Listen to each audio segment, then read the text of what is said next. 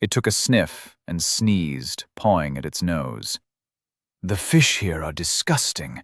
Take me to your den," it demanded, its imperious tone unable to hide the undercurrent of uncertainty in its emotions. Caius shot back a warm smile, making sure to hide his teeth. He'd made sure the Malays knew it was a friendly gesture, but it had yet to fully get over its discomfort at the sight of a grin.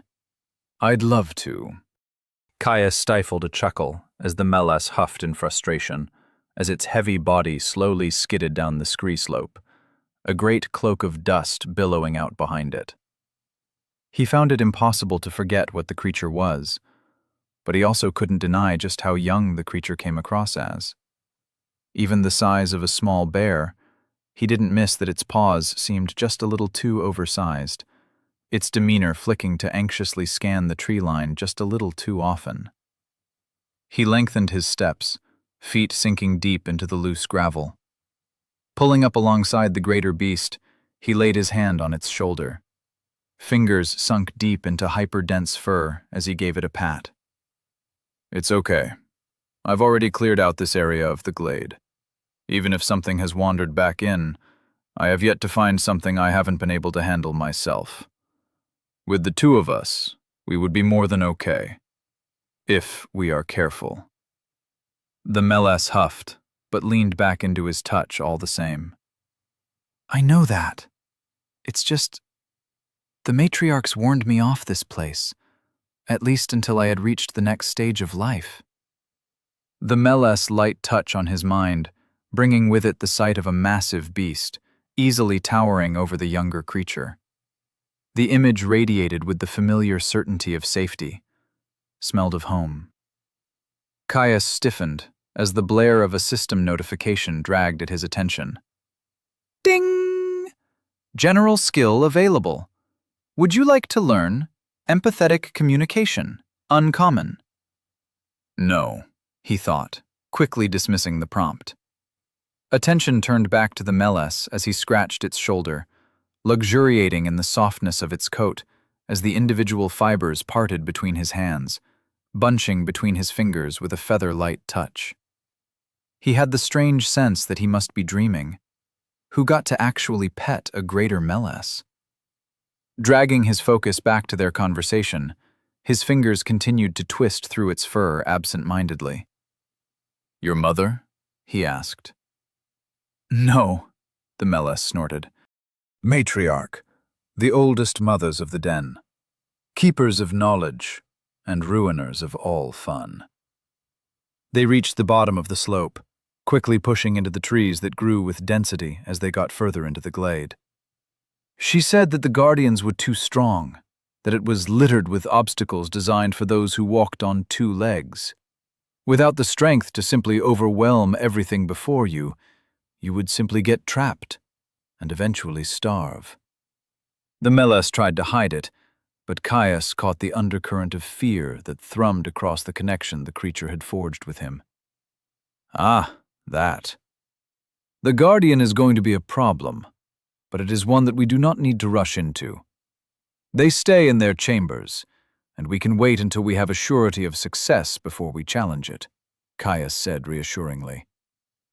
"As for obstacles, I assume your matriarch was talking about traps. I haven't seen any yet, but if we come across them, I have a skill to both detect and disarm them. We should be fine." The Meles huffed in response, an image of a stable and secure burrow with thick walls flicking across, an undercurrent of gratitude and resolve shining through. Up ahead, Caius spied another one of the glade plum trees.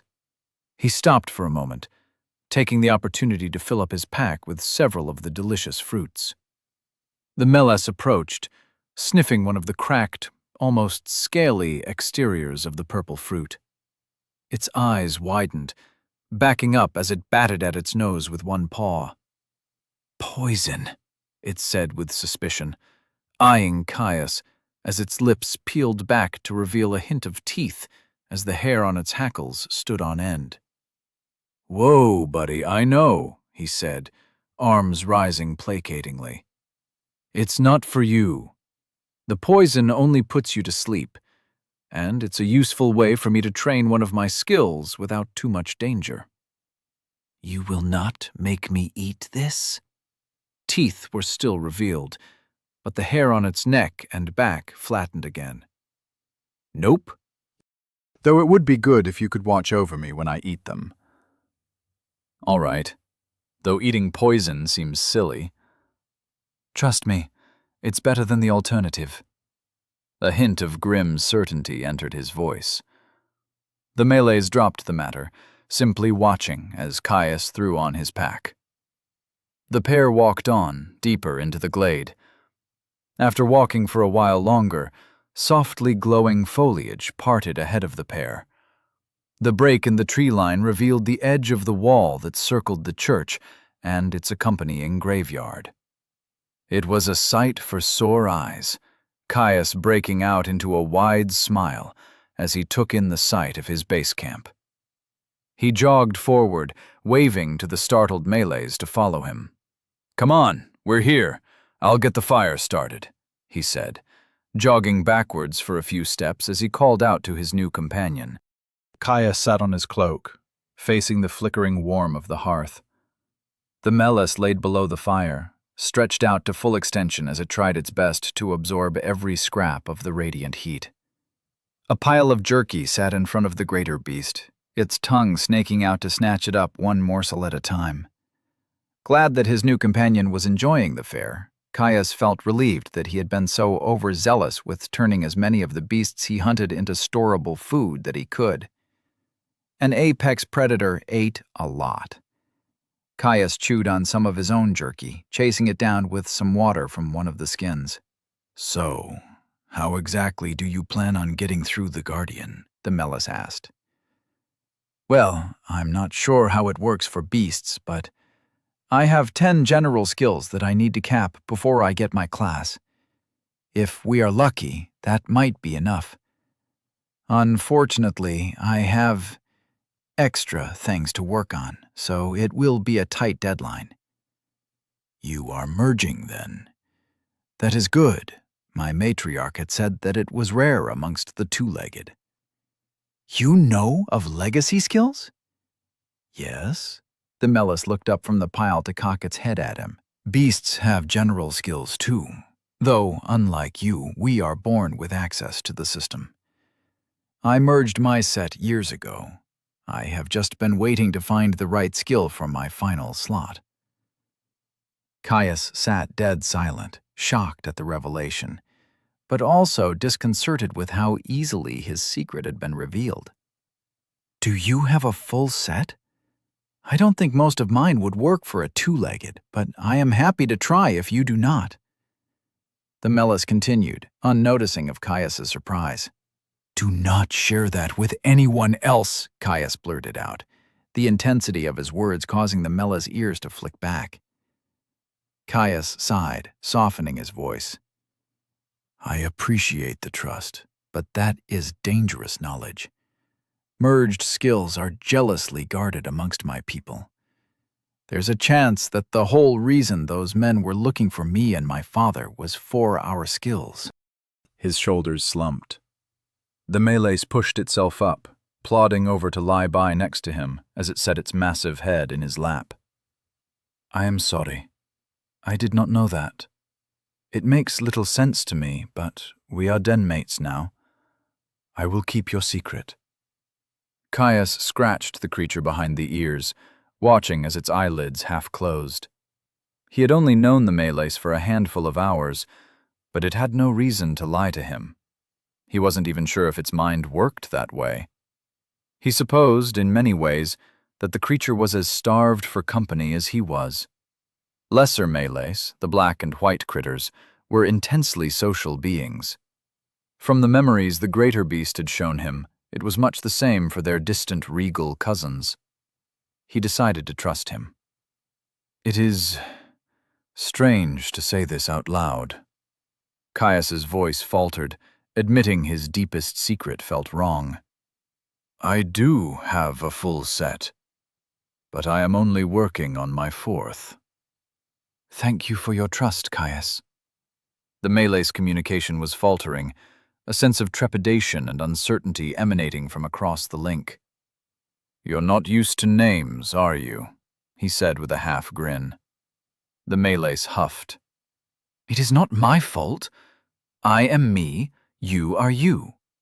Names only make sense if you try to talk through air. Mind connection is so much easier." Frustration bled through the link.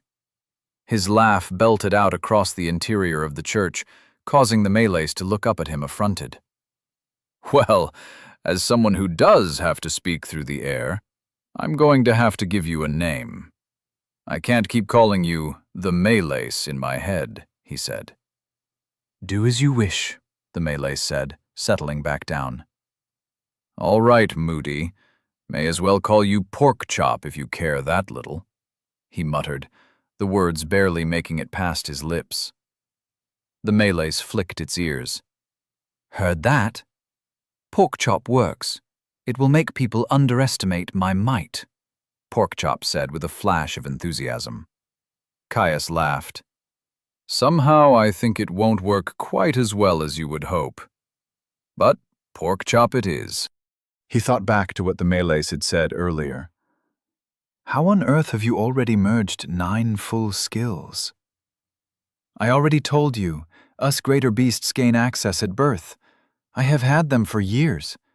Most of the time it took me was spent on deciding which ones I wanted." "Wait, you got to pick?" His voice was incredulous. The idea of merged skills being in such abundance that choice was a valid concern was entirely foreign. "Of course, the den is old, and the matriarchs often trade them like choice hunting grounds during meets." "You did not?" Porkchop asked. Caius spluttered, shocked at Porkchop's unknowing privilege. It took him several tries to eventually get across that, yes, he really did just have one set, and no, he really could not just trade his knowledge with others. According to Porkchop, trading skill knowledge was common amongst the greater Malays. Every few springs, dens would meet in a great congregation. Apparently, during these meets, the matriarchs of the various dens liked to trade merged skills like they were housewives swapping recipes. The idea of that was as foreign to Caius as the idea of kidnapping someone for their knowledge was to Porkchop.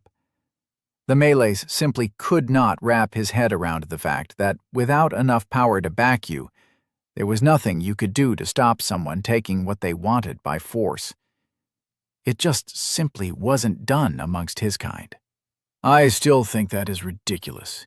You would all benefit so much more if the information was traded. It makes it much easier to find new ones when you have lots of points of comparison," Porkchop said, still struggling to accept his explanation. "Yeah, well, it is what it is.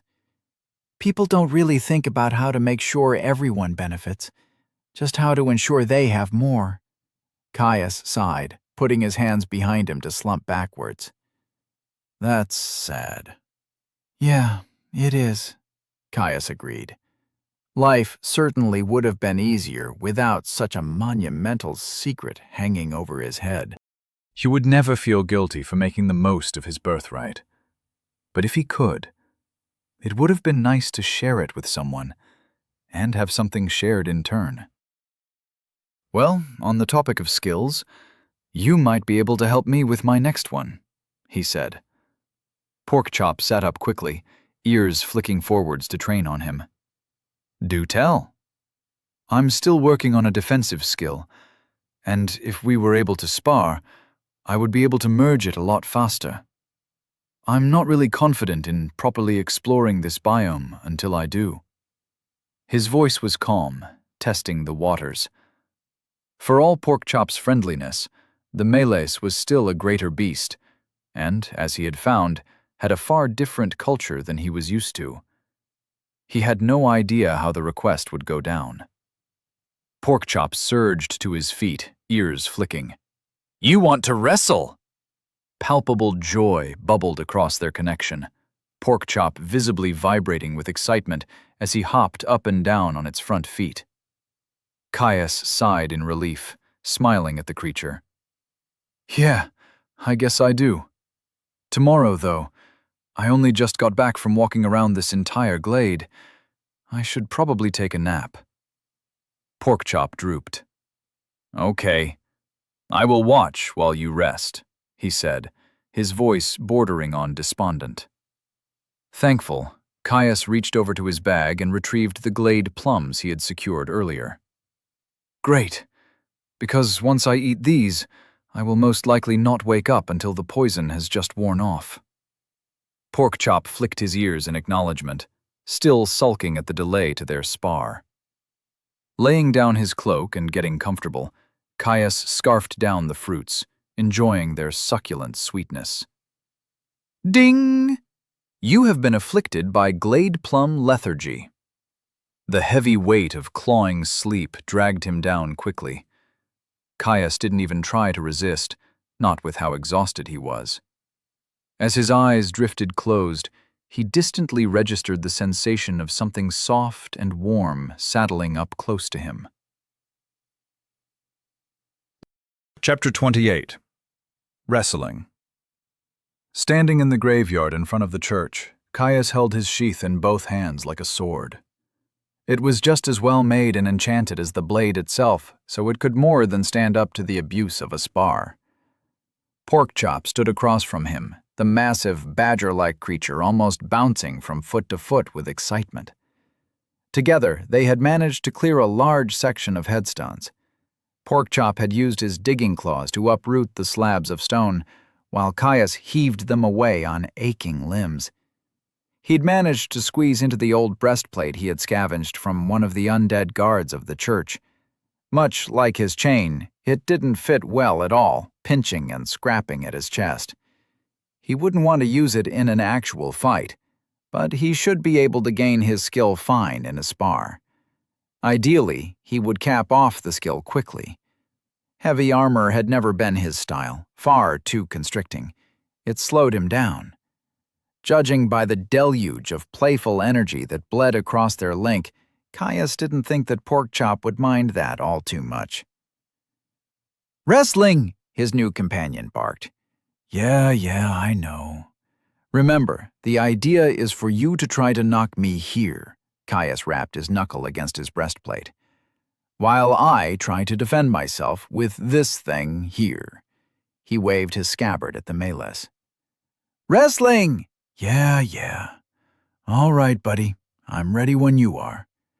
Caius settled into a close guard, pulling his mock blade into his armpit. He'd have to hold back a bit. No need to sour a budding friendship by bludgeoning Porkchop too hard. Porkchop hoofed in excitement, rising onto his rear legs to quickly slam back into the ground. Claws dug in. The melees blurred. Something hit him in the chest, hard.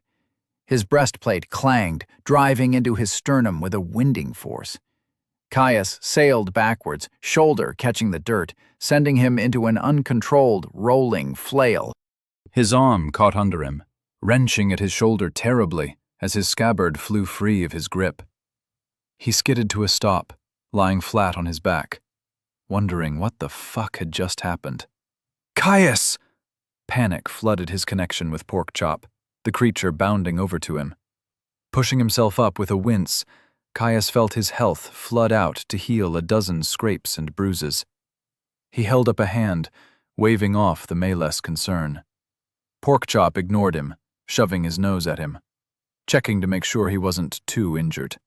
"I'm all right, buddy," he said, patting the melee's head. "What the hell was that, though? I didn't even see you." Porkchop pulled back, expression impossible to read on its animal face. "Wrestling?" The connection made the emotion clear. He was bloody embarrassed. Caius couldn't help but laugh. "That is what you call wrestling? Hells, I'm so screwed." "Do you want to stop?"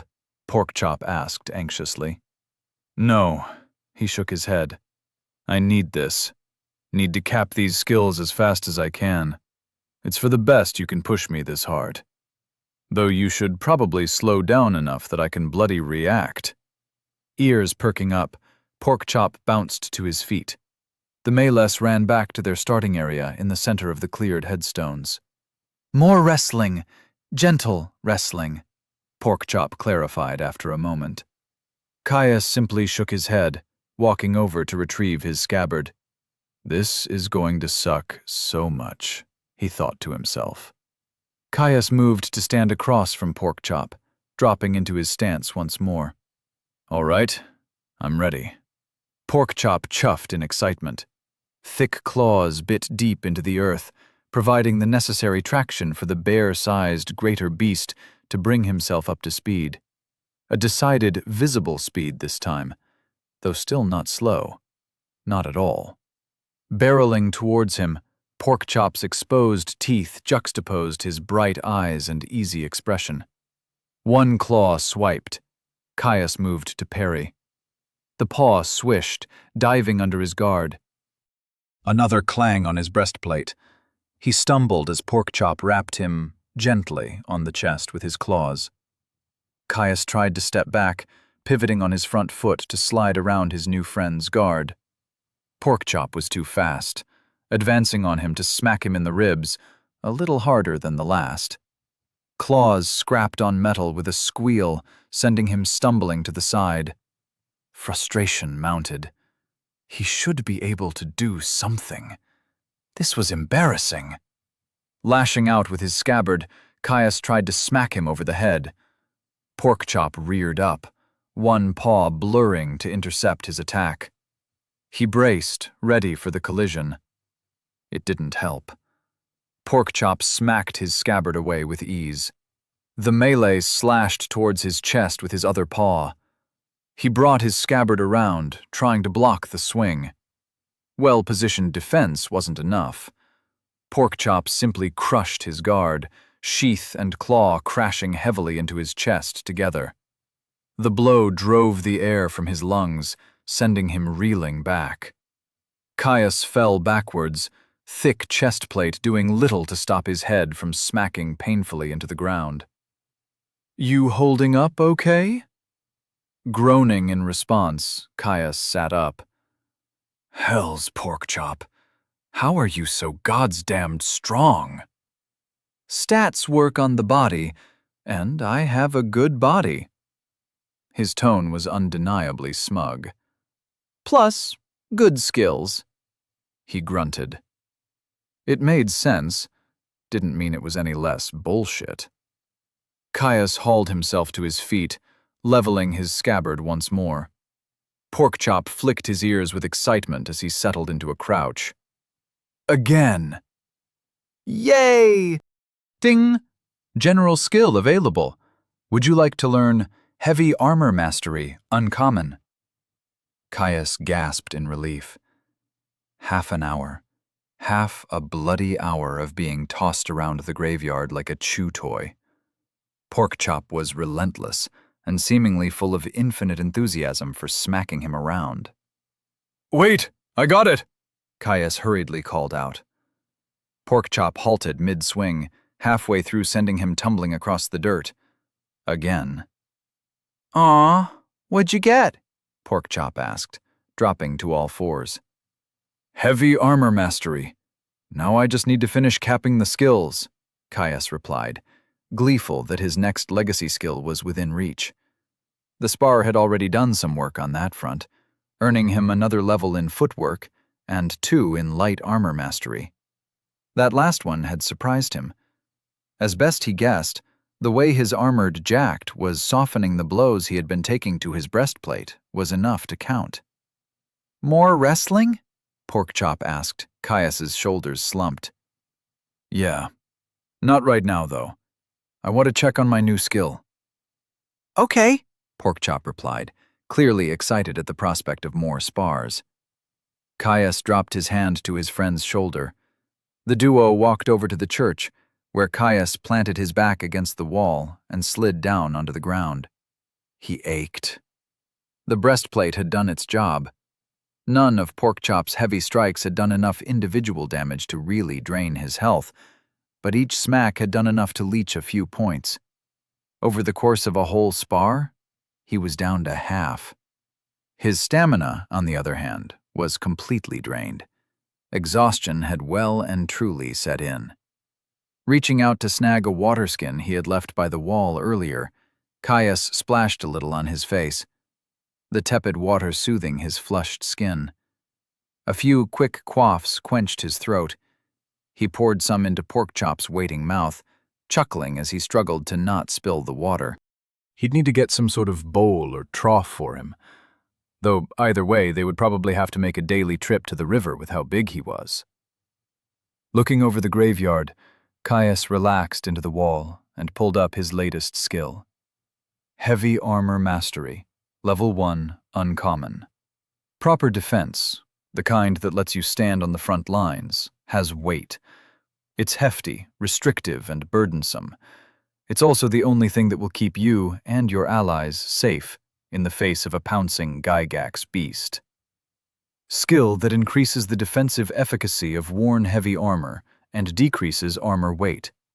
Each level slightly increases the integrity of worn heavy armor. Each level minutely decreases the encumbrance of worn heavy armor. "Is it good?" Porkchop asked, nudging him with his nose when he didn't respond. Caius tilted his hand back and forth. So-so. The final skill will be. It's a broad defensive skill. It'll help a lot regardless of which armor I will use. A lot of my general skills are like that. "What's your goal?" Porkchop asked, curious. Caius looked quizzically at his new companion, surprised by the abrupt question. "What? Like after we get out of here?" he responded. "No, your class. You talk about the broad base, not what you wish to use it for," Porkchop explained. Oh. Caius supposed he had never really talked about it. It was something he had been working on for a while, had workshopped with his father. Father had gone the route of a runic inscriptionist, a rune write. Large workings that took time and preparation. It was a strong class in its element, but he had heard enough stories from his father to know that its lack of immediate force projection had forced Father to rely on his general skills far more than not. He loved runes, found them fascinating. Yet casting held his attention just as much. Many considered both to be incompatible. Casters channel. Inscriptionists spent hours, days working on formations. Worse, focusing on either for his class would relegate Warforged and his upcoming skill to a supportive role. A stopgap measure. No, he had something else planned. He drifted to the memory of when he had first told his father. Father walked beside him, pushing away an errant branch that was just low enough to brush his head. Body formations? Niche things. What's with the sudden interest in runes? His father looked at him with a questioning look and a cocked brow. Caius squirmed under his gaze. It was a stupid idea. Well, you mentioned that some delvers carry single-use formations, primed spell effects that were too niche for a dedicated skill, but would take too long to make with free-form channeling when they were needed. I was wondering if you could do something similar with tattoos, he answered. Father scratched his chin, falling silent as he pondered on the question. Fascinating. I don't see why not. It could solve the issue of anything more than a cantrip needing far too much power for a trinket. It would be ruinously complex, though. An anchor to subordinate lengthy runic hymns. Hastur started to mutter under his breath, talking his way through enchanting concepts that flew far over Caius's head. His heart skipped a beat. He hadn't expected that it might actually be possible. Caius kept walking with just a little more bounce to his step. The memory faded. Caius turned to his friend with a smile. The theory was there. He just needed to put it into practice. I want to cast and use swordplay. Channeling is usually too focus-intensive to use from the front lines, but I have an idea. It should work. There is no reason it shouldn't. I won't know for sure until I have my 5th through 7th skills, though. Experimentation is good, especially when there are no matriarchs watching, Porkchop said. Pride flowed across the connection, but so did a hint of embarrassment. Caius cocked an eyebrow at that. Oh? And what did you do that got you yelled at, huh? He asked, a smile tugging at his mouth. Ah, I did well. Merged a higher-order manipulation skill, multiple sequential merges, by myself, Porkchop replied. You got in trouble for merging a skill? I thought you basically got a free choice. Ah, that, Porkchop said, a little embarrassed.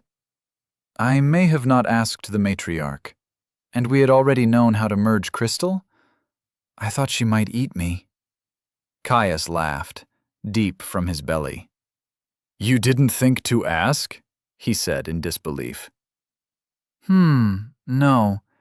In my defense, I had already picked metal, and crystal is pretty close to metal, only one step higher. Reckless, Caius said, shaking his head. Porkchop huffed, nudging him roughly enough that he had to stick his arm out to stop from toppling over. You sound like the matriarchs. Chuckling, Caius pushed himself back up, playfully shoving Porkchop's head off him before he asked what was on his mind. And what of you? What do you wish from your class? Or whatever it is that you beasts get? Porkchop shook his head. It's a little different. We commune with the ancestral blood. Body changes, skills tied to new form. Not so flexible as a class. I will most likely always be a forest king. The voice will only give me options that would suit me.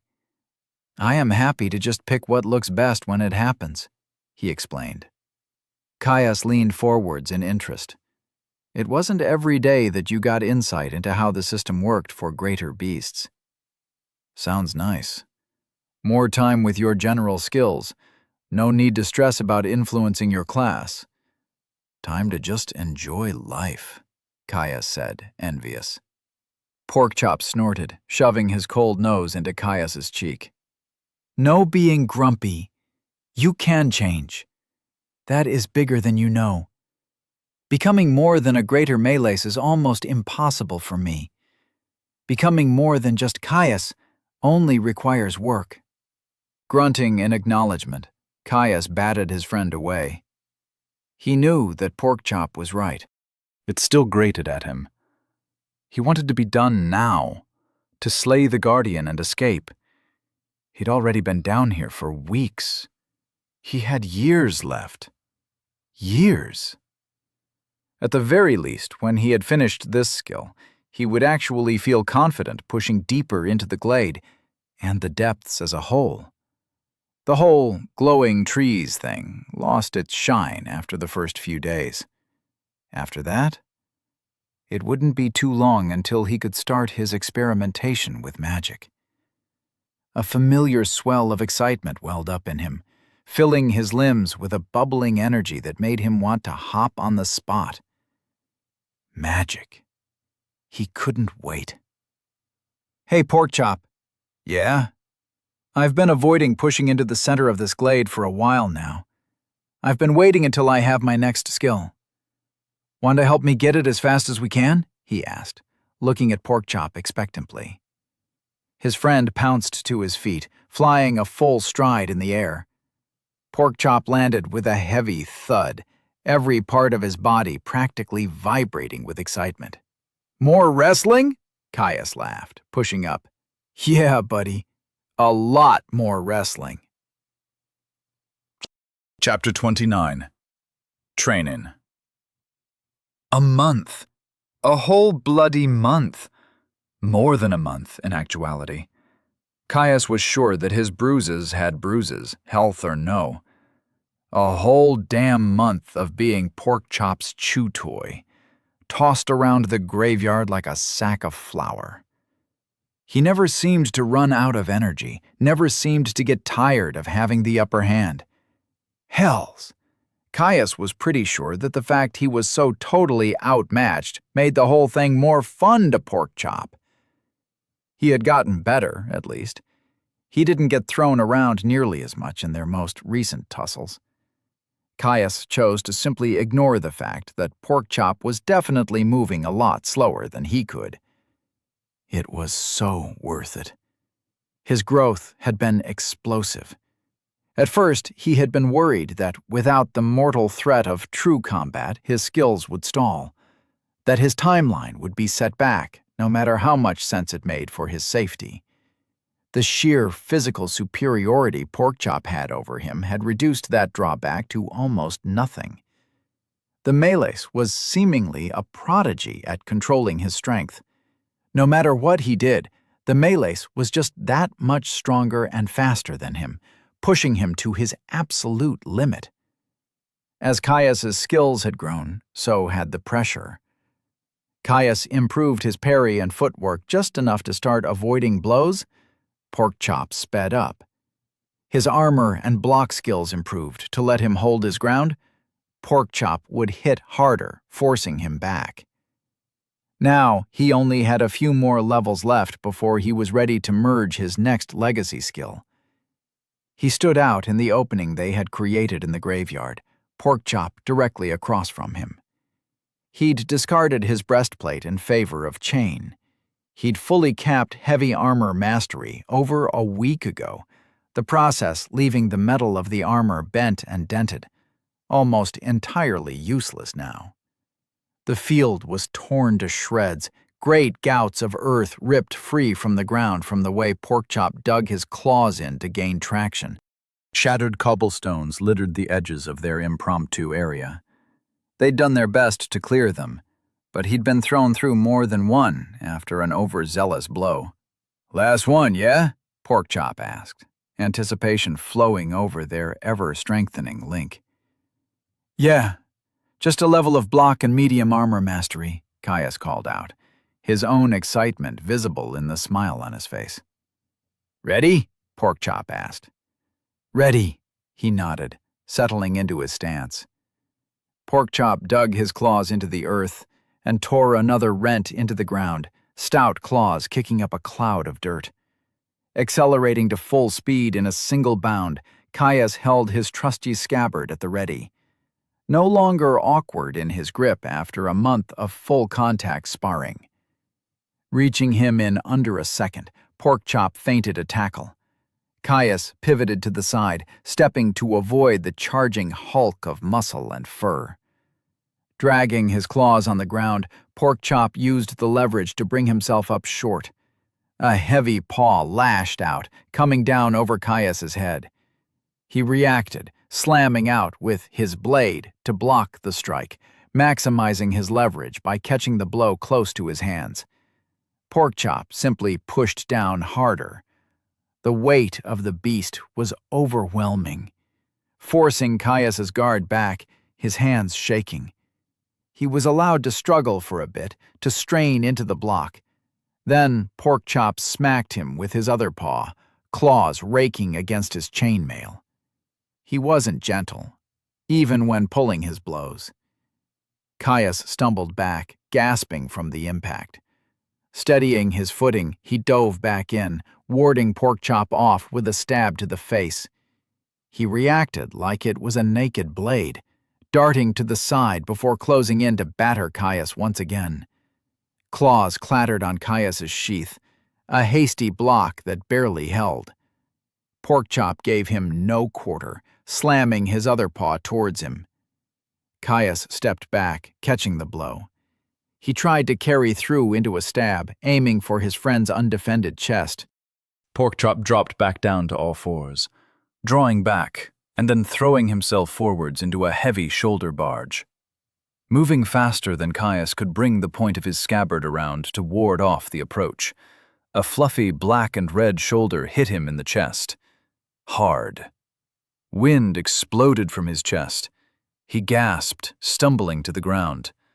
Porkchop dove forwards, massive jaws clamping over his shoulder. Gently.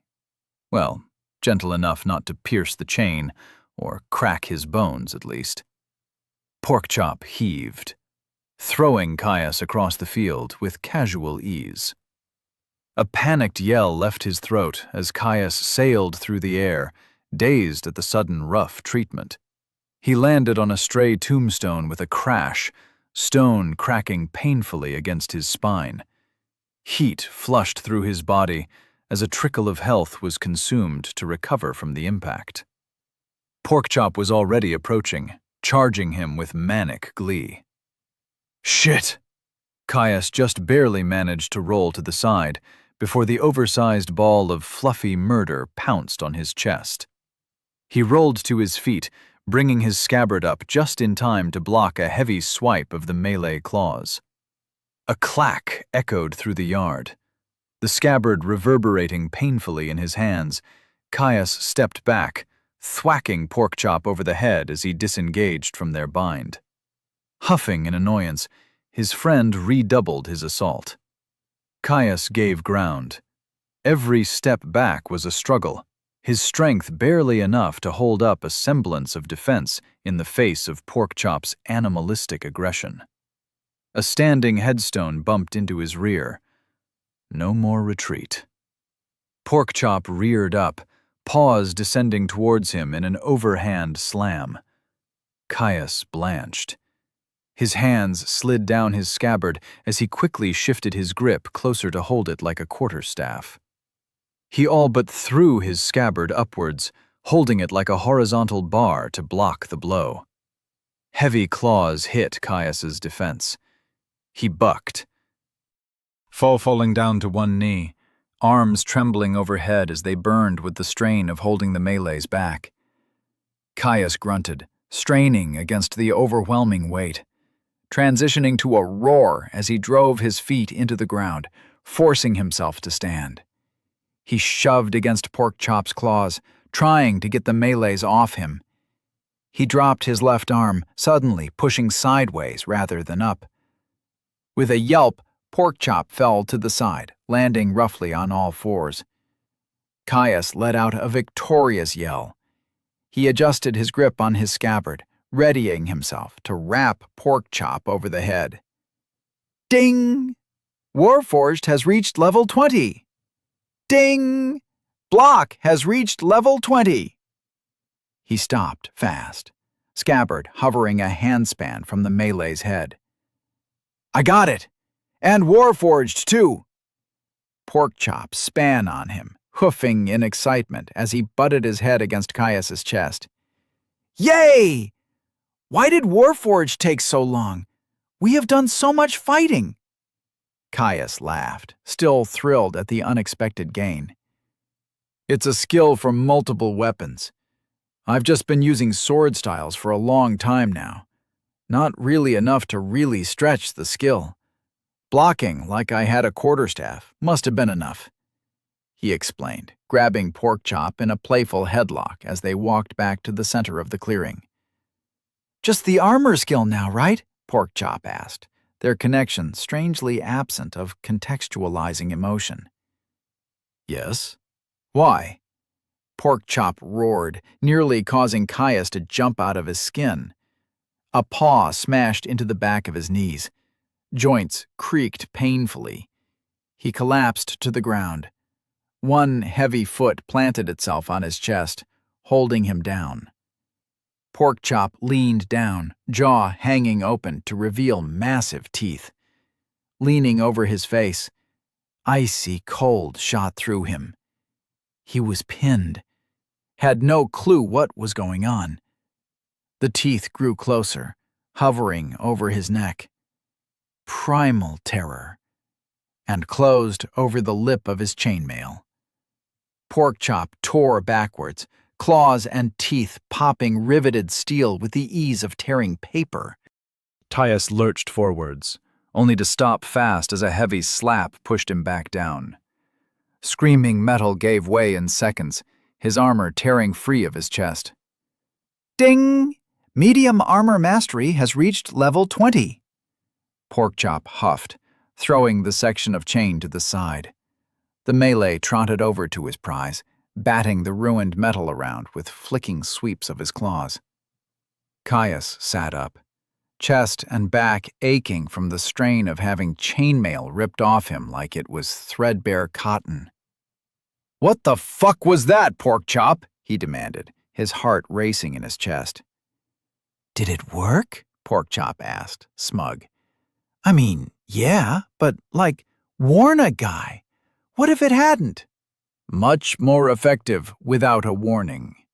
If it didn't work, we could always get you more chain from one of the undead, his friend replied, looking at him with a cocked head, confusion spilling across their bond. Caius just sighed. Shaking his head, he guessed it had worked, though for a moment there, he had wondered if his new friend had perhaps been a little less friendly than he thought. Shrugging himself out of the remnants of his armor, Caius hauled himself to his feet and grabbed his scabbard from where it had been knocked free of his grip. I'm gonna go inside and merge. You have fun, he said, a little tension creeping into his voice at the thought of how easily Porkchop could have ended him. Okay, I'll keep quiet, Porkchop said. If he picked up on his discomfort, he didn't show it, seemingly more than entertained with throwing a scrap of chain around than following him inside. Caius huffed and walked toward the church. Caius sat on the floor of the church, legs crossed, with his arms held comfortably in his lap. The slow rush of his own breathing rang in his ears, helping to drown out the sounds of the overly energetic Forest King tossing around scraps of metal outside. For the second time in less than 2 months, Caius dived deep into his center. The light of his soul became clear in his mind's eye, looking as real and tangible as if it were hovering in front of him. It hung in an empty space, burning with multi-hued golden vigor. 3 pools of gas orbited his soul, equidistant, 1 blue, 1 green, and 1 red. Each was a different size, blue the smallest, almost half the size of green, while red was half again as big as that. His resources. Watching silently, he could see faint gossamers of colored energy fly free from the clouds, falling inwards to join the fire. Excess regeneration vented to be safely discarded. Further out, he could see his skills.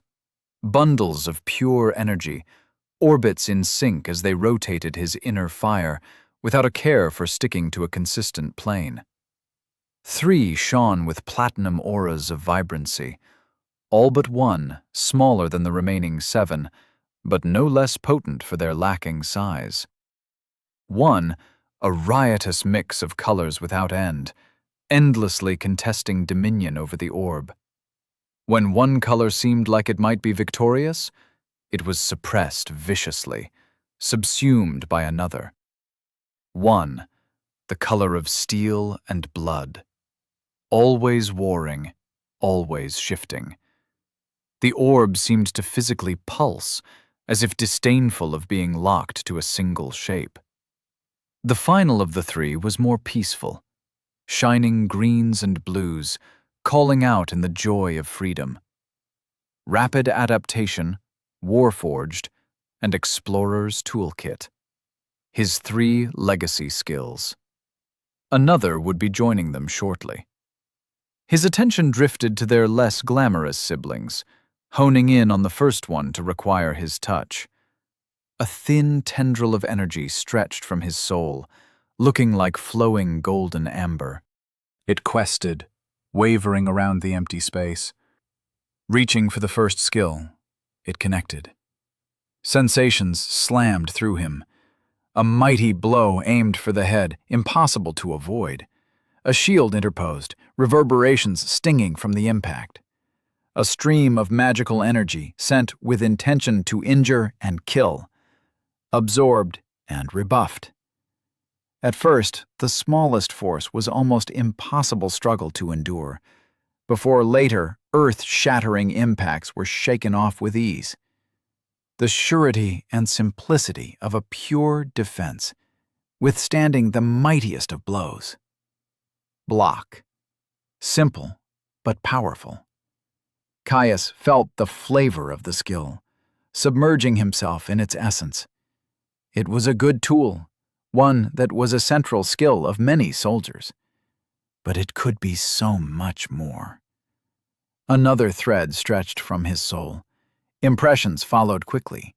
Almost a brother to block, so often used in tandem, so complementary. Where block held fast, this skill diverted with fluid movement and guile. A shattering blow, firmly guided to safety. A gaping opening left behind in its wake.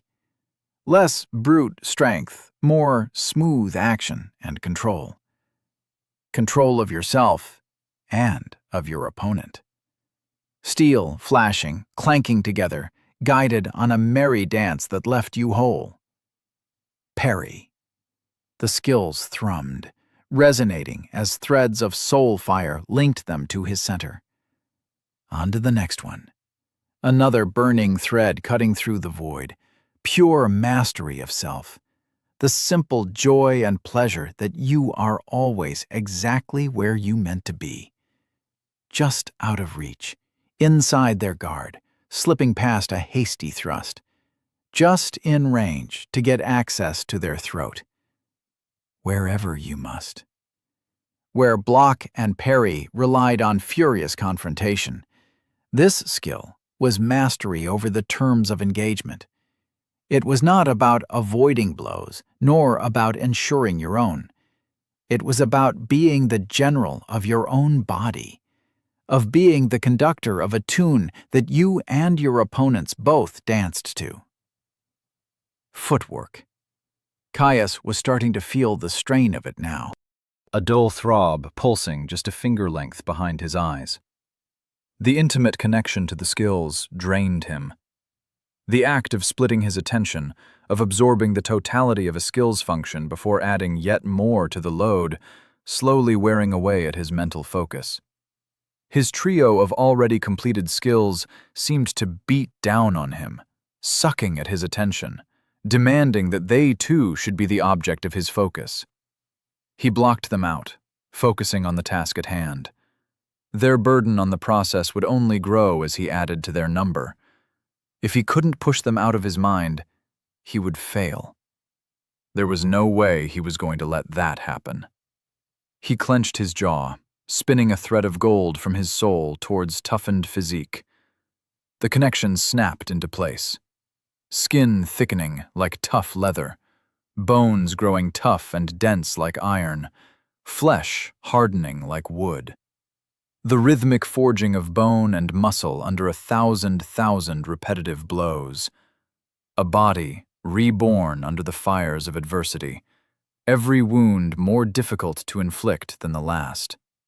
The most basic tenet of a living body, adapting under pressure.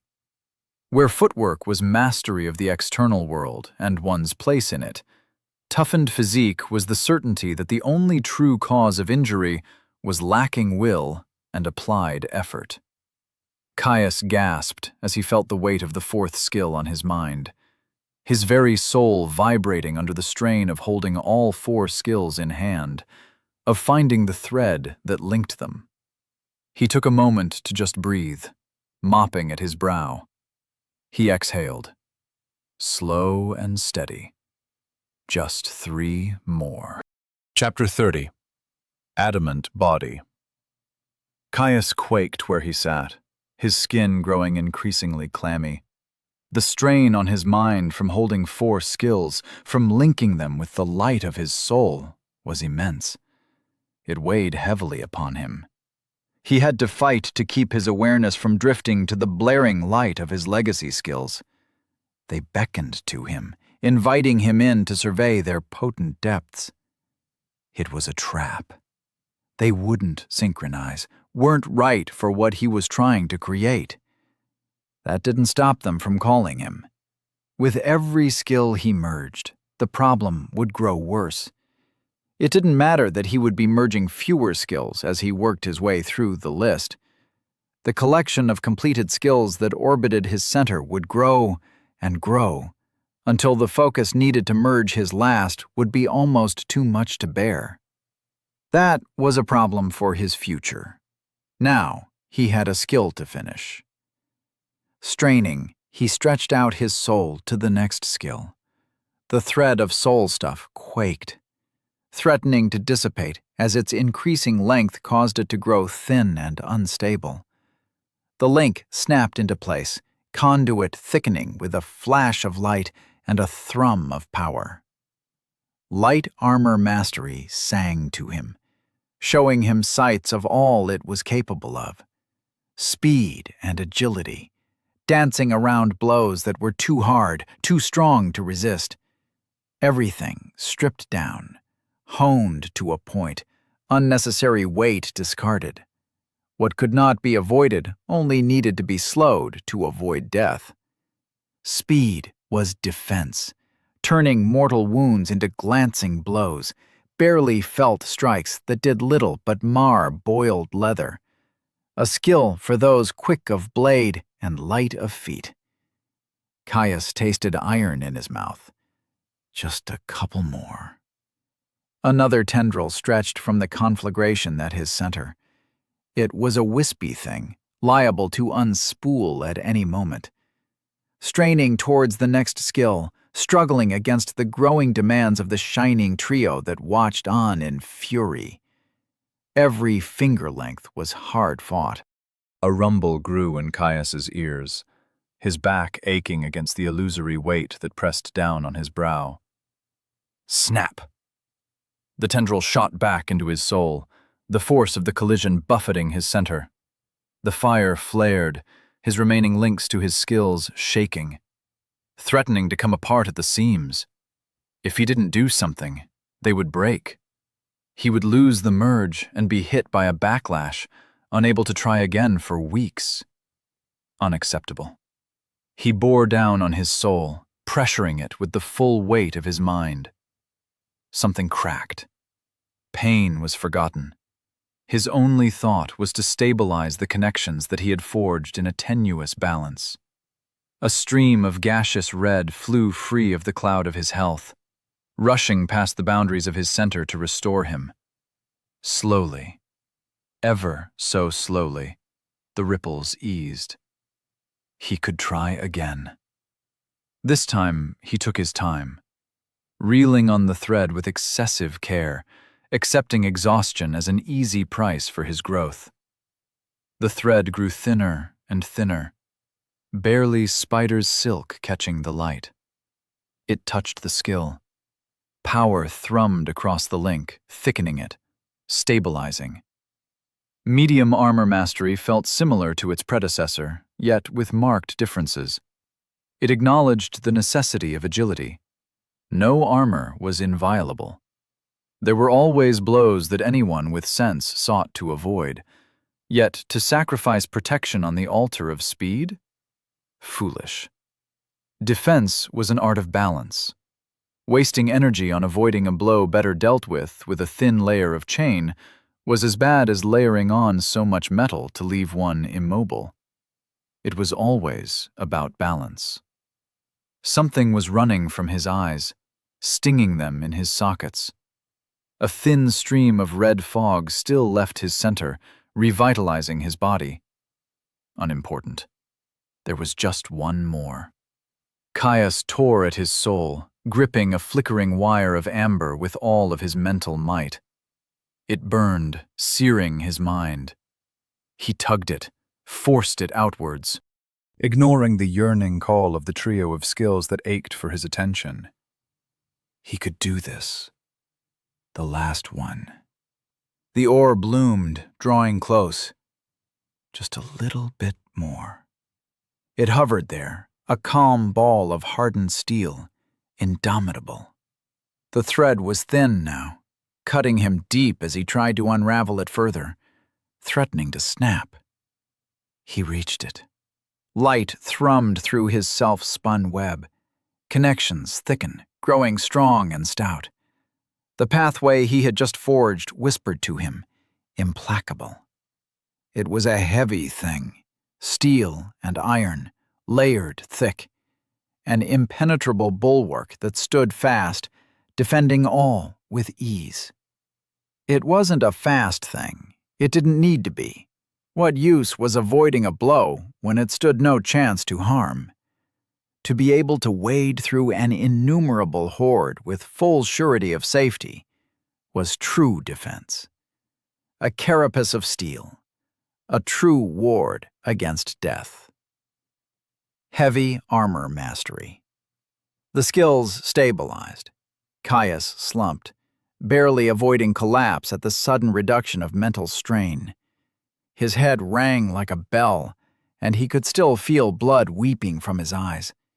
He didn't have the time to check himself over. Just one last step.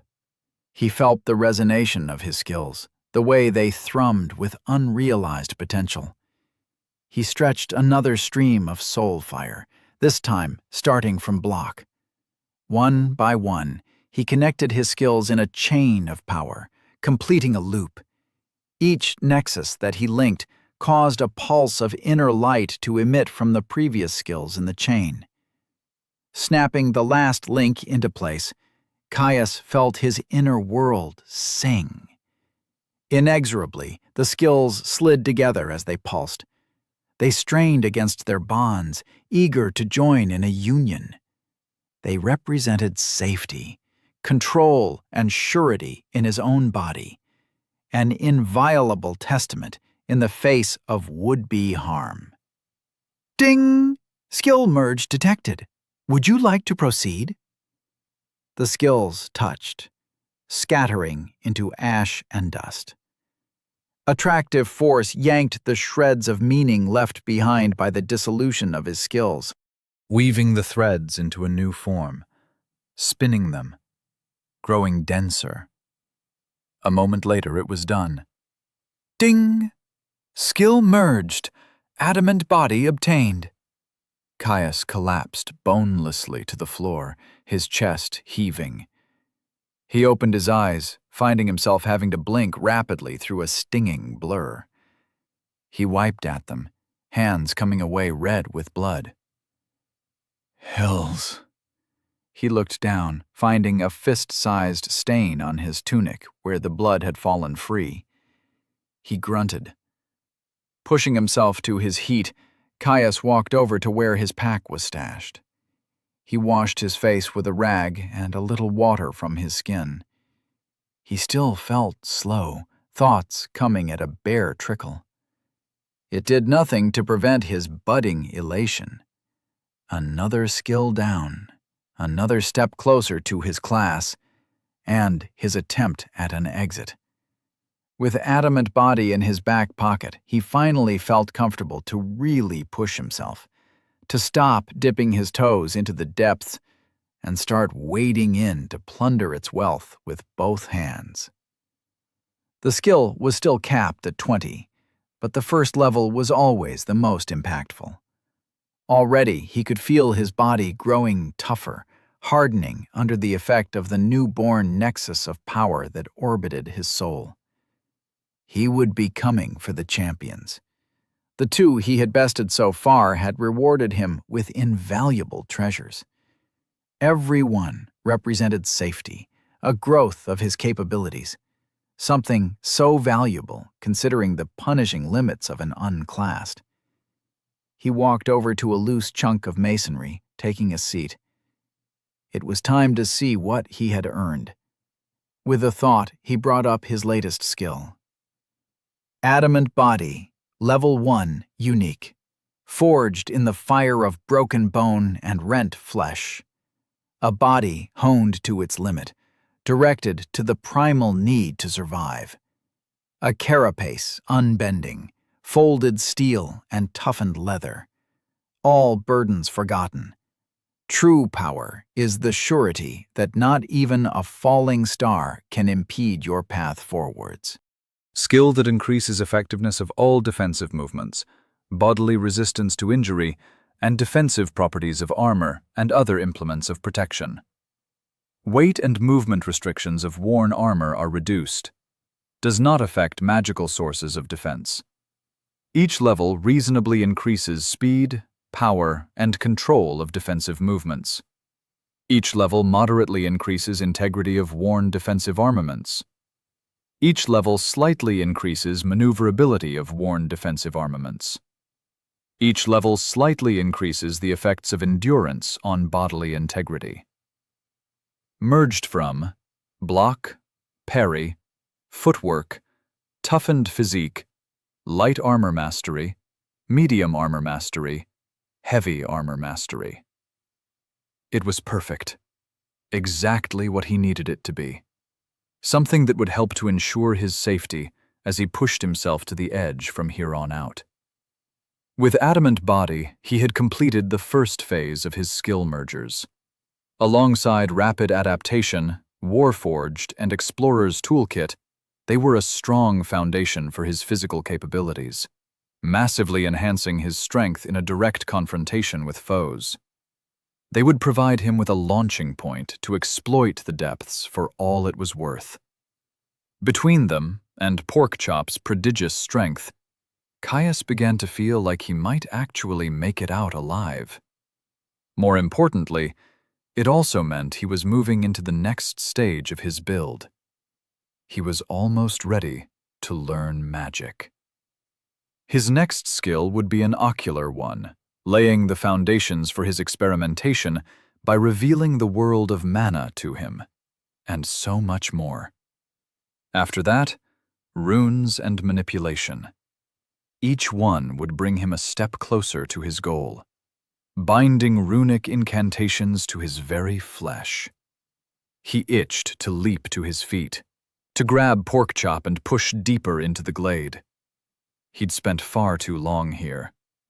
Once he had explored its center, it would be time to move on. First, though, it was time to survey his status. Status. Name, Caius. Dynasty, Unterstern. Age, 18. Class selection, 1 year, 42 weeks, 5 days. Race, human, dynastic, +1 free stats per level. Layer reached, 2. Resources, health, 291 over 300, 2 per minute. Stamina, 184 over 200, 2 per minute. Mana, 120 over 120, 2 per minute. Stats, endurance, 30. Vitality, 20. Strength, 20. Dexterity, 20. Intelligence, 12. Willpower, -20. Stat points, 0. Class skills, 0 over 10, N/A. General skills, 4 over 10. Rapid adaptation, heroic, 14, greater than 15. Warforged, unique, 19, greater than 20. Explorer's Toolkit, unusual, 4, greater than 6. Adamant Body, unique, 0, greater than 1. Caius smiled as he saw the change to his status. The simple pleasure of seeing common and uncommon skills subsumed by something far greater than the sum of its parts. Having so much of his recent skills be reliant on combat was hard. You had to risk mortal injury, collecting barely helpful building blocks, before spending weeks training them to the cap. He would have far more freedom with collecting the skills needed for his next fusion. Though, for the next one, he would need to find somewhere dark, almost too dark to see by. Unfortunately, the dim, flickering blue of the cavern was still far too bright. It might have been a half-light, but you could still see with perfect clarity, albeit at a reduced distance. A sound scratched at the door, causing Caius to jolt. Porkchop, done with his playing. Caius hurried over to the door, undoing the latch. With his intelligence, he sometimes forgot that his companion didn't have thumbs. Whoops.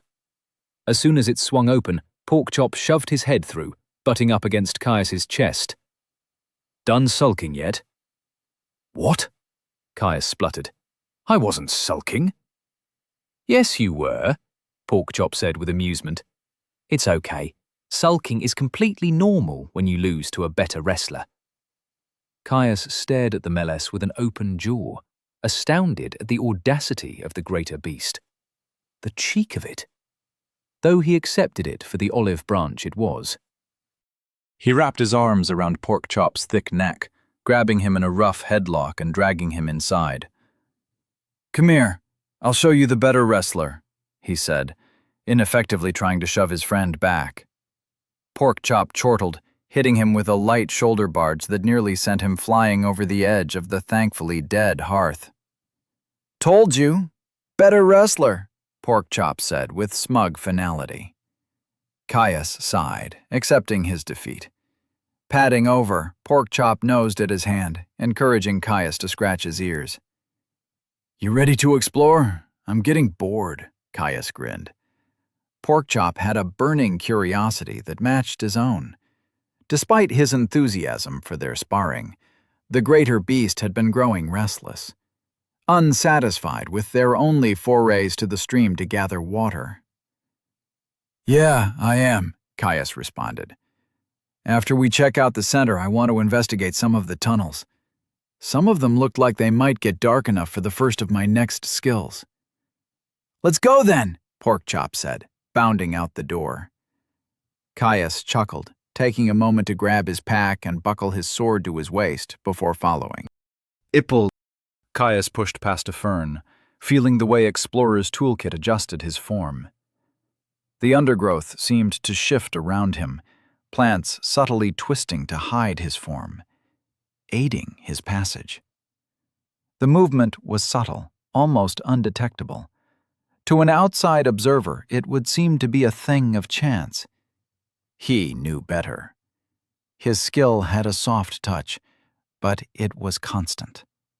Padding along to his left, Porkchop was just as graceful as he moved through the trees. Not a single scrap of lichen crushed underfoot. At first, it had surprised Caius. After all, he was as large as a bear and twice as mean. It made sense once he thought about it. His friend was a creature of the deep sea. It was obvious he would be at home in the glade. "Stop!" The message passed through their connection. "What?" Caius called back, his voice low. "Smell them. Rot and death," Porkchop replied. When he'd first arrived in the glade, he had been scared of the undead. Now, Caius could only sense a dark anticipation through their link. It seemed like all their sparring hadn't been good for only his skills. "Numbers?" he asked. "Not many. That way." Porkchop gestured up ahead with his nose. Caius nodded. He crept forwards, moving from tree to tree in eerie silence, lichen softening underfoot to muffle his steps, always careful to use the cover to obscure his figure. He saw them. Another burnt-out fire pit, 4 this time, 3 in chain and steel, another in strange dark robes.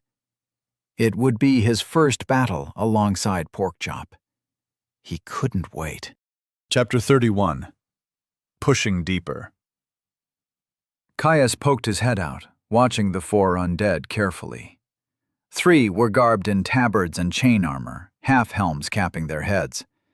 On their chests was an emblem of a crow pecking at a corpse. They were almost identical to the 2 undead he had fought around a similar camp over a month ago. Swords in hand, they strutted around the camp in a mockery of discipline. Their remaining companion was different, standing eerily still as it hovered at the edge of the burnt-out fire pit that was at the center of their camp, staring at the charcoal and ash. Garbed in a tatty black robe, it held a staff in its hand that was capped with the moldering skull of a bird. A caster. He had no way to be sure, but the threat it represented, if it was one, was too great to ignore. They had no way of knowing its capabilities, beyond that, as a common depthsborn, it would have no access to class skills. That didn't stop it from channeling through raw manipulation or its staff if it was an implement. There was little he could do to defend against a mage. No way to block a bolt of necrotic energy or parry a cloud of flesh-melting acid. Their best bet was to take it out quickly. Turning to where Porkchop was hunkered down behind a large bush, he jutted his chin at the robbed undead. Catching his eyes, he peeked out from around the bush to stare at the monster. "Mage?" Porkchop said silently across their link. one of the benefits of mental communication. Caius shrugged back. Mine. I've got magic resistance. His words were confident, unconcerned with the potential threat of the mage. Eyebrows raising, Caius started at Porkchop in surprise. Magic resistance was a rare power, especially since it had to be a merged skill from what Porkchop had told him. He burned to look at his companion's status, but it was the height of trust to share that with others. It would be rude to ask before it was offered. "Ready?" his friend asked. Nodding, Caius slowly pulled his longsword free from his scabbard. 1. Porkchop tensed, digging his claws into the ground. 2. Caius braced his foot against the tree, ready to kick off. 3. Caius sprinted out, raising his sword into an easy guard as he raced towards the closest of the foot soldiers. To his left, Porkchop roared. The sound echoed around the forest, leaving dead silence in its wake. His friend dug his claws in, launching himself towards the potential mage at a speed that Caius found almost impossible to track. The undead turned to face the coming threat. Swords held high in their hands. The undead charged. Still standing by the fire, the robed one started to mouth a chant, a sickly green glow alighting the tip of its staff at its silent words. A mage, after all. Caius smashed into the first foot soldier, parrying its chop. Even at level 1, Caius could feel Adamant Body putting in the work, giving him the power to finally contest the undead's strength. To his left, his fluffy companion smashed into the undead who readied a spell, sending it to the ground. Hard. Its noxious magic discharged prematurely, showering Porkchop's shoulder in a haze of riotous green, sizzling against his fur. Caius looked to his friend in alarm, even as he followed through with his parry, spinning into a riposte. His blade cut deep into the foot soldier's jaw, not quite deep enough to kill. "Porkchop!" "I'm fine! Just kill the others!" he said, with aggressive delight. Caius turned his attention back to his opponent, already trying to gut him with a heavy slash. Behind it, its companions drew closer. Ripping his sword free, Caius met the blow blade to blade. He locked the undead's sword fast, grinning as he felt the lack of strain. A push kick shoved it back. Diving forward into a thrust, Caius stabbed the foot soldier through the gap in its open-faced helm. Ding! Level 16, Undead Armsman slain. He took the opportunity to check on Porkchop, who had sunk his teeth into the mage's chest, whipping it through the air as he savaged it. The mage ineffectively battered him over the head with its staff, failing spectacularly as Porkchop sent it sailing to hit a tree with a crunch. Caius watched as his companion bounded after the mage, intent on finishing the job. A swing of a sword ripped him back to his own engagement, the other 2 foot soldiers closing in on him. Catching the incoming blade with a blurring parry, a quick step back took him out of range.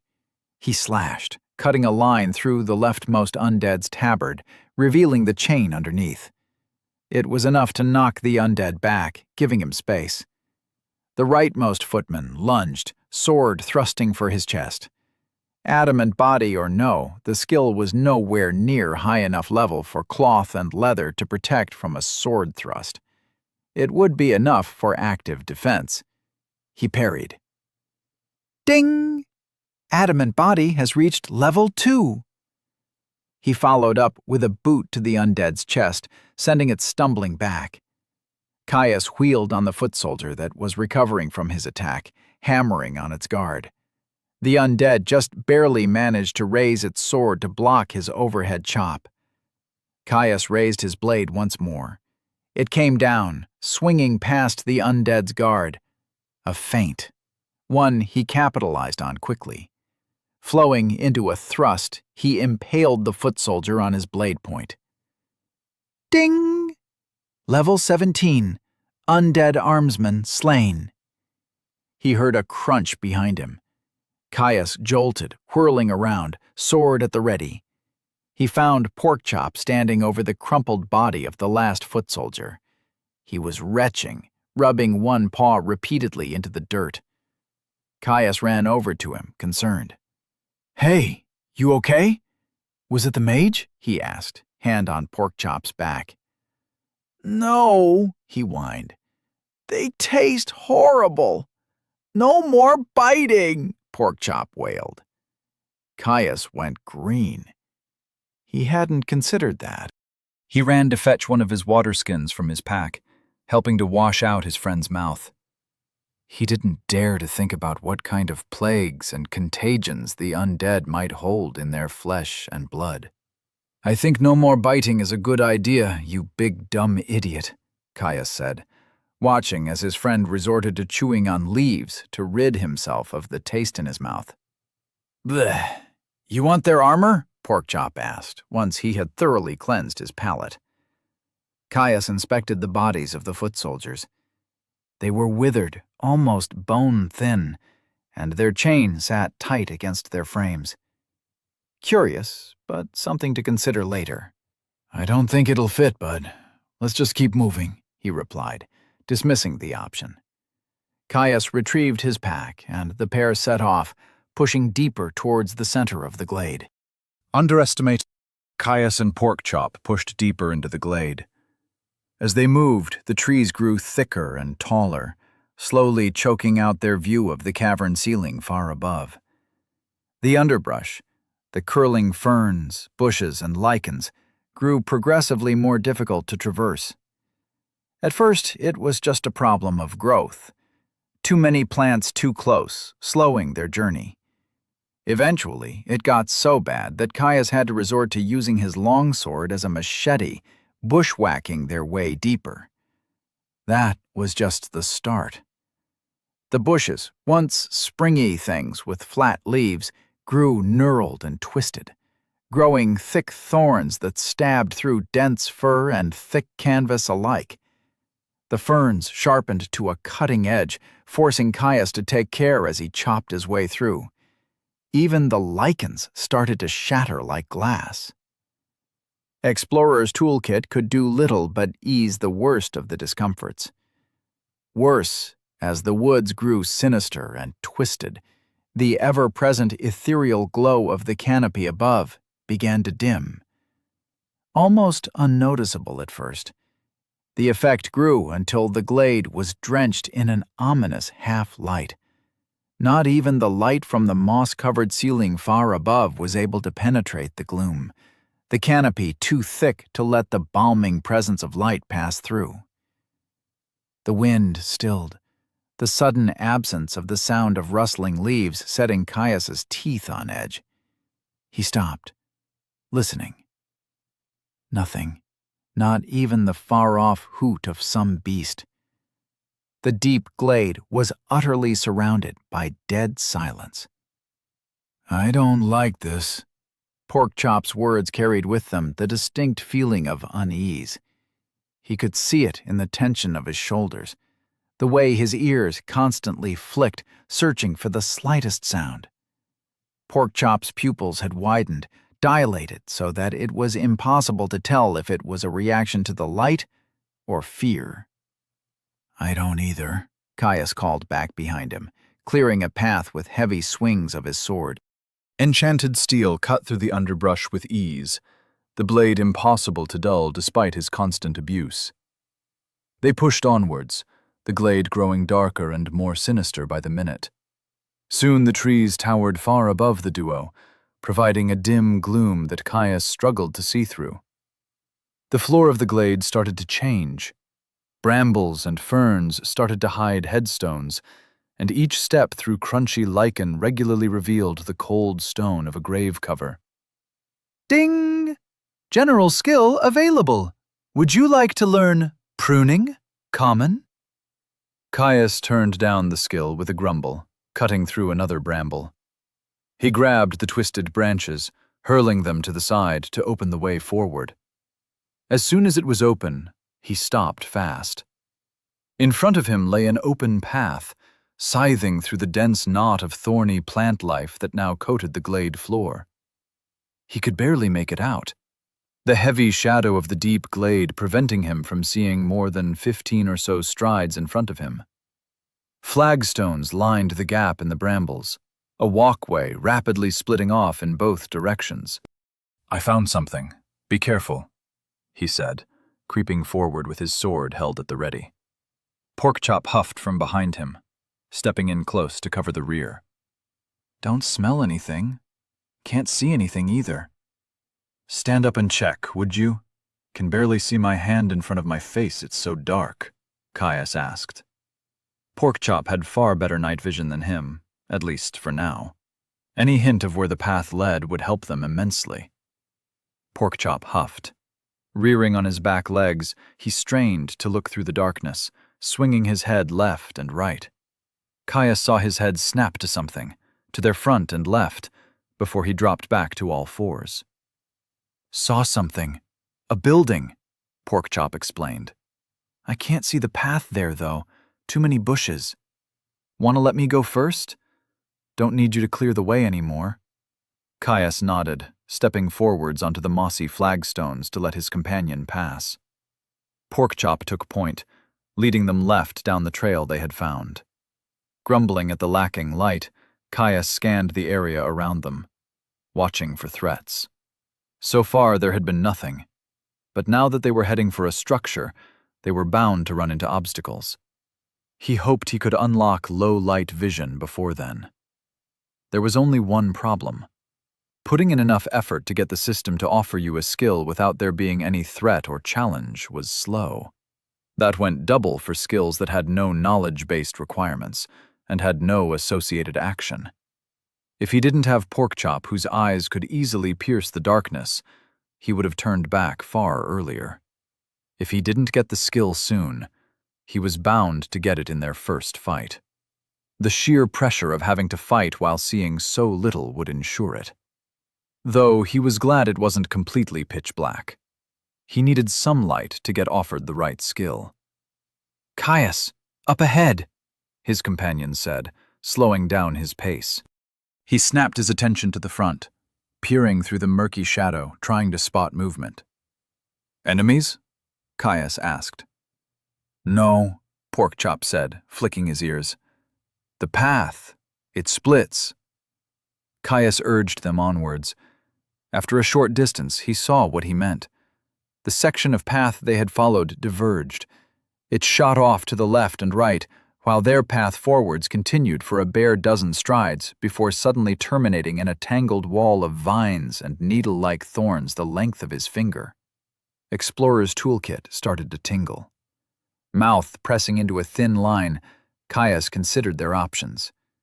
He had suspicions. "Let's go right. It's in the direction of the structure you saw." Porkchop grunted, setting off. Caius followed close behind. Barely a minute later, and they hit another split. Right. A dead end. Fuck. Caius's mind raced. He couldn't be sure. Not yet. They backtracked, taking the other turn in the path.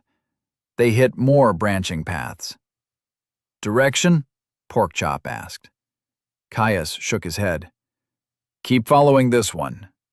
They hit another wall of the bramble. Explorer's toolkit was all but screaming to him. He was right. It was a maze. Caius tapped Porkchop on the hip, gesturing for the melees to stop when he looked back. He shared the news, getting a low growl of frustration in response. "We could cut through? It's only bushes," Porkchop said, staring at the thick hedges that lined the path. Caius frowned, torn. His skill was far too active for this to be simple scenery. It was keeping him oriented, aware of the direction they were aiming for, even after constant turns. Yet it seemed like it was more than that. A constant, low-level warning. He should at least try. "Stay here." He walked a little down the path, making sure he stayed close enough that Porkchop was still in his vision. Turning to one of the bramble walls, He drew his sword back, slashing at the tangled thorns. His sword cut through the first branch. The hedge flailed. Thorn-ridden vines unraveled, thrashing through the air like tentacles, lashing in the direction of the biting steel. With a curse, Caius leapt back, eyes wide as he watched the living whips tear across where he had been standing. Some vines crept out, crawling along the path as they searched for the interlocutor. Caius backed up, avoiding the questing limbs. After a few moments, the writhing brambles slowed, retracting back into the hedge. Caius stared at the spot, brow furrowed. "No way we are cutting through," he whispered. They were trapped in the maze. Chapter 32. Labyrinth. Caius watched the brambles that lined the path of the maze with suspicion, waiting to see if they would lash out in violence once again. He crept forward, getting closer to the spot where he had cut into the branches, tense, ready to leap back at the slightest sign of movement. Nothing. The bramble was as still as it had been the rest of their journey. Sighing in relief, Caius looked back and found Porkchop staring at the patch of hedge with wide eyes. "Think we might have to stay on the path," Caius said, with grim resignation. "Agreed," Porkchop replied, nerves evident across their connection. His friend pushed past him, taking the lead once more. They hit another crossroads. Caius tapped his companion to signal a halt. He reached for Explorer's Toolkit, seeing if the skill would give him any inclination of a direction to take. Despite spending minutes inspecting the various paths, it remained silent. No more than a low-level hum that had been present since they had entered the maze. He had no doubt that, given enough levels, the skill would have done something. Exploration and orientation was part of its domain, after all. Yet, whatever obstacle the depths had created for him, it was far too large in scale for his skill to handle at its current level. They would have to do it the hard way. "We'll follow the left wall. If we hit a dead end, just turn around and keep holding the left," Caius spoke softly. "How will that help?" Porkchop asked, tilting his head at him in confusion. "It'll take a while, but doing that will get us out. Even if we have to map the entire maze in the process," Caius explained. Porkchop grumbled in response, unhappy with his answer. He kept left all the same, taking the next branching path. They continued, time blurring together in the strange monotony of the maze. The darkness grated on Caius, every looming shadowy shape hiding a potential threat. Every minute his tension grew, a winding spring growing close to breaking point. Suddenly Porkchop yelped, struggling against something in the darkness ahead. Caius started, the noise shattering his dread like glass. "Porkchop!" He shot forwards, sword at the ready. Thorny vines lashed around his friend, twining themselves around his back as a section of the hedge loomed over him like a hungry beast. Caius saw finger-length barbs dig into his companion's hide, staining his fur with blood. With every second, the plant wrapped itself tighter around Porkchop. He flailed, yanking back against the ensnaring grasp of the hedge. It only caused the thorns to work their way deeper. Caius hacked at the plant. Despite their firm grip on his companion, the wood split easily under his blade, slowly freeing the melees. "Back up! Get back down the path!" he called. The hedge didn't take his interruptions silently. More vines came spooling out of the tangle, lashing through the air to ward him off. They raked against him, cutting deep furrows through his chest. Porkchop roared, struggling against his confinement. Vines started to snap under the strain, his claws digging into the flagstones below. Doing his best to defend himself from the plant, Caius continued to chop at the vines that held his friend stuck fast, ignoring the searing lacerations he received in turn. With a heave, Porkchop finally broke free, spinning around to run back the way they had come. Caius dove after him, pulling back from the flailing wooden tentacles that snapped through the air behind him. A look back showed the vines retreating back into the hedge, quickly vanishing to become indistinguishable from the rest of the maze. Porkchop slowed before stopping with a moan. Quickly catching up, Caius found him whining as he craned his head, trying to pull away broken vines that had been left behind. The thorns still embedded deep in his flesh. "Help," he whimpered. "Yeah, buddy, of course," Caius said gently, sheathing his sword and hurrying forwards. It was grisly work, but he quickly removed the rest of the vines, tossing them to the floor. Checking himself over, Caius found his chest and arms covered in a layer of fine slashes, his reinforced jacket having prevented deeper wounds. Now that he had a moment to breathe, the cuts started to sting fiercely. They took a moment to recover, both standing tense, watching the surrounding brambles with suspicion as they waited for their health to seal their wounds. As the last of his cuts on his arms closed, Caius pulled up his resources to check the damage. Resources. Health, 247 over 300, 2 per minute. Stamina, 200 over 200, 2 per minute. Mana, 120 over 120, 2 per minute. Not too bad, he thought to himself. Caius looked over to find his companion licking his wounds, the flesh rippling as it sealed the last of the nasty punctures on its torso. "I'm down roughly 50. Are you okay, or do we need to rest?" "Nearly 200. The Malays grunted, not looking up. "Hells," Caius blanched. "That nearly drained you?" Porkchop was capped like him, until he could go through whatever analog beasts had to class selection. That meant he had 200 health at most. The brambles could have killed him. "No." Porkchop looked up at him. "Remember what I said about having a stronger body? The ancestral blood makes all of our stats have more weight behind them thanks to our baseline, and it also doubles our resources. Resources. I have 400. I'll be okay." Caius sighed in relief. Though, now that he thought about it, it did make sense. He'd been suspicious with how easily Porkchop had so totally overwhelmed him physically. Sure, he was built like a bear, and stats multiplied their base, but that hadn't been enough to explain all of his prowess. Looking back down the path to where his friend had been ambushed, Caius stared at the bramble that had savaged them in suspicion. It can't have been a depth-spawn. They would have encountered more of them by now, and there was no way a plant monster would have let them pass without making an attempt on their life. Even if they were ambush predators, the depths did something to the monsters it spawned to populate its domain, neutered them mentally somehow, made them act according to specific patterns, notably hyper-aggression.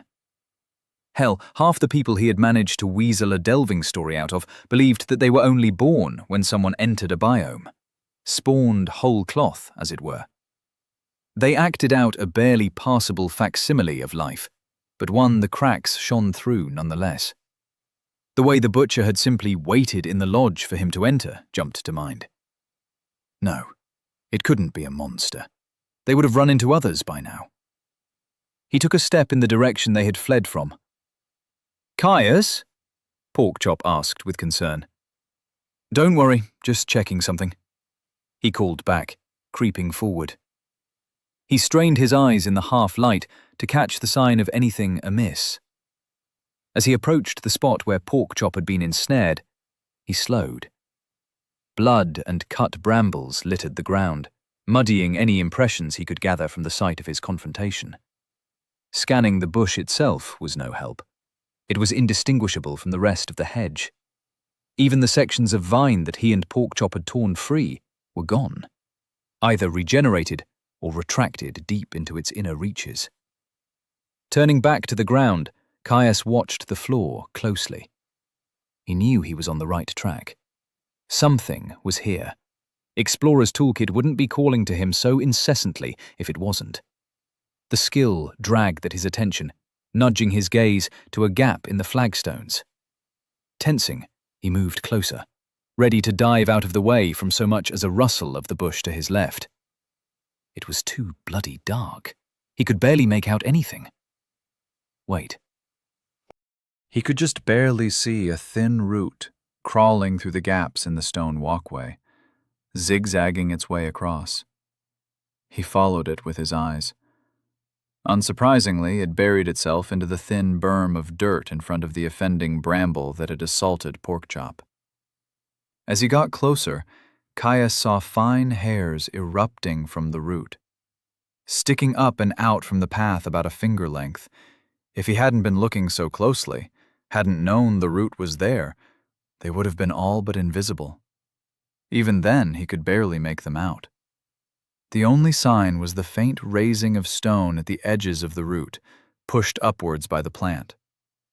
Caius backed up, taking a moment to scoop up a short section of severed vine. He lobbed it straight at the line of hairs. The vine thwacked into the ground. The hedge writhed, twisted tendrils whipping out to snatch around its discarded limb, pulling it deep into its embrace a moment later. Thorns dragged past each other in a circular motion, slowly retreating back into the bush. The plant settled, indistinguishable from the hedge surrounding it.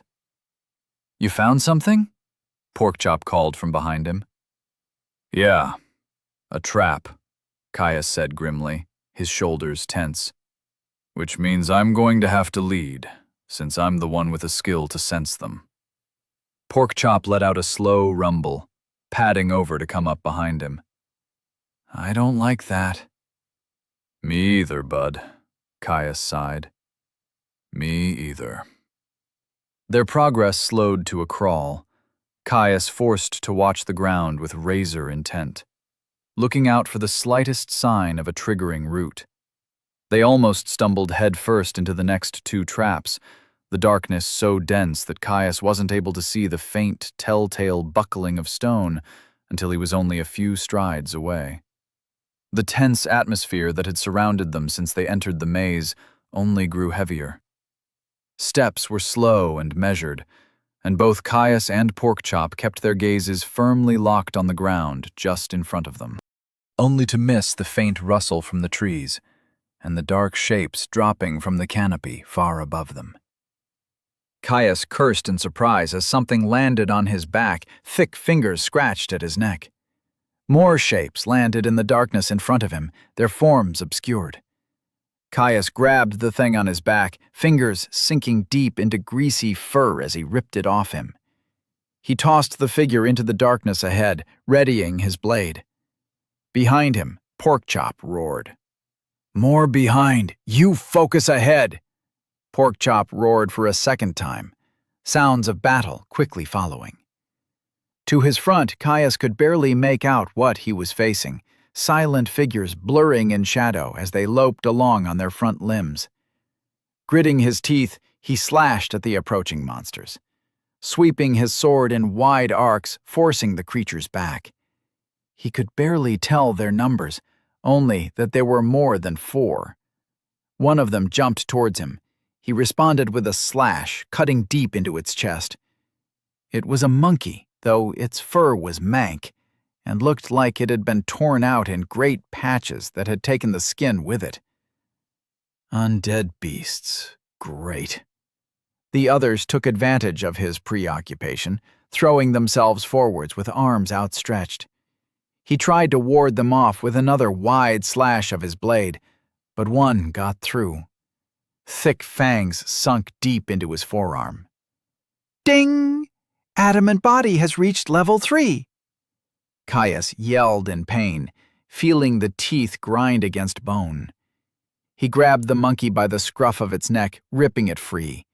He tossed it to the ground before the others could capitalize on his injury. A follow-up stomp smushed the monster's rotting skull. "Ding! Level 8! Dead howler slain!" Caius took a single look at the level and knew what he was dealing with. Another swarm. Fantastic. Just what they needed. Unfazed by the death of their companion, The other howlers flung themselves into the fray once more. Lithe forms blended into the darkness, leaving Caius struggling to track their positions, only able to react once they had fully committed to an attack. Behind him, all Caius could hear was vengeful growls and smashing limbs. He left Porkchop to it, trusting his friend to cover their rear. A leaping blur of scrambling limbs rushed him. Caius cut. The howler was bisected, torso sliding free of its legs. It tried to keep crawling to him, teeth gnashing. He was forced to ignore the undead, its allies pressing the attack. His sword bit deep into another howler, severing an arm. Another jumped close, swinging off his blade in a finger-severing movement, launching itself at him in a fury. Caius punched the approaching blur. The monkey dropped to the ground, landing on its half-severed companion. Caius brought his sword down. It cleaved through the howler from crown to groin, cutting into the struggling torso below. Ding! Level 8. Dead howler slain. Ding! Level 8. Dead howler slain. Caius's eyes strained against the dark. If he could just see. Ding! General skill available. Would you like to learn low light vision, uncommon? Yes! Caius all but screamed at the system. The system acted. A pulse emanated from his center, a new nexus of power joining the processional orbit around his soul. The darkness was pushed back, everything within a dozen long strides of him being thrown into a strange monochromatic relief. His full faculties of sight returning, at least within the sphere of his skill's influence, revealed the forms of 4 more of the swarming howlers. They lurked back near the edge of his vision, beyond where he could previously see. Caius kept himself steady, trying not to give away that they had been exposed. 2 of the undead beasts charged him, alternating between short hops and long ambling swings on their 2 long arms. Caius paused, turning his head back and forth like he was looking for them. They entered his range, throwing themselves airborne in an attempt to cling to him. A silver flash. He caught the first one through the ribs. Twirling his blade, he stepped back out of range of the second monkey.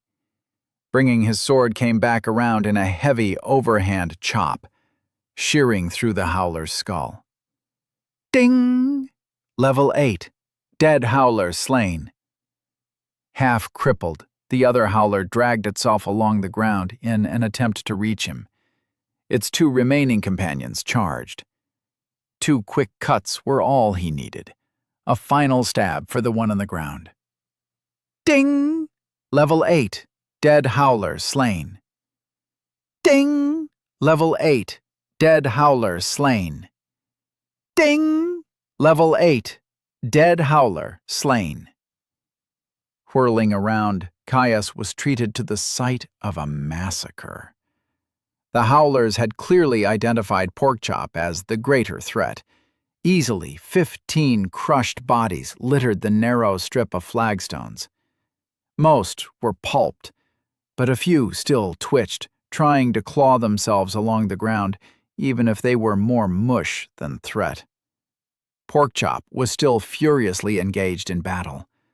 2 howlers had managed to latch themselves onto his back, grimy fingers gripping his red and black fur as the undead sank rotting teeth deep into his friend's flesh. Caius cursed, running over to cut the final swarmlings off his friend with 2 deft flicks of his blade. Ding! Level 8. Dead howler slain. Ding! Level 8. Dead howler slain. Unrestrained by foes he couldn't reach, Porkchop quickly finished off the rest of the swarm that still ineffectively swatted at him. Unable to get close enough to clamber up his back and out of reach, the pair walked through the carnage, finishing off the last twitching undead in grim silence. Finishing their black work, they stood there, chests heaving from the fading rush of battle. Caius broke the silence. "Time for a break?" "Yes, please." Chapter 33. More Skills. After dealing with the swarm of dead howlers, Caius and Porkchop pushed further into the maze, more than happy to get away from the rotten blood and viscera they had left behind. They stopped, sitting down on the dark stone pathway to lick their wounds and rest. "You got the skill?" Porkchop asked. "Yeah," Caius nodded, chewing on a piece of jerky. "I'm going to check it out in a second. Next is mental visualization, then appraise and inspect. I should be able to pick those up quickly on the move. The rest will probably have to wait until we get some downtime." "Go on, then," Porkchop snorted. "Check it. Maybe then you'll stop fidgeting." Caius raised an eyebrow at his friend. He had not been fidgeting. "I just didn't want to distract myself in case we got jumped by another swarm. My skill doesn't reach far enough to see up there. Not yet, at least." Chagrin flowed over his connection to Porkchop. "It was my mistake. A stupid one. I can see the canopy, just didn't expect to get ambushed from there, so I wasn't paying attention. I'll be more careful now." "Hey now," Caius said, his eyes softening. "I didn't expect it either." "Check," Porkchop replied, bumping him with his nose. "I'll watch." Caius nodded, pulling up his latest skill. Low Light Vision, Level 1, Uncommon. Pierce the shadows with radiant clarity. Unlock the secrets cloaked in the warm embrace of darkness. Skill that enables perfect sight in low light levels. Ineffective against pitch blackness and magical darkness. Each level slightly increases the range at which you can see in low light. A situationally useful skill, but one he had need of right now. It was often like that with new skills. The system seemed to use some arcane method of weighting practice, effort, and necessity. This skill wasn't exactly one you could practice, so his sheer effort and need to pierce the gloom had aided him massively in its acquisition. Refined into something more potent, it would be a fantastic addition to his upcoming legacy skill. The next component he needed to acquire was the first part of his plans for his class selection. With his ideas for runes, mental visualization was going to be vital for holding their complex shapes firmly in his mind. Luckily, he had already been practicing without the skill for years, much like he had with runes. Hastur had insisted. If this was the path he was going to go down, he was going to do it right. That meant having a firm grasp of the fundamentals before he acquired the needed skills and started experimenting with imprinting runic spell formations directly onto his flesh. Whenever his skill slots were full, Father had changed up their nighttime routines. With no risk of the system offering a skill prematurely, it was the perfect time. Alternating between lectures on runes, mental exercises, and practice in directing his mana throughout his body. With enough practice and effort, the need for necessity decreased. He figured if he tried to build a visual map of the maze in his mind as they explored, he would unlock the skill quickly. After that, the rest of the skills for his next merge would require him to start using his mana actively. His father had made him spend hours practicing moving the resource through his body. How to reach down into his center, to wrap the nebulous cloud of blue in a mental grip. It was similar to how he directed threads of soul fire during a skill merge, except he had to direct the resource out of his center, visualizing the energy flowing through channels as he directed it through his body. His first few attempts had been slow. It was all he could do to stop it from dissipating the second it left the nexus of his control, with how difficult it was to hold the required image in mind. Now, he was competent. Not a master by any means, but he could direct mana through his body with a little effort. Appraise, and all that came after would require him to suffuse his eyes with the magical force. It would be the first time he had actively used it in skill acquisition. Tough, but also something he looked forward to. Finally starting his journey into magic. Even if he would only be dipping his toes in for now.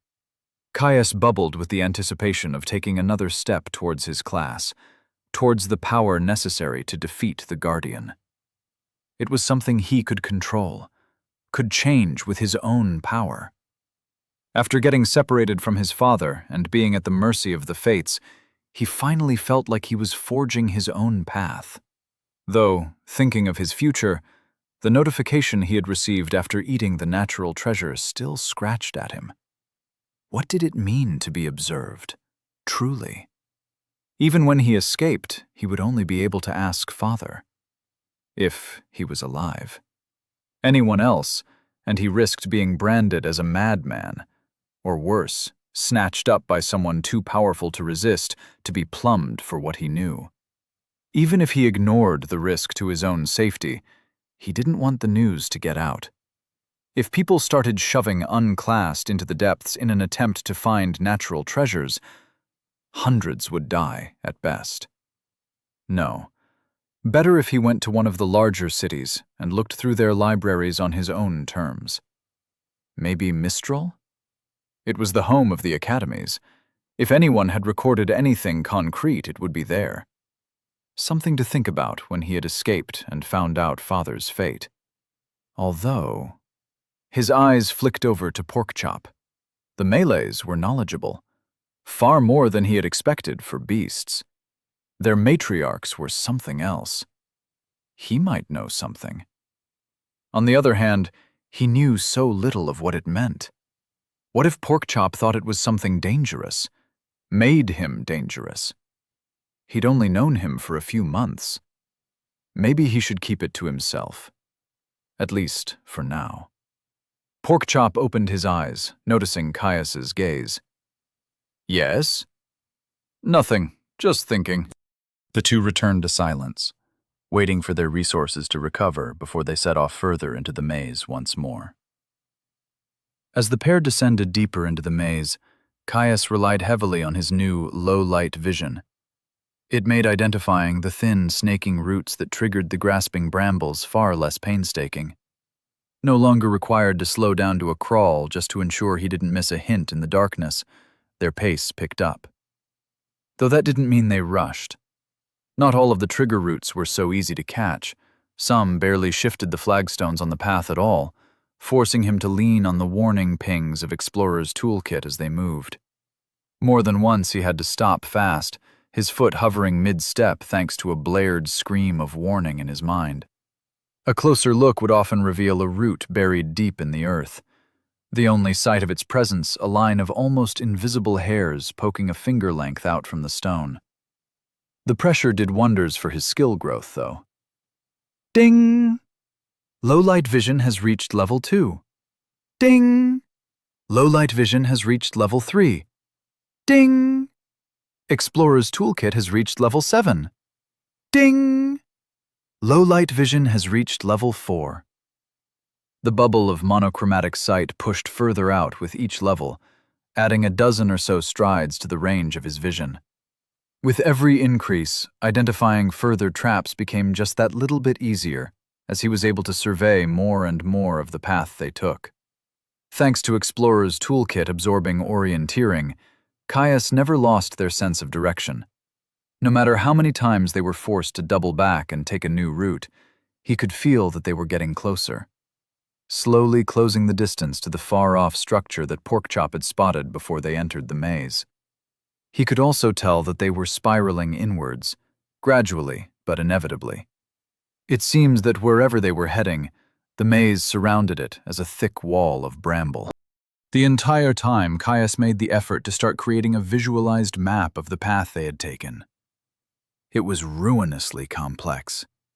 Every few minutes it felt like he hit a wall in how many details he could keep track of, not the least because he had to split his attention with the far more important task of identifying the traps that laced the maze. Every time the image collapsed in his mind, when he forgot if a path turned left or right, or he couldn't remember the exact placement of a trap, he would start again, tracing a new route through the brambles in his mind. Inevitably, the system rewarded his effort, though at first not in the way Caius wanted. Ding! General skill available. Would you like to learn Split Focus, Unusual? He declined the skill in an instant. Hey, Porkchop, Caius said, as he nodded appreciatively at the skill's rarity. I just got offered an unusual skill. One you needed? Nah, it's just the first skill I've been offered that high. It's pretty rare. Might be able to sell the method. Sell? Humans are weird. Not that weird, Caius shrugged. It's pretty similar to what you said your matriarchs do, just trading for things other than different skills and better hunting grounds. Still weird, Porkchop sent across their connection, with a sense that it was as true as a fresh rabbit was tasty. Should just share all the ways to unlock basic skills. Much easier to find merges that way. They are much more fun to trade. Caius smiled at Porkchop's persistence, before thinking more on the possibility of selling the unlock. Though, as he thought about it more, it was probably pretty unlikely. Its requirements seemed like the type to be pretty easy to stumble across, especially if it simply required enough of a push when multitasking with two complex tasks. Hell, any would-be mage would probably stumble across it if they had any open slots, if they practiced channeling while staying focused and mobile during battle. Which, he assumed, was all of them. Especially if they were at all serious about joining dangerous professions like soldiering or delving. It's probably not worth anything anyway, Caius shrugged. The chances that it hasn't already been sold off to a broker already are probably nil. It was still a nice find, and he would definitely be silly not to try. But he wasn't going to hold his hopes up. Luckily, after another 15 minutes or so, and another close brush with a trap that threatened to make the image he held in his mind collapse, he got the skill he was looking for. Ding! General skill available. Would you like to learn Mental Visualization? Uncommon? Caius called for them to halt, grinning at his success. Porkchop padded over to him, bumping him as a tentative question flowed across their connection. I assume you got the right one this time? Yeah, Caius nodded. I'll just check it quickly, and then we can keep moving. I'll probably be able to speed up some more now that the skill will be doing some of the heavy lifting. As the skill settled into his center, he felt the most recent map he had been building of the maze settle deeper into his mind. It no longer took all of his focus just to remember the most recent turns, and when he looked at the image, he could almost see the individual flagstones themselves in his imagination. It became almost second nature to keep adding details. He pulled up the skill. Mental Visualization, Level 1, Uncommon. The mind makes the master. Skill that aids in holding complex mental images in the mind. Each level slightly improves memory, attention to detail, and complexity of mental visualizations. Reading the notification, Caius decided he may as well keep up his attempts at tracking their passage. It was an easy way for him to level the skill as they walked. Even if he was likely to cap the skill when he made the necessary runic formation for sense illusion, he wasn't about to turn down some easy training. It wasn't his way. Pondering his plan for his next skills, Caius gestured to Porkchop that they should continue. The skills had to wait. Inspect would be easiest to acquire against a hostile depth-spawn, and until he had that, he couldn't move on to Appraise. He made a goal to acquire both before they left the center of the glade. If they found a champion, like he suspected they would, the rewards they received would be perfect for working towards the second skill. They continued on, pace measured as they split the task of looking for more traps and swarms. Ding! Mental visualization has reached level 2. Ding! Mental visualization has reached level 3. The end of the maze was close. He could feel it. As they'd grown closer to the center, the bramble hedges had grown taller. Even standing on Porkchop's shoulders, he doubted he would be able to see over them. Still, Explorer's Toolkit said they were near. He doubted there were more than a dozen lines of hedges between them and their goal. After walking for a couple of hours, they had to be close. Caius. Porkchop let out a low, warning rumble from behind him. Another swarm. Turning back to his ally with a start, Caius pulled his blade free of its sheath. Porkchop was growling up into the tree burrows far above them. Outside the range of his low light vision, the canopy was completely drenched in heavy shadow. Far too dark for him to make out the small figures of dead howlers. He just barely made out indistinct shapes dropping from the branches, falling to land on the path to their front. He readied his guard. They'd only been an issue last time because he couldn't see. It was time for payback. He dashed forwards, Porkchop hot on his heels. A mass of the monkeys appeared at the edge of his bubble of sight. Mangy skin and patchy fur, making the undead beasts look closer to half-drowned plague rats than anything else. He hit them like a wall of steel, sword flashing in wide arcs that severed limbs. Warforged and his enchanted blade were putting in work, the rotting flesh of the monsters barely slowing his vicious meat grinder of an assault. Ding! Level 7 dead howler slain. Ding! Level 7 dead howler slain. Ding! Level 7 dead howler slain. Porkchop waded into the fray. Heavy, swatting strikes smashed multiple swarmlings flat with every blow. A few of the howlers clambered onto the melee's back, capitalizing on its lack of reach to rip at fur and sink their teeth in deep. Caius cut them down moments later. Ding! Level 7 dead howler slain. Ding! Level 7 dead howler slain. Before he could even work up the heat of the bloodsong, the confrontation was done. Mashed and bisected howlers still twitched, dragging themselves forward with undead perseverance. Porkchop still rumbled with fury, walking up to them one by one, crushing their skulls with a single well-placed claw.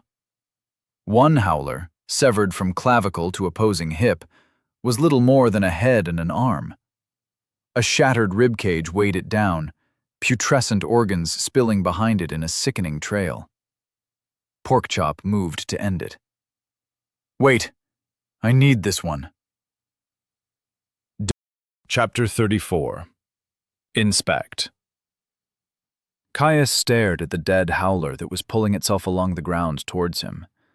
It gnashed its teeth, jaw clacking with each snap. A wretched thing. Just a single arm, half a ribcage, and a head. No health burned in an attempt to seal its injuries. Undead didn't have any. They also didn't need it. They just kept going until you destroyed whatever was the locus of their animating magics. In most cases, the head. It reached out with its arm, clawing itself just a little bit closer. Caius cut it off. The howler switched to digging its fangs into the stone path, trying to haul itself forwards on the strength of its neck alone. It wasn't getting anywhere fast. Feels a little distasteful, Porkchop said, scrunching his nose at the creature. Yeah, but it works, he replied. While he might not be the kind of person to take joy in leaving an enemy crippled, it was far safer than attempting to get Inspect in active combat. Besides, it was an undead depthsborn. He doubted it felt anything. Caius took a couple of steps back, locking his eyes on the writhing form of the howler, taking in its details. The way clumpy blood dripped free of desiccated veins, its greasy gray fur. Everything. He reached for his mana. The hazy energy was slippery, resistant to his manipulations. He clamped down on it with a will of iron, teasing out a thread. Compared to weaving soul fire during a skill merge, this was easy. Mana trickled free, spooling into his body.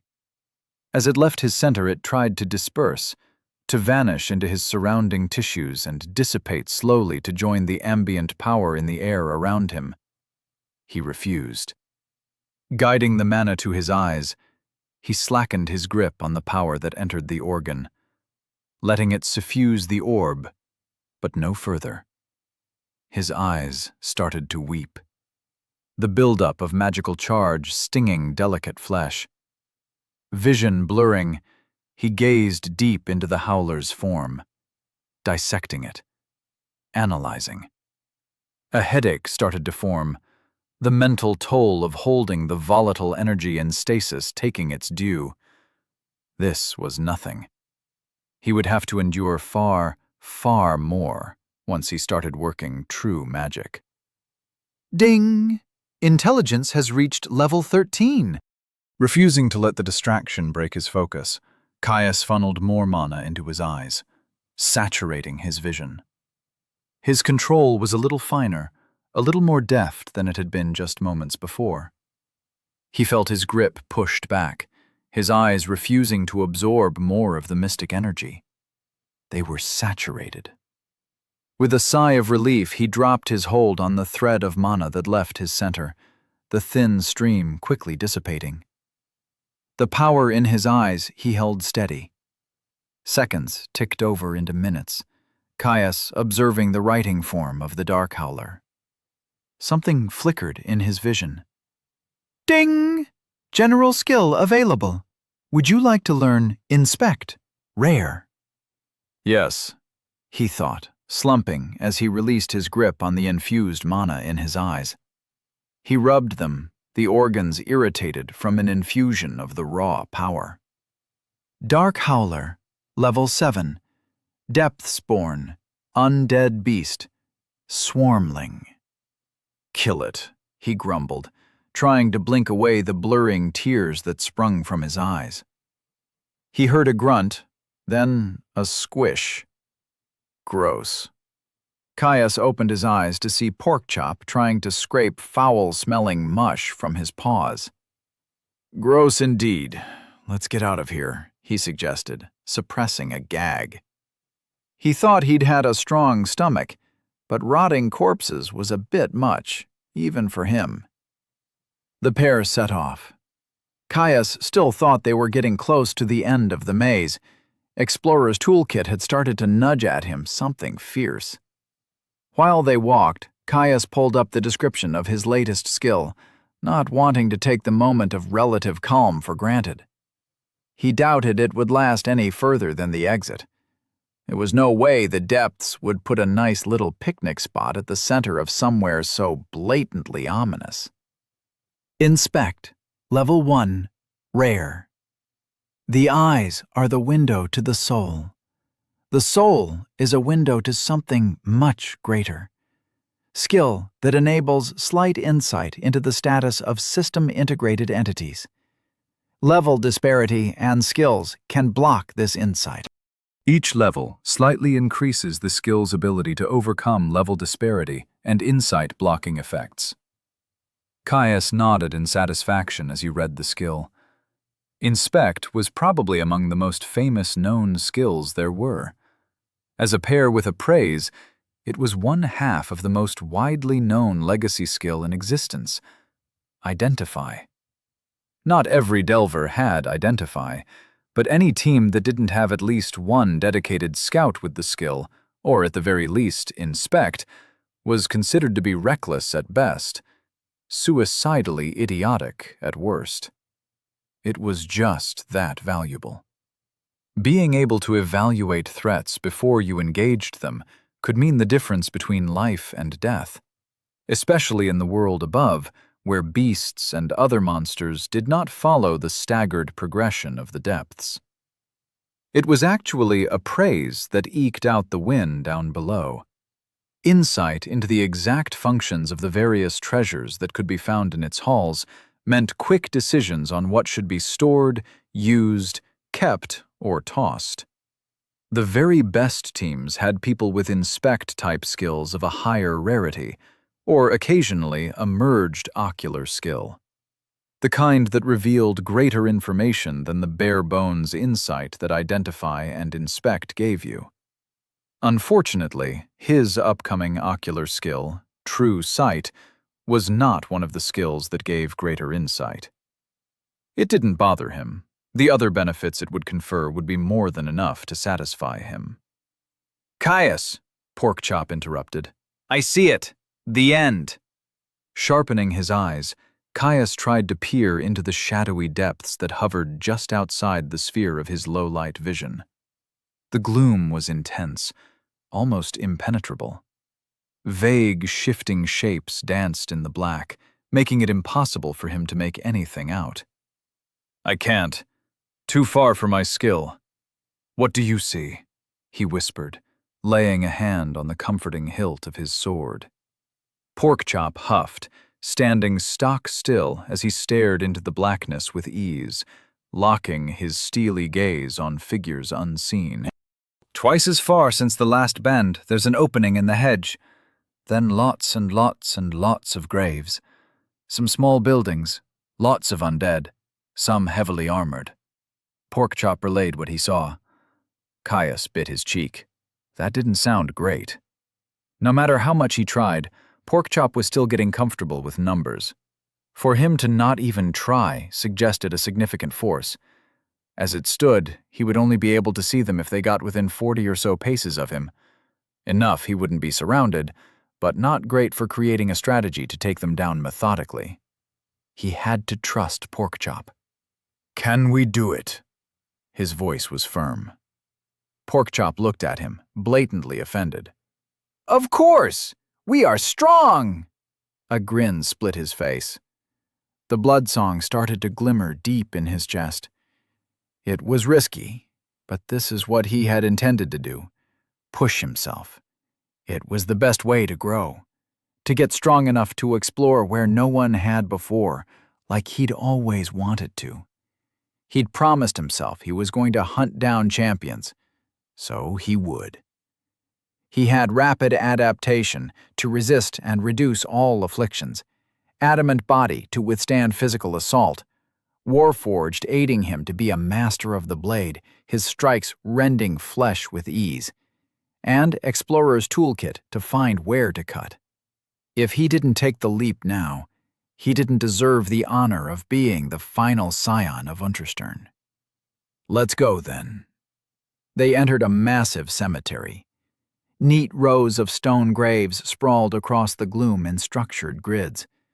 The way the grave caps and headstones disappeared into the dark at the edge of his vision gave him the sense of an endless place, a void of walking death and ordered stones. The silence was broken only by furious battle whenever they encountered one of the space's rabid denizens. Caius let out a yell, parrying a heavy sword swing. A heavily armored undead in laminate armor simply brought its greatsword around in another wide swing. Off to his right, Caius could hear Porkchop engaging the undead's companions, the crash of struck steel and roaring bellows echoing out across the darkened field. He thrust at the undead that was pressuring him, his sword grating across thin steel plates with a groan. They buckled slightly under the weight of his stab. The undead stumbled back. Caius took a moment to fire off and inspect. Now that he had the system's supported skill, it didn't require active control of his mana.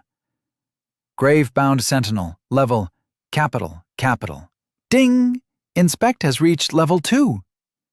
The sentinel rushed him again, a looping slash of its blade racing towards his waist. Caius backstepped. A dash brought him inside the undead's guard. Bashing the creature over the helmet with his pommel, Caius shoved the Depthsborn to the ground. The creature might have had brute strength on its side, but it was clumsy. He finished off his opponent with a quick stab. Ding! Level 17, grave-bound sentinel, slain. Caius rushed over to assist Porkchop, his ally struggling against the duo. While he was a ball of fury in battle, he was a large target and unarmored. Thin cuts marred his flesh, and every time he tried to dive in to deliver a fatal swipe of his paws, he was warded off at sword point. Closing the distance quickly with his sword leveled, Caius shot off 2 more inspects. Gravebound Sentinel, level, capital, capital. Gravebound Sentinel, level, capital, capital. He caught the first undead unawares, the force of his charge enough for his enhanced blade to punch clean through its armor, taking it through the ribs. His sword slid deeper into rotten flesh. Caius hit the side of the sentinel hard, knocking him back even as it went stumbling. Porkchop took advantage of the distraction. Batting the other undead's blade away, he launched forwards to crush it downwards with a heavy overhand blow. With his own opponent reeling, Caius was able to make short work of it, slipping inside its hurried guard to plant his sword in its face. Ding! Level 18. Gravebound Sentinel slain. Ding! Low-light vision has reached level 5. His vision extended a few more paces into the dark, revealing nothing more than graves and the odd, squat stone mausoleum. Try as he might, he still couldn't see anything other than vague shapes beyond the inky border of his skill. Not far enough for him to see their destination. "How much farther?" Caius said, ripping his sword free of the slain undead with a grunt. "Not much more. Few more undead between us." Caius grunted. Supposedly, the center of the graves was dominated by a large stone tomb.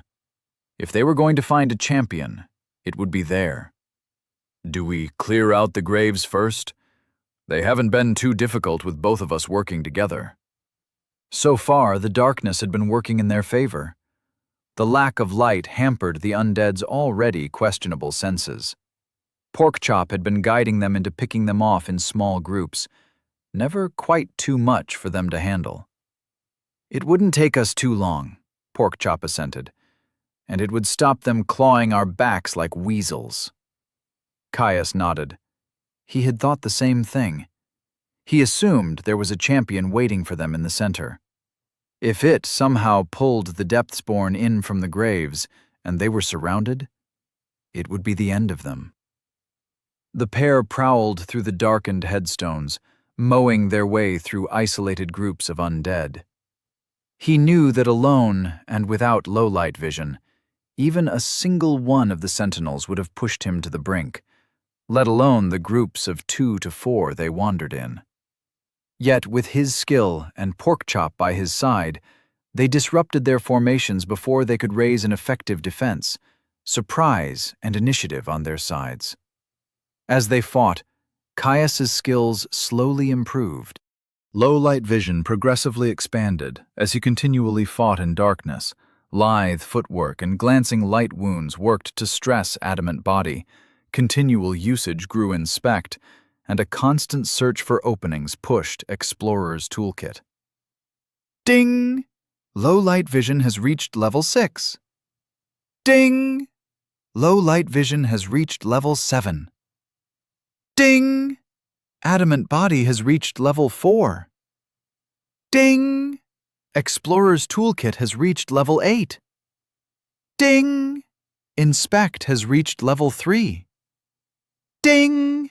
Inspect has reached level 5. They arrived at the tomb. Dark stone filled with dense inscription shot upwards into the shadows above him, vanishing like a specter. The engravings were black things, scenes of slaughter and sacrifice, of cruel effigies made for uncaring gods. A yawning gate opened in the face of the tomb, unlit stairs leading the way deeper into its gullet. Stakes were driven into the ground leading up to the entrance, impaled skeletons wearing shattered armor adorning the cruel spikes. A fatal procession. A warning.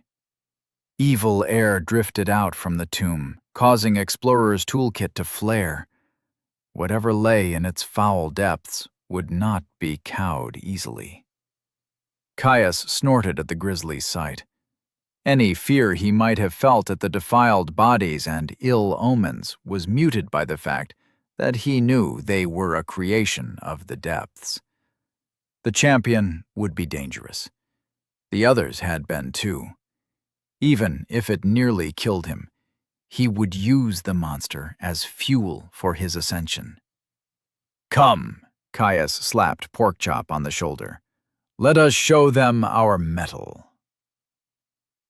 Chapter 35.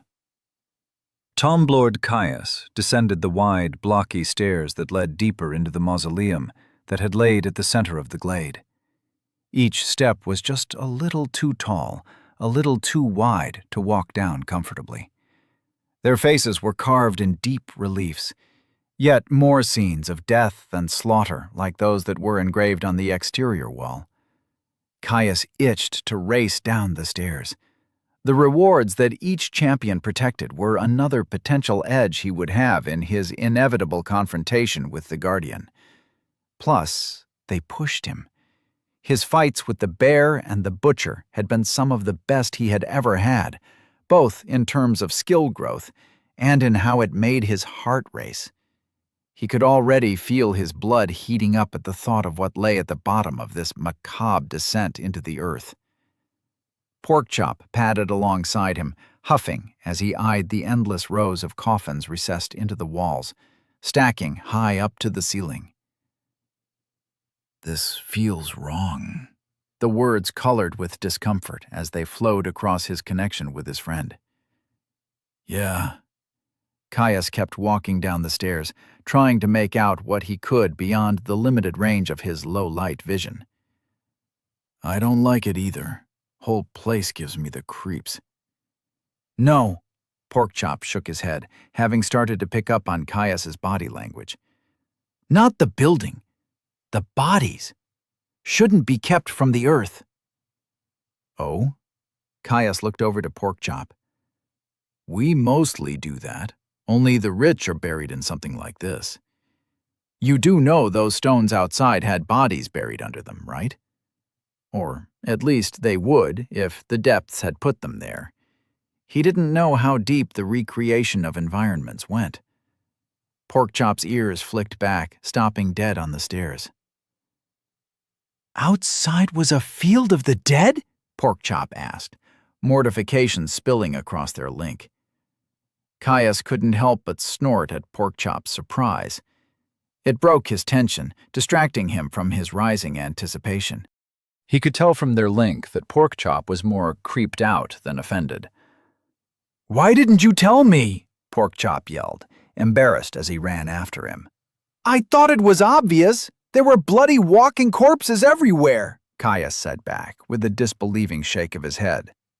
He honestly forgot that Porkchop was a greater beast sometimes, that he didn't have the cultural knowledge he often took for granted.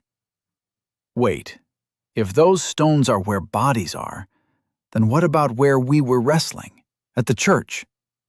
Porkchop eyed him accusatory. "I thought you knew." Caius threw his hands up in defeat. "Come on, it's not my fault this biome is creepy. We have a champion to fight." Caius picked up his pace. Porkchop grunted. "It's still wrong," he said, following after Caius. They reached the bottom of the stairs. A massive iron door barred their passage further into the catacombs. On its front face, a raised engraving of a man being sacrificed on an altar. A cloaked figure loomed over the man, a withered hand plunging deep into his chest. Stopping in front of the door, Caius inspected the engraving before slipping down to take in the heavy bar that held the door shut. "All right," Caius turned to Porkchop. "We need a plan. I'm confident that whatever we find in there we'll be able to handle. But strolling in like we're going to the spring fair is just stupid." He wanted to just throw open the door and hurl a challenge at the beast that no doubt waited within. But, blood song or no, he wasn't going to be reckless. "I'm thinking that I should put the pressure on whatever is in there. Try to hold its attention," Caius explained.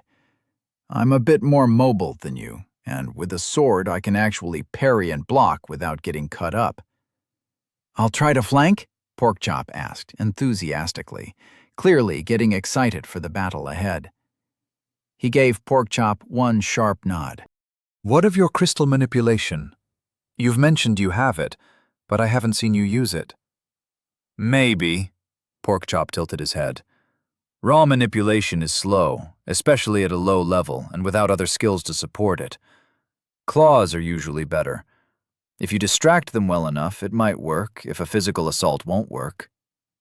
Caius nodded again, chest expanding as he took a slow breath to ready himself for what was to come. Even if he did find clashing blades invigorating, nobody could completely get rid of all of their pre-battle jitters.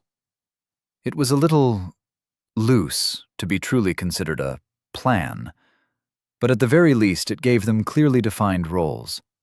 Without knowing what they would face, it wasn't as if they could strategize in depth. With a grunt, Caius hauled the lock bar off the door, tossing it to the side to clatter to the ground.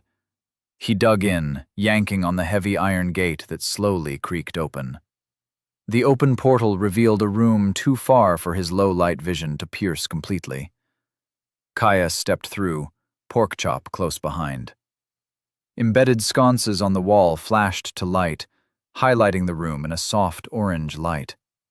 Skill or no, after so long in the dark, the illumination was blinding. Caius threw his hands up, shading his eyes. He heard Porkchop growling in frustration next to him.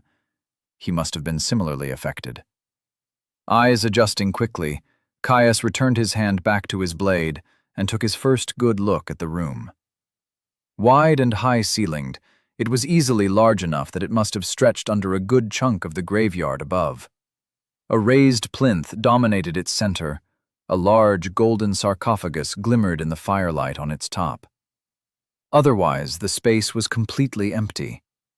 It was where the champion would be. It had to. "Let's go," Caius gestured to Porkchop, directing him to circle around. They spread out, slowly approaching the grave.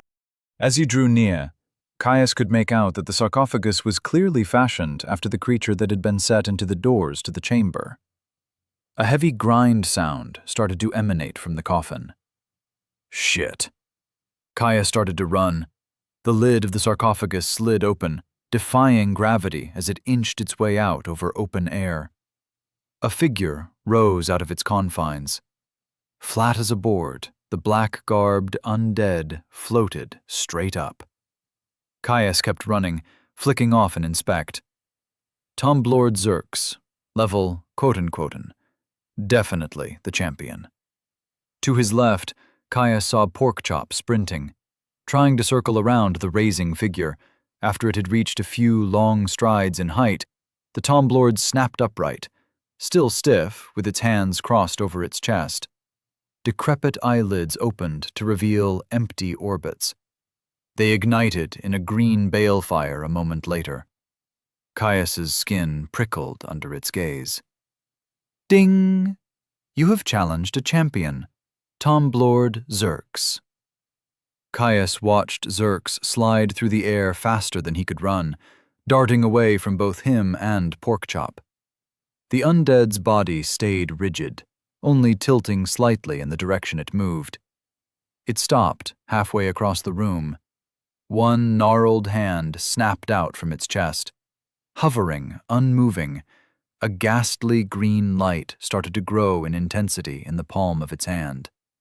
It was a caster. He had nothing to deflect magic. "Porkchop!" he screamed to his friend, still sprinting towards the Tom Blord. "Magic! You try to get its attention!" Porkchop roared, the sound biting deep into Caius's ears as his friend redoubled his pace, charging the undead. Green grew in intensity. They were almost there. A green shard appeared, rocketing away from the Tom Blord to lance towards Caius, far faster than he expected. Shit, he thought, throwing himself to the side. The bolt clipped his shoulder, sizzling his leathers and eating its way into the flesh below. Caius let out a ragged cry. He could feel his flesh roil and twist, the strange magics grabbing onto him, expending themselves to morph his flesh. Pain screamed out from the site of the wound as skin and fat began to break down. Rapid adaptation reacted, flooding the wound with questing vigor, the skill tasting the flavor of the new mana he had been exposed to. He hit the ground roughly, looking up to see the Tomlord glide away from the rapidly approaching form of Porkchop. Reaching the other side of the room, the undead floated higher, firmly out of both of their reach. Stopping fast, its hands snapped out towards Porkchop, glowing green once more. It was channeling again. Caius's stomach sank. If they couldn't even hit it, how were they supposed to win? They needed to flee. "We need to run!" Caius pushed himself to his feet. "There's nothing we can do!" Porkchop roared a challenge at the undead, standing his ground. "No! Crystal can do it! Original plan!" Fury burned over the link. "Fuck! Fine!" He sprinted towards the undead.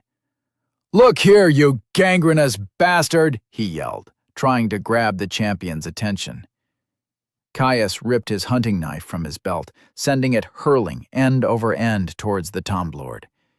It hit home with a thunk, sinking deep into its stomach with a trickle of black blood. The Tomlord's aim snapped to him, another bolt of vomitous green lacing towards him. Caius didn't try to block or parry. While some blades had enchantments to interact directly with raw magic, his did not. He dove, rolling across the ground, wincing as his injured shoulder flared in pain. Ding! Rapid adaptation has added a new resistance: corruption. Ding! Rapid adaptation has reached level 16. Seeing the notification, Caius felt a flood of relief. At the very least, he now had some defense against the Tomlord's hostile magics. At his feet once more, Caius held his blade at the ready, staring at the floating undead. It had returned its hand to its chest, staring at him with unvarnished hatred, as one lip curled back to reveal blackened teeth. Out of the corner of his eye, Caius spied Porkchop doing something. He had hunkered down, some sort of glittering dust wafting up from the ground around him. Caius didn't have time to think about it more. The Tomlord thrust its arm out. This time, the acid green energy in its palm seemed to spin, growing larger and larger by the second. He held his ground. Pushing the offensive now would do nothing to help him. More space meant more time to react. The ball of light grew and grew until it was twice the size of the undead's head. With a crackle and a blinding flash of light, the orb condensed. With a snap, it erupted into a glistening shard that seemed to bend the light that passed over it. More than thrice the size of the previous incantation, the spear of corrupting energy hummed with an ominous buzz. Watching Tomlord Zerks tighten their grip on their new spear, Caius adjusted his grip on his sword. Ready to leap to safety at the first sign of the new spell being launched at him. Zerks swished its spear in a flourish, and moved. The undead shot straight for him. Caius shifted his grip on his sword, bringing it up high over his head. Strafing past him, the undead mage scythed at him with its spell, leaving trails of sparking energy in its wake. He shifted his footing, pivoting to track the Tomlord as it passed. The spike-like point of the spell burned him with aura alone as it sailed closely past his chest. Caius grit his teeth against the violation of feeling his skin morph against his will. Rapid adaptation reduced some of its influence, but it was nowhere near able to negate it entirely. He cut. Enchanted steel cut cleanly through the flowing tail of the champion's robe, but only managed to scrape the edge of its hip. Zerks stopped fast, spinning in place to rush towards him again. The energy spear flashed through the air. Caius ducked under the blow, spinning to keep his eyes on his opponent. Past the floating form of the mage, he could see the cloud of shining dust above Porkchop had grown. 3 times bigger than the Malace himself, the glistening fog swirled above him. A moment later the particles stopped, hanging mid-air. They started to drift inwards, condensing, nucleating. "Just a bit more!" His friend's tone was strained. Caius grit his teeth, committing himself to his path. He jumped inwards, assaulting the Tomblord with a slash. Dancing away through the air, Zerx retaliated by sending its energy spears streaking towards him. Trails of light tracing its path. Caius blanched. He threw himself back, trying to avoid the spell. It hit the ground in front of him and detonated. Mutagenic energy erupted from the impact point, washing over his front. Caius screamed. Foul sorcery clawed at him, sinking its teeth in to shift and change the outer layers of his flesh against his will. Boils erupted with fervor, popping to morph into sores, only for another growth to occur a moment later. He snapped his jaw shut, feeling his teeth crack as he forced himself to open his eyes. Rapid adaptation flooded his system, fighting the corruption even as it cordoned off his agony and his fear. The first resistances, the first skills he had ever gained. Pain wouldn't stop him. Neither would the Tomblord. The damage from the spell was minor. The way it tore at him was excruciating, but only skin deep. His health was already burning to fix the damage. He could still fight. Ding! Rapid adaptation has reached level 17. He locked his gaze on Zerx and felt hate. The mage hovered there, staring at him a few paces away, staring contemptuously. He dashed in, sword flashing over and over. The undead glided around the strikes, retaliating with casual swipes of his claw-like nails, gossamer threads of green trails behind, forcing him into a frantic waltz of sword and sorcery. Ding! Adamant Body has reached level 5. Risking a glance towards his friend, Caius looked past the champion to see if Porkchop was ready. It was far past the point where they should put this corpse back where it belonged. Porkchop locked eyes with him, expression focused. Over his head, a shard of clear crystal the size of Caius's leg span. Faster and faster, so quick its jagged edges seemed to melt together. "Ready!" Caius pushed the Tomblord, unable to pin it down with his blade. Suddenly, it darted back, surging across the room to create distance. For the 4th time, it stopped, fast, unmoving. Another pool of green began to spark in its palm. It was channeling. It couldn't move while it was channeling. "Now, Porkchop!" Caius was already sprinting for the undead, blade held at the ready. Porkchop roared in victory. There was a crack. A glistening blur shot across the room. Shards erupted from the far stone wall, crystal and masonry both. The Tomblord dropped, the lower half of its body falling in a different direction from its torso. Organs hit the ground with a splash. Caius arrived. Tomblord Zerx lost their head. Ding! You have slain a champion. Tomblord Zerx, level 23. Vile corruptor. Caius threw his head back and let out a yell of victorious agony, declaring himself the victor as Porkchops of deafening roar joining his own.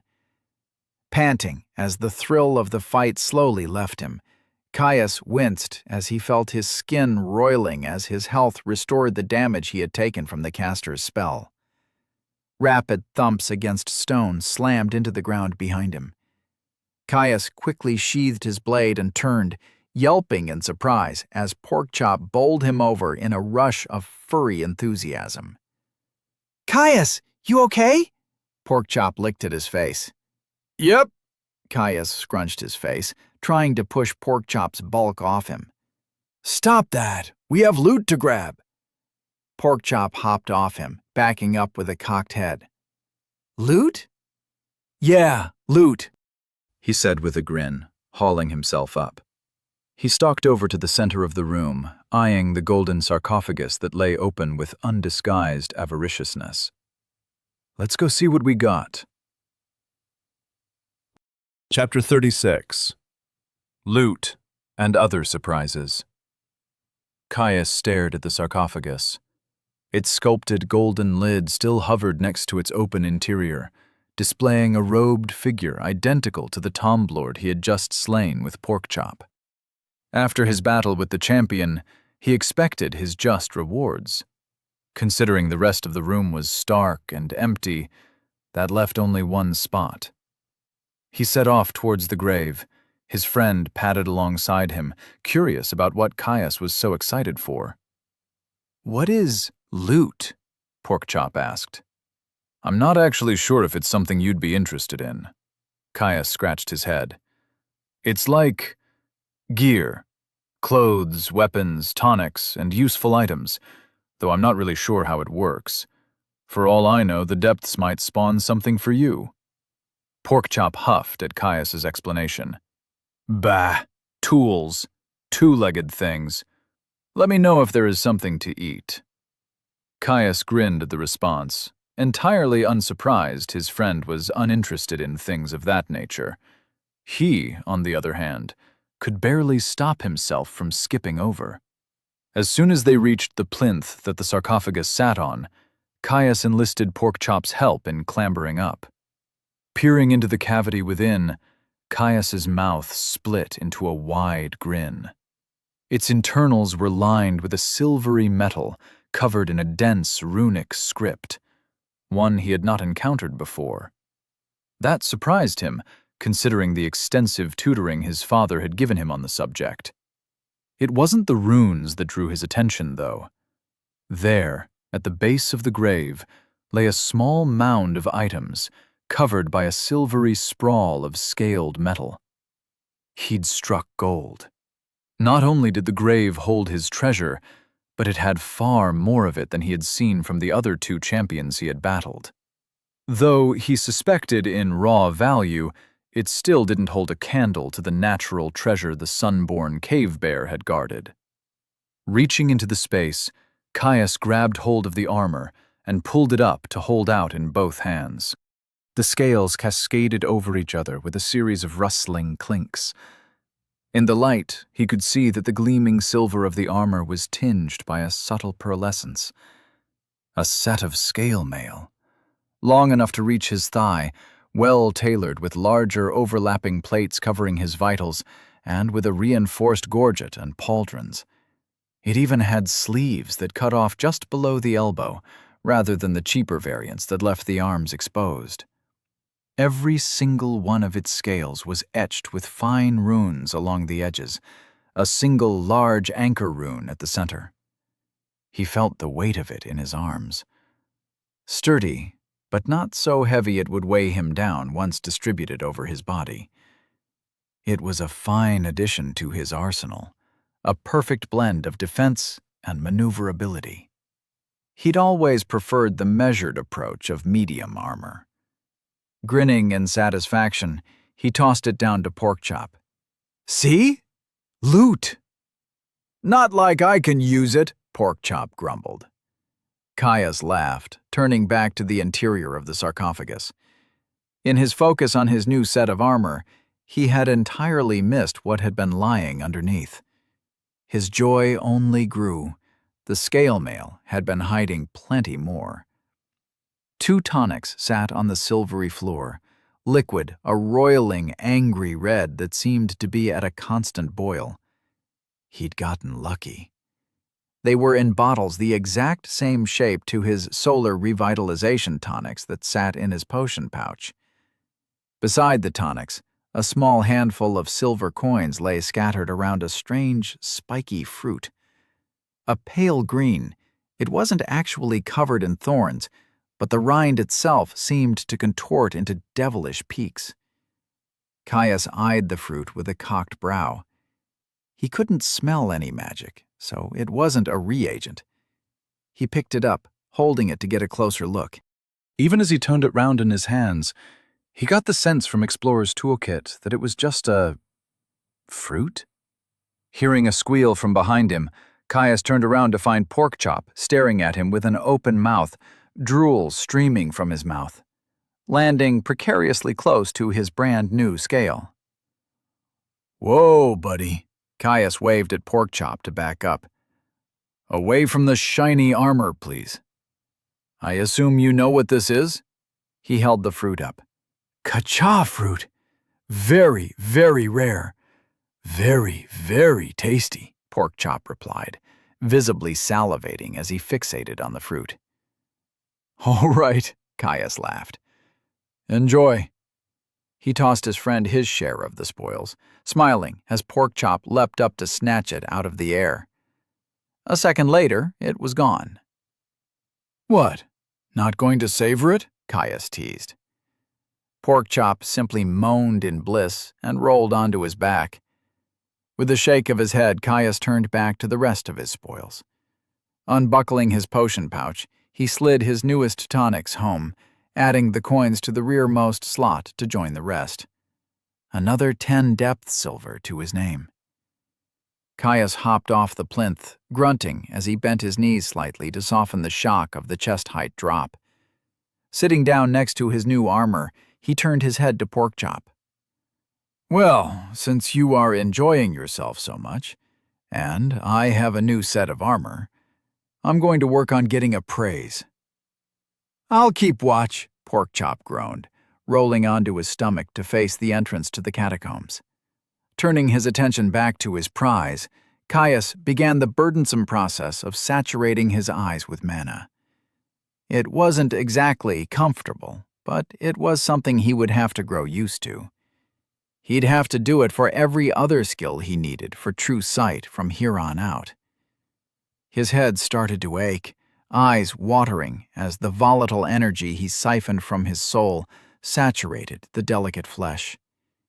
He stared at the scale mail with the desire, no, the need to learn more, to peer into the secrets the system kept hidden. He got the notification. Ding! General skill available. Would you like to learn Appraise, Rare? With a whoop of success, Caius used his new skill on the scale mail. Cerelian Scale Mail Curus. Uncommon. Tier 1 Knight of Cereli, don your armor. War is at the gates, your duty is at hand. Raise your sword high, your spirit aloft. Know that we are with you. Know that our steel guards you. Our magic infuses you. Trust in your armor, knight, and it will see you through this darkest eve. Forged from a hylomite steel alloy, this scale mail armor was standard issue for the Mage Breaker Knights of Cereli.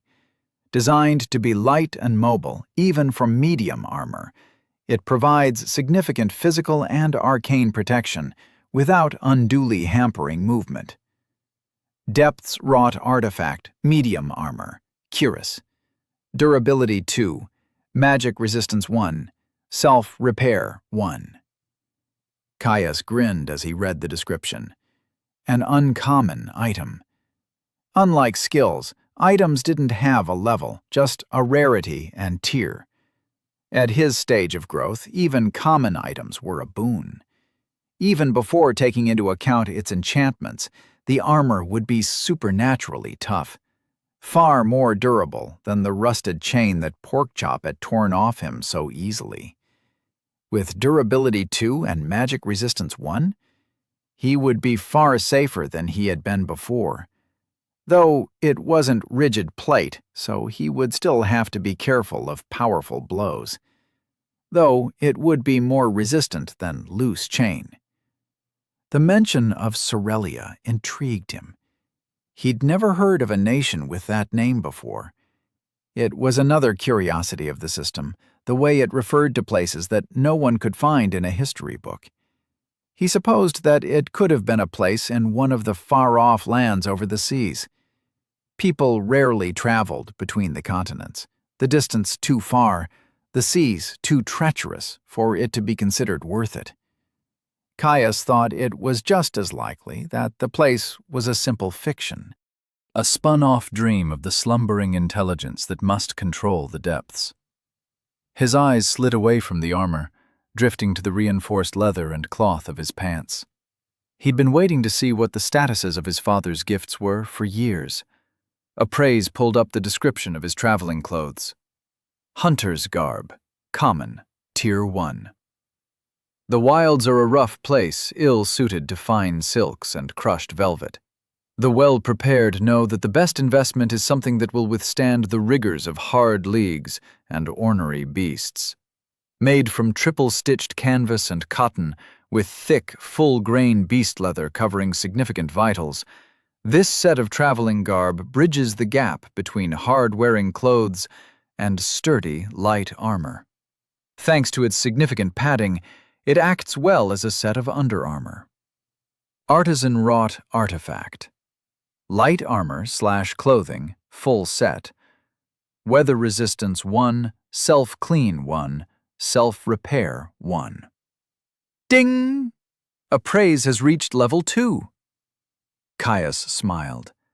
The notification held no new information for him, yet it was nice to see it confirmed that his father had seen it worthy to gift him a common set of clothes. For all the description had mentioned fine silks, the cost of this set would have been far more than even a richly dyed and tailored formal suit, especially with the tricky self-repair enchantment. His sword was next. Caius had an inkling it was most likely common as well. The blade's enchantments might have been minor, but there were several of them. Plus, with the materials and quality that it had been forged with, it was surely enough to push the weapon to the border of uncommon. Using appraise on his most prized possession, Caius pulled up the status page of his sword. A father's gift, common, Tier 1. Forged in the dying days of Unterstern, quenched in the fading light of prosperity, the final work of a master, birthright of the last scion. A two-handed longsword, forged from meteoric iron, orichalcum, and deep essence. This sword hides a sliver of morphic Cryexia crystal in its hilt. If the right conditions are met, this shard of potential may bloom. The complex network of a binding ritual is hidden under its hilt wrap. Artisan-wrought, artifact growth item bindable longsword, honed 1. Self-repair 1. Durability 1. Bloodline veil 5. Caius's mouth fell open in shock, disbelieving of the simple facts in front of his eyes. His gaze tore away from the screen, falling back to the hilt of his sword. Pulling it free of his sheath, he laid it flat across his lap, eyes tracing the ripples of darkened metal that wove their way through the blade's edge, dancing in the soft light of the ensconced walls. A growth item. It was hard to believe. There was no way his father had this forged on their trip to Deadacre. His clothes, sure, but not this sword. Father had been cagey about what they were there for, and he never actually received his gifts until they were well and truly back in the forest. At the time, he had just thought that it was because his father had wanted the presents to be a surprise. He'd failed on that front. There was no way they would ever take a trip to an actual city unless something major was happening. Yet he'd never seen where Father had gone off to whenever he was left alone to explore the markets and eateries with a pouch full of copper. No, a growth item was a treasure, one that no smith in bloody Deadacre would have 100th of the skill or resources to forge. The description. It made it sound as if Father had forged it himself, but that was impossible, wasn't it? His father had always implied he was an inscriptionist, though with his injuries preventing him from using his class skills, he'd never actually seen Father's chosen profession. He well could have been a runesmith. It wouldn't be close to the first thing he'd held to his chest. Father must have forged it when he was only a babe, before he was crippled, before whatever fate that had sundered the Unterstern dynasty had forced him to flee. But for him to be strong enough, skilled enough, to forge a growth item? They were as rare as dragon teeth. Caius had only heard of them as rare drops from deep within the depths, with only a prized few being artisan-wrought. Magnum opuses, one and all, the culmination of a body of work for once-in-a-century crafters. For Father to be among their number, he would have had to be far stronger than he had let on. At least late in the second tier, if not the third. Far stronger than Caius had ever seen evidence of. He'd always assumed that Hastur had been roughly at the 100th level, not triple or quadruple that. Whatever affliction that had disabled him so thoroughly must have been potent indeed. He remembered the strange, frustrated expressions that slipped out on the few occasions he had ever seen Father truly move. No, he doubted that whatever curse had been laid on him hadn't solely affected his class. Father must have been hamstrung, cut off from the full effect of his stats. To be reduced so thoroughly must have eaten at him. Gratitude washed over Caius. The sacrifices his father must have made in order to ensure their safety would have been immense. Who gives a bloody growth item as a birth gift to their son? They were truly superlative items, capable of being bound to a person's status. The more they were used, the more resources, magic, and materials were funneled into them, the better they got. It meant never having to replace the gear. Hastur had always told him, as one grew stronger and stronger, finding weapons that wouldn't shatter at the first blow became almost impossible. Suitable drops were rare and dangerous to pursue, and powerful enough smiths had wait lists decades long, let alone the cost. Such artisans were practically celebrities. Hell, even living in the sea, and only visiting isolated frontier villages a few times a year, he had still heard of some. Uriel the Black, Iron Hand of Mount Dern. Caius's focus returned to the description of his sword, chewing on his lip. How could Father be amongst their number? If Father had been a Grand Master runesmith, why had he not heard the name of Unterstern whispered anywhere? To have such an artisan assaulted, his dynasty vanquished, there would have been an uproar. It would have been the subject of talk and speculation for decades. Yet, Caius had not heard a peep. Too many questions. Not enough answers. Chapter 37. Bound. His hands ran over the blade. A father's gift. A fitting name. A weapon that would be with him always, matching his pace step by step. A strangling wave of emotion surged up through him. Excitement, gratitude, grief. His throat quivered, eyelids scrunching shut as they threatened to spill over. "Caius?" He heard Porkchop move. A second later, a heavy weight settled on his shoulder. "You okay?" He turned, burying his face deep into the dense fluff of his friend's neck, letting his riot of emotions wash through him. "Yeah, the sword my father gifted to me just had a little bit more history to it than I thought." "It's okay," Porkchop said, comforting him with a nuzzle. Caius took a deep breath, swallowing down the hitch in his throat. It was a princely gift, one he did not intend to let go to waste. He leaned back to his sword. "Thank you." He scratched behind Porkchop's ear, taking a breath. "I've got to bind this thing. It's frankly idiotic that Father didn't tell me earlier. Walking around with this without that security was monumentally stupid, even with Bloodline Veil.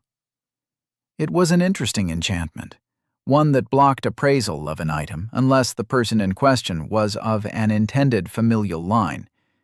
Normally, it required a sample of blood from the one an artifact was being made for. In this case, his father simply could have used his own. Binding the sword was imperative. He had to do it now. It would link it to his status, letting him know its location on an instinctual level. The connection to his soul would also bolster the enchantments. Not enough to raise them a grade, but each would be more effective.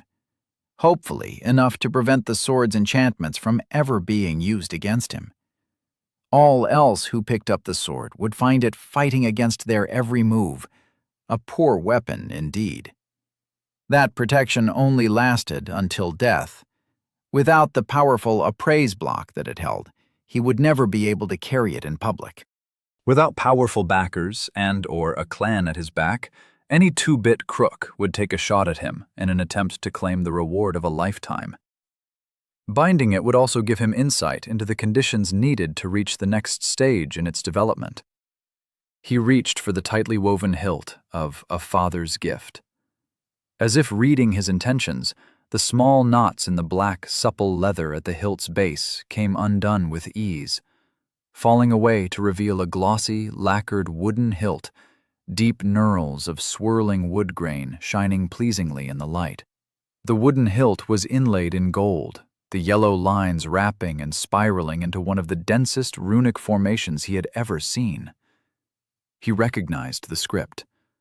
Vaksanish, one of the handful of candidates for his experiments with body formations and imbuement. Complex, overly lengthy, and with an outright contradictory syntax filled with counter-arguments and superseding clauses, it was a nightmare to use correctly. It was also amazing for complex, highly variable effects, like a soul-binding formation, or to link binding sigils to runic hymns that used two different scripts. The binding keystone of the formation was a dense knot of twisting and interwoven lines of runes. To interface the blade and bind it to his soul, he would need to direct his mana there. The process was relatively simple, but not easy. Much like how he had suffused his eyes with mana in order to develop appraise and inspect, Caius would need to spin a thread of mana from his center. There were two complications, both of which would make it far more difficult than his earlier, easier, application of internal resource control. First, he would have to make the mana cross the external barrier of his body to brush up directly against the sigil. Much like the barrier between his soul space and physical space, the jump up in control required was significant. If he had mana manipulation, it would be much more straightforward. Alas, he did not, and waiting until he did would serve him no benefit. The other main difficulty would be in spinning out a thread of soul fire to infuse his mana pool. After all, the sword needed to bind itself to his soul, not to his mana. The resource would simply be acting as a conduit. Normally, there was no benefit to soul infusion. You only risked opening an easy path to your most vulnerable center for no appreciable benefit. In this case, that easy path was exactly his goal. Caius took a deep breath. His hand closed around the hilt of his sword, feeling the cool touch of the runic gold inlay standing out from the surrounding glossy wood. He closed his eyes, falling into his visualization of his center. Now that he had mental visualization, everything seemed sharper, less ethereal, more concrete. He reached for his soul, fire writhing out with the lightest touch. It was easier. He hadn't expected that. An unintended but very welcome side effect of his most recent skill. Pulling on the thread, Caius encouraged it to connect to the nebulous blue cloud of his mana. It didn't quite snap into place like it had with his skill. He had to focus to keep it flowing there, drifting in the blue gas like some wind-caught streamer. He encouraged his soul to flare, a great outpouring of his very essence flowing through his conduit to color the blue with a radiant, ghostly tinge. Sweat dripped from his brow. Even with the assistance of mental visualization, it was far harder than he expected. the exertion of directly expending some of his soul weighing heavily on every aspect of his being. His head throbbed, bones ached, muscles wilted. He'd have to move quickly. He wasn't quite sure if this was healthy. Ding! Mental visualization has reached level 4. His father hadn't told him of any risks surrounding this niche skill, but he doubted the man had ever seen it used by someone so early. Every other use he knew of for soul infusion, hell, even binding an artifact, was almost entirely the purview of the high-leveled. Binding, class evolution, grand rituals.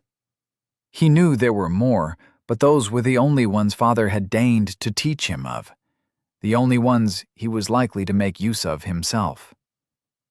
Leveling strengthened the soul. Without that reinforcement, he might injure himself. Certainly, he had never been told of it feeling like his very essence was being depleted. He had to hurry. Hearing a deep rumble from somewhere behind him, Caius ignored the distraction and pushed on. Reaching for the mana next, he quickly yanked a thread past the outer barrier of his soul space. He traced it through his body, running parallel to nerves and vessels. Ding! Mental visualization has reached level 5. He felt so heavy. Caius wasn't sure if he had the mental focus to keep control of his mana outside of his body. A different tactic was required. Force. The resource flooded his hands. Grunting in strain, he locked down his skin, forcing his mana to flood the area, saturating it like he had done to his eyes. Once full, he was forced to bear down on the barrier he had created, mana attempting to push its way free. He didn't let it. The pressure built. Tingling grew in his hand, quickly rising to feel like stabbing needles in his skin. He bit down on his lip, tasting iron. Just a bit more. He only needed a bit more. Health left his soul, rushing to heal his hand as tiny droplets of blood welled up from his pores. The mana was too much, breaking down his flesh. His skin started to split, drenching the handle of his blade in a slick crimson wash. Something bumped him. He growled in frustration. He had to do this. Now! He released his mental grip, creating a hole in the barrier he had made around his hand.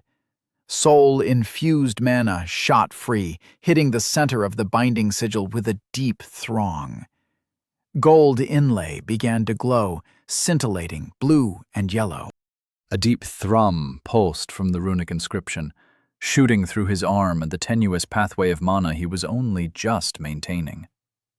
The load of the soul-binding array was too much, threatening to overwhelm him and burst the delicate thread of mana. Ding! Mental visualization has reached level 6. Instant relief. He redoubled his focus, bearing his mind down on the vacuous power that provided the spell with a direct route to his soul. The connection flared. The sigil on a father's gift burned with heat and light. Caius's soul shook as something sampled his essence, stealing some away to be mingled and replaced with the qualia of another. A second parcel of quintessence shot away, chasing back down his forged highway to flood into his blade. An instant later, he felt a deep thrum resonate through him. It was done. He sagged in relief. Letting soulfire snap back from his mana pool, the pathway he had forged through his body dissipating. Ding! A father's gift, Growth Longsword, has been bound. Caius slumped. He felt like he had run a marathon while testing for a civic exam. Every scrap of him felt wrung out, drained, and used. An all-consuming exhaustion. Something butted up against his face again. Something cold and wet, accompanied by a high-pitched whine. He looked up blearily, finding Porkchop hoving right next to him with a very concerned expression on his face. "Oh, hey, Porkchop. Probably should have warned you," he murmured, weakly patting his friend's snout. Caius! Porkchop nipped him on the ear. What was that? No killing yourself for loot! Soul is precious! Caius's mind chugged, struggling to process his friend's words. His brows furrowed. "How did you know I used my soul?" Greater beast, I can see power, which is unimportant. What you did could have killed you. "It's fine," he waved Porkchop off. "I had too. I just need a bit of rest. Besides, it worked. I bound my sword." Porkchop huffed, wandering away from him. Hey! Caius called out. "Where are you going?" To get your bag, Porkchop huffed. You need water. "Thanks," Caius called after Porkchop's retreating form, feeling a little guilty that he had worried him. He turned back to the sword still in his lap.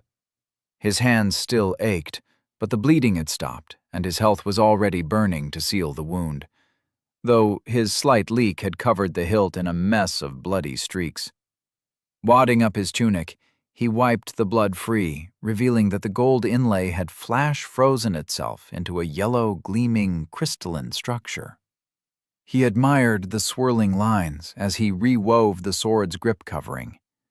The new connection that he had forged with the weapon seemed to tug at him, much like when he had a waiting status notification. He gave it his attention, a new screen popping into existence in front of his eyes. Bound artifacts. A father's gift. Common growth longsword awakening conditions. Gain a class, 0/1. Acquire suitable materials, 0/3. Forge a link, 0/1. Caius sighed as he read the requirements. They were so vague, though he assumed that awakening was how the blade would grow in strength. At least in rumors and legends, the materials used to fuel an artifact's growth had an incredible effect on the way it developed. He just hoped he would get some kind of indication if a material was suitable. He couldn't exactly go around to smiths and ask if they had any metals for a growth item. At best, he'd get laughed out of the shop, if not abducted wholesale. Porkchop came back, the carry loop of his bag securely held in his mouth. His friend dropped his back at his feet with a grumble before settling back down on his haunches.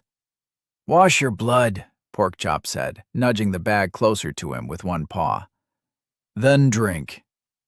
Caius gave a slight smile at Porkchop's concern. "All right.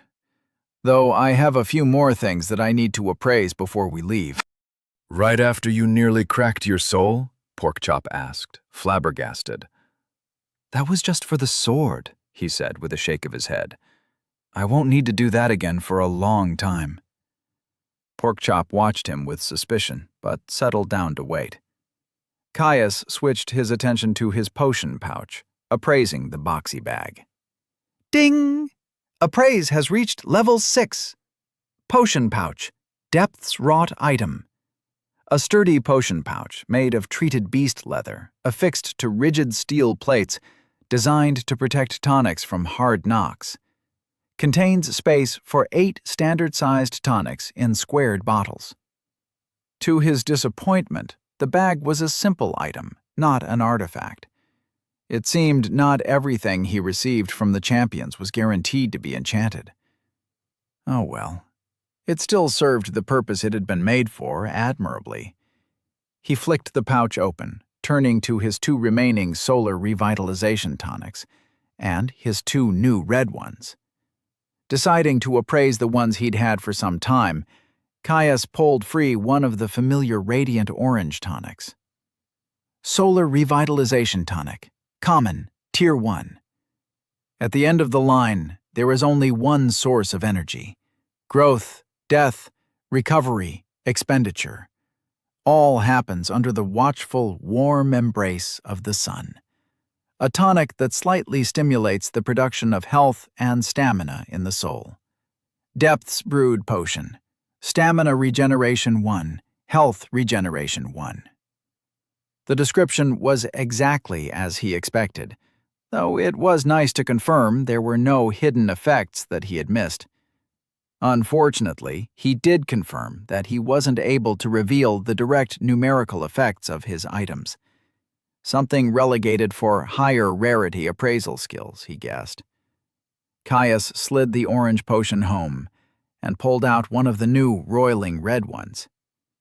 Psychopathic Assault Tonic. Common. Some things just need killin'. A tonic that amplifies aggression, focus, and mental resistance. Moderately boosts strength with no impact on stamina. Depths Brewed Potion. Psycho Killer 1. Strength Boost 1.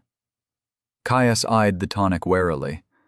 A moderate boost to strength was no small gain. With his current cap of 20, he was nearly half again as strong as he would be without the system's assistance. Anything that allowed him to push that further was not something he should turn his nose at. And yet, increased aggression? That would be a double-edged sword. Still, he was confused. It surely clashed with the increased mental resistance. Usually, mental resistance was used to ward off the deleterious effects of berserker-style boosts at the very least.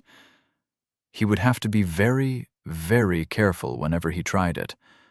It would, no doubt, be potent, but if he lost sight of his own sense of safety, it would be worse than useless. Slotting the potion back in his pouch, Caius buckled it closed with a click. "Well, my friend," Caius turned to Porkchop, "I think I am done here." Yay! Back home?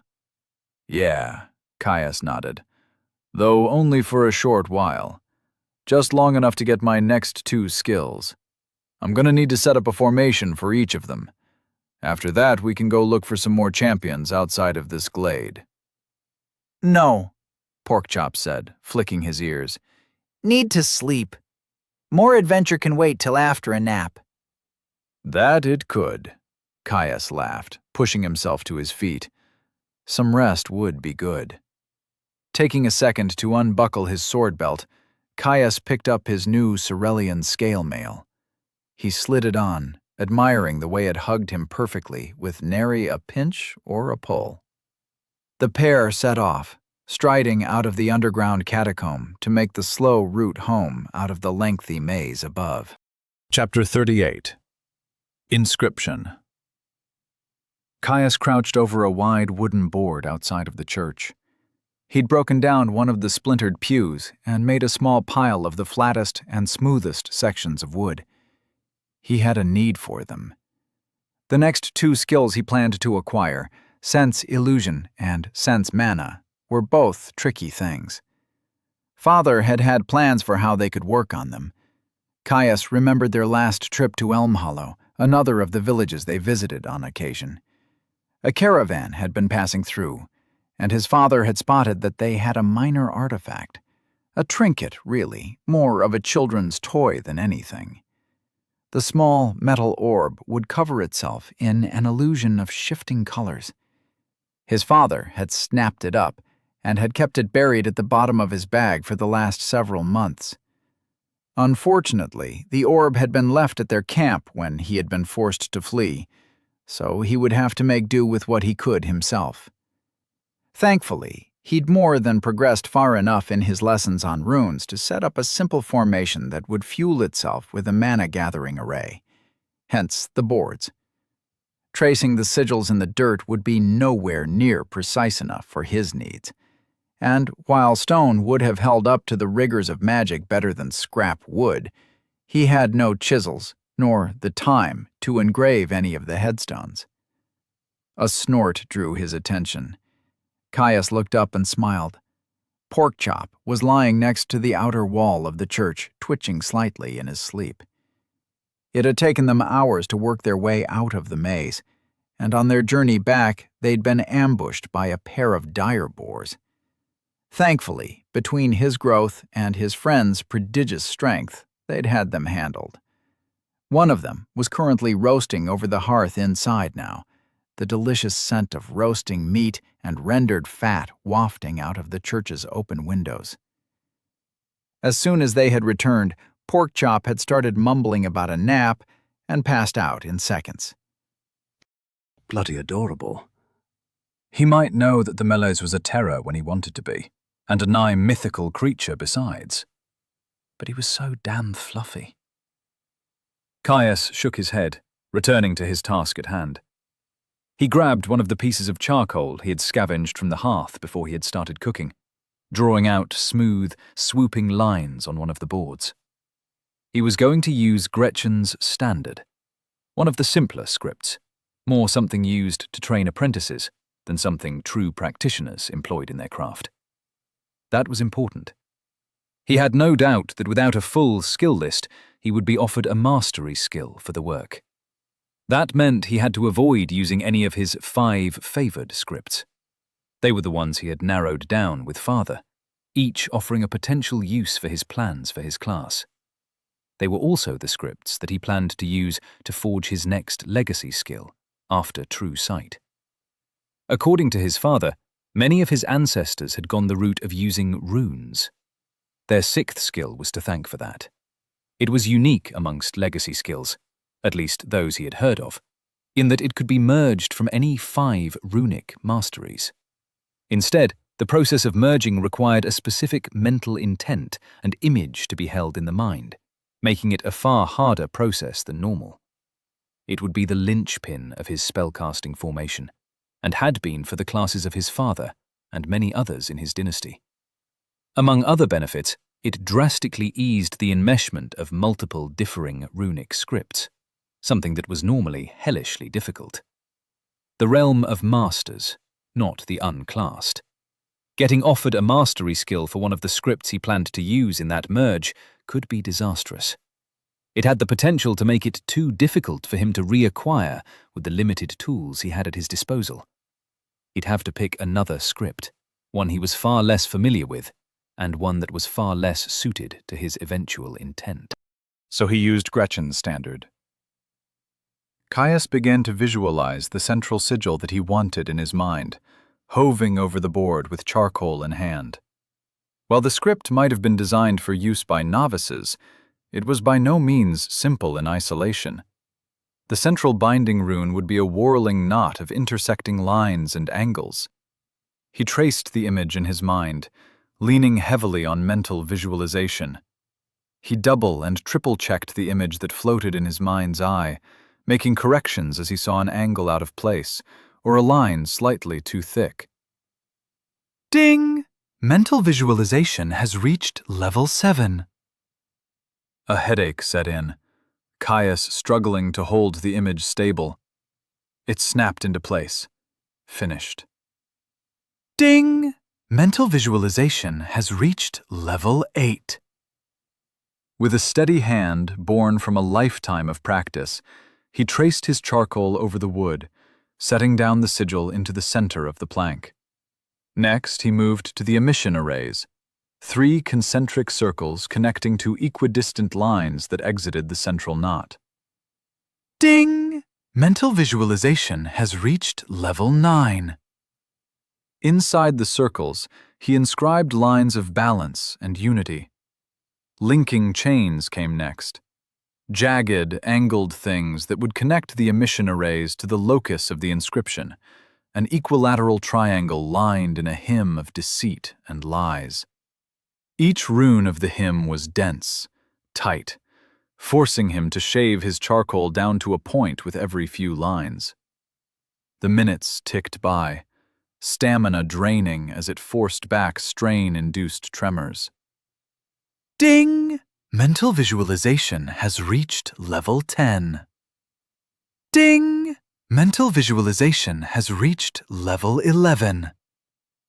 More than once he smudged a line, wooden refuse and charcoal making poor materials for the deft work of runic inscription. Biting down frustration, he simply reached for a rag, wetting the cloth and wiping away the whole rune. Restarting a line would have left minute discrepancies in thickness, something that would reduce the lifespan of the array. It was already a hack job. He'd be lucky if it lasted long enough for him to get his skill. It had to be as perfect as he could make it. Ding! Mental visualization has reached level 12. Caius moved to the final set of runes he needed for the glyph, a shaping array to influence what his sigil actually did. He scribed another line of hymns, this time on the interior of the triangle that surrounded the formation. These would serve to hold the illusion mana in stasis. If he did it well enough, it should project an illusory orb a handspan above the binding rune. Ding! Mental visualization has reached level 13. Biting his lip, he traced the last line. He was done. Now he only had to see if it worked. The array should, if he had inscribed it with enough accuracy, pull mana from the air to charge the effect. With the density in the depths, it should only take 15 minutes. Caius fell back onto the grass behind him, his hand aching and his head throbbing. It had been a nerve-wracking experience. Without his father yelling at him every time he made a mistake, there had been a few times he had second-guessed himself. But he was done, and he'd know if he was successful soon enough. Ding! General skill available. Would you like to learn Rune Mastery, Gretchen's Standard, Uncommon? Ding! General skill available. Would you like to learn Steady Hand, Common? He dismissed the notification, rejecting the skills. While he waited for the sigil to activate, Caius rested, recovering his mental focus for when he would have to once again suffuse his eyes with mana. As he watched his jury-rigged illusion generator, the charcoal lines he had drawn seemed to flare. Black dust sank into the wood, leaving what looked closer to a series of ink lines on paper than a rough sketch. He sighed in relief. The mana was flowing through, binding the formation to the material of the board. To save on complexity, something his chosen script was notoriously bad at, he hadn't put in any control or contingency runes. Once it started generating the illusion, it would keep running until it burned itself out. Random wood was bound to be a poor conductor of mana, and as more flowed through his written circuits, it would accumulate damage. Eventually, the array would collapse, and if he hadn't gained his skill by then, he would need to repeat the process. A haze in the air started to rise from his array. Caius narrowed his eyes. It was a sign of poor efficiency. He'd done a truly shit job if it was bad enough that the rising mana levels were contained poorly enough to be visible to the naked eye.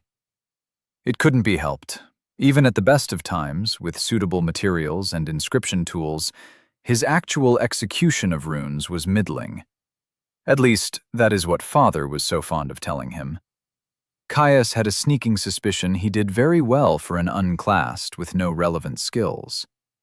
The fact that the rune held together at all when it was simple, rough charcoal on wood was nothing short of a miracle. It did, however, mean that the inscription was close to having pulled enough mana to activate. He needed to infuse his eyes now. No way was he wasting whatever precious time he would have with the illusion generator. He threaded the mana out from his soul quickly, the task coming easier after having done it so often in the last day. The energy saturated his eyes, held in pace with a firm mental grip. His eyes teared up, caustic mana sending needle-fine points spearing into his delicate orbits. Yet the mental strain of holding the volatile resource under pressure had lessened. There was no headache. Ding! Intelligence has reached level 14. A subtle pop echoed out from his inscription. Above it, a cream-colored orb snapped into existence, roughly the size of his fist. It seemed as solid and substantial as the wood it floated over. The soft blue light of the cavern washed over it, shading its underside and washing its top in a cerulean hue. It worked. The orb flickered, growing insubstantial, ghostly, no longer affected by the light, losing shade and blue tones, making it look flat and two-dimensional. Maybe not perfectly, but it worked. The inconsistent activation might even work in his favor. If it was visibly illusory, even if only for a moment, there was a likely chance of one of two things happening. Either there was a problem with one of his linking runes, and the array was spiking in resistance, choking the illusion of the necessary mana it needed to sustain itself. On the other hand, those same runes could have an entirely different problem. They could be ramping in resistance and resetting when the flow dropped too low to sustain a continuous throughput. That would mean a smooth ramp in intensity, perfect for training sense illusion. He had to hurry. Caius held his mana stable in his eyes, staring at the illusory orb in an effort to find any inconsistency. Its ghostly flicker aided him, his eyes quickly picking up the slightest ripple, barely a moment after it snapped back to physical substantivity. Ding! General skill available. Would you like to learn Sense Illusion, Rare? Caius accepted the skill immediately, avoiding taking a look at its description in favor of staring intently at his illusion generator. With his skill acquired, he released his grip on the mana in his eyes, letting it dissipate.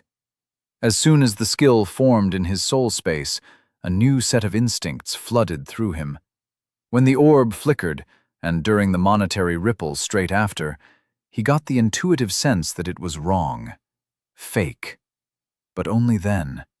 The rest of the time, the orb looked as real and physical as it had since it had first popped into existence. He watched. There, right after the ripple, the colors weren't quite right. Too inconsistent. Ding! Sense Illusion has reached level 2. The linking runes were acting as a variable mana gate. Sheer dumb luck and poor execution had worked in his favor. Caius grinned. Shadows shifted on the orb, just barely inconsistent with the oddly flat lighting from above. Ding! Sense Illusion has reached level 3. This was perfect. He was worried he was going to have to make a dozen of these arrays. If it managed to hold out for the rest of the hour, he just might be able to cap the skill. Caius watched the slowly flickering orb like a hawk, discrepancies and telltale giveaways growing by the minute. Ding! Sense Illusion has reached level 11. Smoke wafted up from the scrap piece of pew, the hovering illusion of the cream orb winking out of existence. The illusion array burnt itself out. Caius sighed. In the end, it had lasted the full hour, but his estimation of how quickly sense illusion would grow had been off. He'd need to make some more formations to cap it off. Then he could move on to sense mana. Thankfully, the array he needed for that skill would be a little simpler. Just a mana condenser and emitter without any shaping formations. But first, he had some skills to look at. A shiver of anticipation crawled up his spine. It was always so exciting looking at new skills. He'd grown to crave it. Another slight benefit to his legacy skills, he got to see a whole lot more of them than most. He pulled up the description of Appraise. Appraise, level 8 rare. Every object has a history, a use, and a story. Know these, and their true purpose is revealed. Skill that enables slight insight into the status of items and artifacts. Higher rarity and more powerful items are more difficult to appraise. Enchantments and skills can block this insight. Each level slightly increases the skill's ability to overcome insight blocking effects. Caius nodded to himself. He had known that higher rarities could resist appraisal, but it was good to see it all laid out for him. He was pleased with his growth. Both Appraise and Inspect were notoriously easy skills to level, as one could simply use them on any non-living or living object that they passed by. As he and Porkchop had made their way back from the center of the glade, he'd practically appraised every third flagstone. It was boring work, but important. Inspect had skyrocketed in comparison, having reached level 16 thanks to his inspection of the many trees in the glade. It was something that would level in the background, but it was important he merged the skills as soon as possible so that he could acquire the last skill he needed for true sight. He moved on to his most recent skill, Sense Illusion, Level 11. Rare. Reality can be obscured. Facts can be hidden. Lies are prevalent. A proper seeker of wisdom observes not the falsity, but the cracks through which the truth shines through. Skill that aids the user in seeing the truth behind illusion and mirage effects. Level disparity, skill level, mana investment, and illusion quality can block this insight. Each level slightly increases the skill's ability to overcome insight-blocking effects. Caius dismissed the notification. He was glad to finally have acquired it. Illusion effects grew more common as one descended the depths, and it was not unheard of for careless delvers to fall prey to cloaked traps and camouflaged ambush predators. Looking back to the messy stack of wooden boards he had secured for himself, Caius forced himself to suppress a groan. He didn't want to wake Porkchop after all. He'd finish leveling sense illusion, work on sense mana, and then he could rest. Chapter 39. Mistakes were made. Caius gasped in relief, rubbing his eyes. He'd been staring at floating illusions for hours, long enough that Porkchop had woken from his nap and was now watching him curiously from the church. His friend had seemed fascinated with the process of scrawling runes and the resulting effects they produced. At least, he had the first few times. Caius sent a contemptuous scowl to the charred pile of boards that had been collecting behind him. At first, it had been enough to simply make more arrays to generate floating orbs. Eventually, that stopped pressuring his skill, and he had to take far more time on the array, making it, and by extension the illusion, as perfect as possible. On rough wood, with a stick of charcoal. It was enough to make him tear his hair out. If that wasn't enough, eventually, even a perfect floating orb wasn't enough. Too simplistic, too flat. He'd had to start adding complexity to the shaping arrays, giving the orb variation in color and texture, making it respond superficially to touch and movement, adding better light scattering. Tasks that Gretchen's standard was not well suited for. By the end, he'd had to reinscribe his final array 4 times. 4 times. Rising from his comfortable seat, Caius lunged into a deep stretch, working out the kinks he had developed after sitting over-hunched for so long. Walking over to Porkchop, he grabbed one of his water skins and slumped down, leaning heavily into the warm softness of his friend's side. "Going well?" Porkchop asked, chest rising in a series of quick chuffs. Bastard was laughing at him. He let out an unintelligible grumble.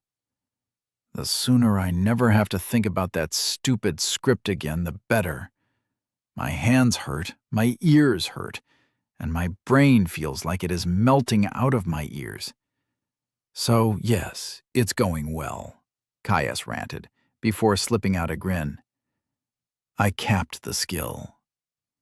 Porkchop simply rumbled, amusement still flowing across their link. I should get back to it, Caius sighed. I've only got sense mana now. The inscriptions for that should be a lot simpler. Pulling himself up to his feet, Caius wandered back to his waiting pile of wooden planks. He pulled one free, letting it fall to the ground with a clatter. Taking a seat in front of it, he began tracing the lines of his next array. He'd told the truth when he'd mentioned to Porkchop that the array he needed was much simpler. It was also firmly in the wheelhouse of the simplistic arrays that Gretchen's standard was designed for. Flowing lines, geometric shapes, and whirling passages of runic hymns materialized in his mind's eye. He held the image, searching for mistakes and imperfections. It was about half the size of the array he had used for sense illusion. He'd been able to completely rip out the shaping array, and most of the binding ones too. Just the central sigil and some tertiary directing runes remained. Stripped down, it was really just a gathering array, a few conduits, an emitter, and the binding. Ding! Mental visualization has reached level 18. Good, Caius thought to himself. He should be able to finish the skill before he was done as well. He sharpened his charcoal with his hunting knife, placing the rudimentary writing implement down onto the wood, and began to inscribe his array. 10 minutes and a handful of corrections later, and he watched the array activate, sinking deep into the wood. Focus dived inwards, forcing mana to flood into his eyes. He reached saturation just as the formation activated. It was far quicker than his earlier illusion array, only needing to condense the mana rather than transform it into a different form. Thick, hazy air rose up from the array, the mana dense enough to cause physical deformations. Ignoring his rising headache, he peered at intently, trying to reveal its secrets, to see the hidden world of magic that suffused and radiated through all of existence. Something sparked. A flash of color? Ding! General skill available. Would you like to learn Sense Mana, Rare? Letting out a whoop, Caius relaxed his hold on the mana in his eyes and accepted the skill. Instantly, the world was awash in a riot of colors. Ding! Sense Mana has reached level 2. A geyser of spiritual energies roared out of his array. Ding! Sense Mana has reached level 3. Blues, reds, and every other color morphing and changing in a violent current that surged upwards, splashing out and down from the cavern ceiling. Ding! Sense Mana has reached level 4. So bright it was almost blinding, a primal force of nature. Ding! Sense Mana has reached level 5. His array vacuumed at the surrounding energies, siphoning great clouds. Ding! Sense Mana has reached level 6. The mana seemed to scream in rage at their confinement, elemental aspects fighting to diffuse themselves, to separate from their opposites. Ding! Sense Mana has reached level 7. Forced into close proximity. Ding! Sense Mana has reached level 8. The array started to whine. Ding! Sense Mana has reached level 9. Ding! Sense Mana has reached level 10. Ding! Sense Mana has reached level 11. Caius screamed at his body to move. He couldn't. Suck, staring blankly at the sheer presence of the mana. Ding!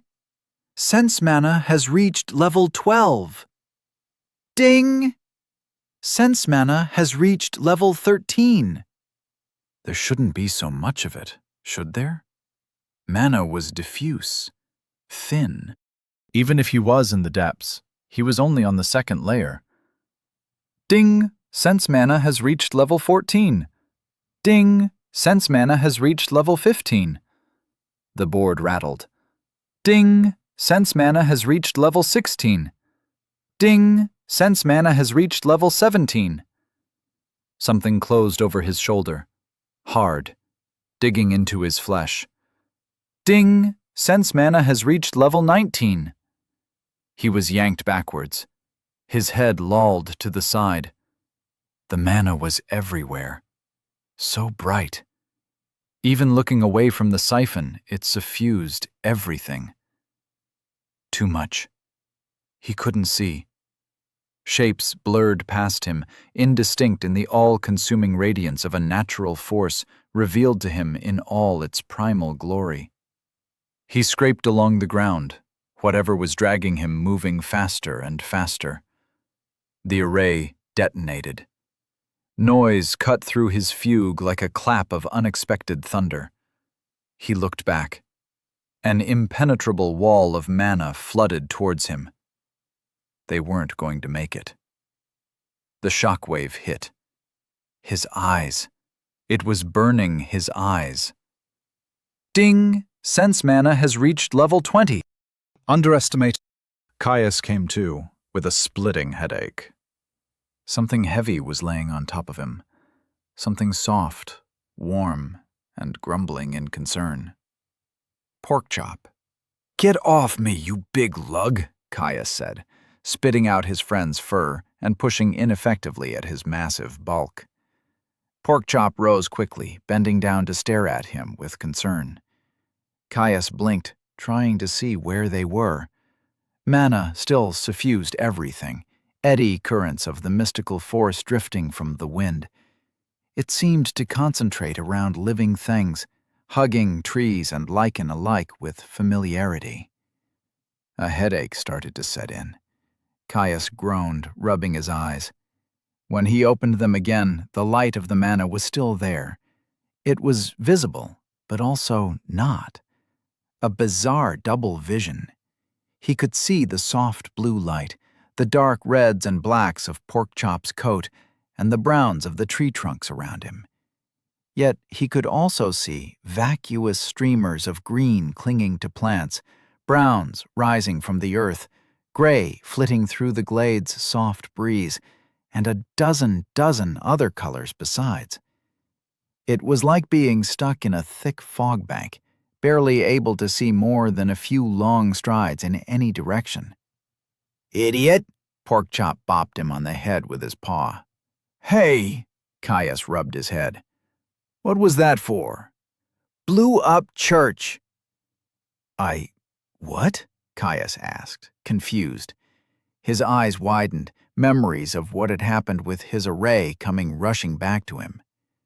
"Shit," he said. Looking around, Caius saw they were somewhere in the glade proper. It seemed Porkchop had pulled him to safety. He racked his brain, trying to figure out what the hells had happened. The formation shouldn't have detonated like that.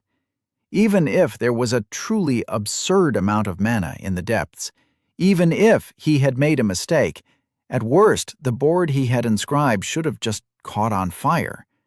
There was no way it could have handled that much throughput. Wait, he'd blown up the church? Porkchop. "What happened to the church?" he asked frantically, trying to ignore a ghostly double of mana that seemed superimposed on Porkchop's figure. Most of their gear and supplies had been inside. "It fell over!"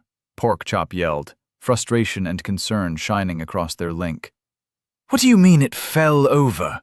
How bloody big was that explosion?" "You tell me, you did it!" "I don't know. That absolutely shouldn't have happened. Fuck, we have to check it out. Most of my gear is still there."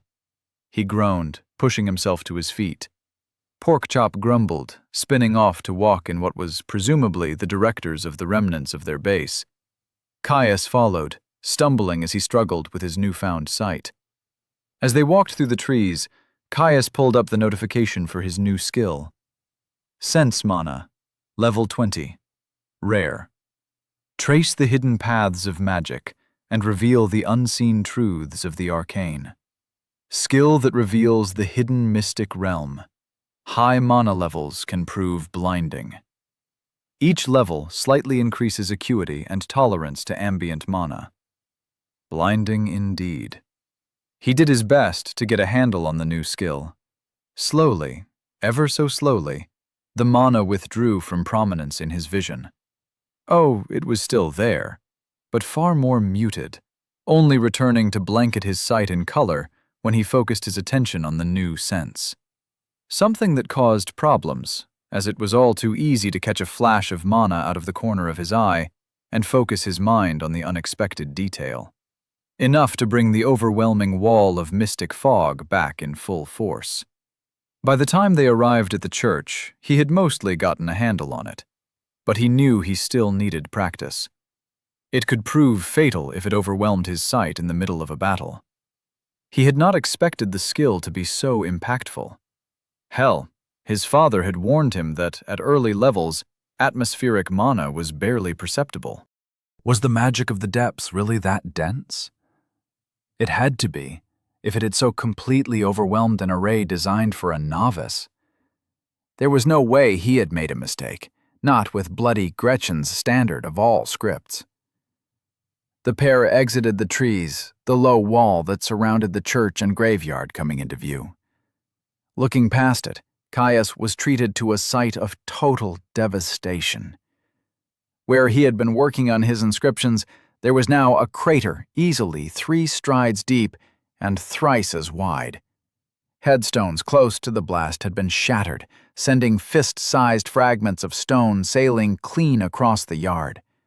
Those further away had been knocked flat, only those closest to the wall still standing strong. The church had gotten the worst of it. He'd only been a few long strides from it, after all. The blast had caved in the closest wall. Large masonry stones kicked inwards with concussive force. Dust and gravel coated everything. To make matters worse, the already dilapidated roof had totally collapsed. Caius let out a groan. That was a lot of digging they were going to have to do. He just hoped his new armor was all right. He'd left it on top of his pack. Thankfully, he had his sword on him. Even with how close he was to Porkchop, in the center of their claimed camp, he felt naked without it. It was the depths, after all. Who knew what could happen? Hells, you never knew when a runic array could explode your house. He scowled. Gods damn it. He stalked forwards. My bad, Porkchop. We better get digging. Idiot, Porkchop grunted. Not forgetting this. Caius grunted, pushing with his legs as he helped Porkchop roll away the last discarded piece of masonry that they needed to move to get access to their supplies. In all honesty, they'd gotten pretty lucky. The blast had utterly annihilated the dire boar they had been roasting over the fire, sending meat mush and hot coals throughout the building. It made for an interesting time picking their way through the building. Half his steps had sizzled the leather of his boots, and the others had squelched uncomfortably. Thankfully, when he had been preparing materials for his inscriptions, he had already carted the vast majority of the wooden furniture out of the building. Nothing had caught fire. His pack, his armor, and their emergency supplies of jerky had escaped intact. Mostly. One of his water skins had been ruptured, shredded as a high-speed stone shard tore straight through it. Thank God for his father's insistence on backups. "Where next?" Porkchop asked as Caius tightened the last of the buckles on his scale mail. "Leave the glade, I guess. I don't fancy camping without solid walls. Too much risk of roaming beasts. We could try the Hunter's Lodge, but there are a lot of undead bodies there. It smells foul." "Don't blow up the house next time, then," Porkchop teased him. Yeah. I think I've got an idea of where we should go, though. One of the tunnels out of here looked pretty different. Some sort of mine shaft. "Good as any. Hopefully there will be more champions. The Tomblord was fun," Porkchop said, shaking his body in excitement of a prospective fight. Caius agreed. He'd spent enough time in this glade. As magical as it was, he'd taken out all of the champions that could be found in it. It was time to go. He was tantalizingly close to unlocking his next legacy skill, and he had yet to find anything that was as good at helping him level his skills than a good fight. Plus, the powerful loot they offered was an edge too useful to ignore. And maybe, if he kept pushing himself, he might be able to learn more about what it meant to be observed. Chapter 40. Learning More. Caius trudged through a cave of shattered rock and spearing roots, Porkchop following close behind. It was dark, far darker than the grove had been. The cave moss that had provided them comforting light had grown sparse as they pushed deeper into the tunnels, leaving just enough light for him to use low-light vision to see by. They'd left the grove weeks ago, pushing deep into the many twisting tunnels that had splintered off from the oversized cavern. The mine shaft that had caught Caius's attention turned out to be a dead end. All they'd found had been undead miners, rockfall traps, and a small pouch of depths coin sitting on a plinth at the end. The gold coin had been nice, but it had been annoying to have to turn back so quickly. In their downtime, he'd spent some time trying to recreate the inadvertent bomb that had blown up their house. Unfortunately, much to his dismay, all he managed to do was create formations that burned themselves out. It seemed whatever had happened, it had been due to some distortion of his runes, thanks to working with charcoal and wood. He'd been expecting that. Even with the higher-than-expected mana density, it should have simply burnt itself out. In the end, his inability to recreate it was no great loss. He was leery of relying too heavily on environmental traps and fighting like a runewright.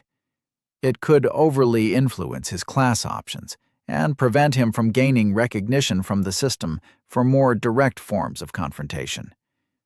Every now and again would be okay, but it wouldn't be too long until he could work on his spellcasting formation. He could be patient.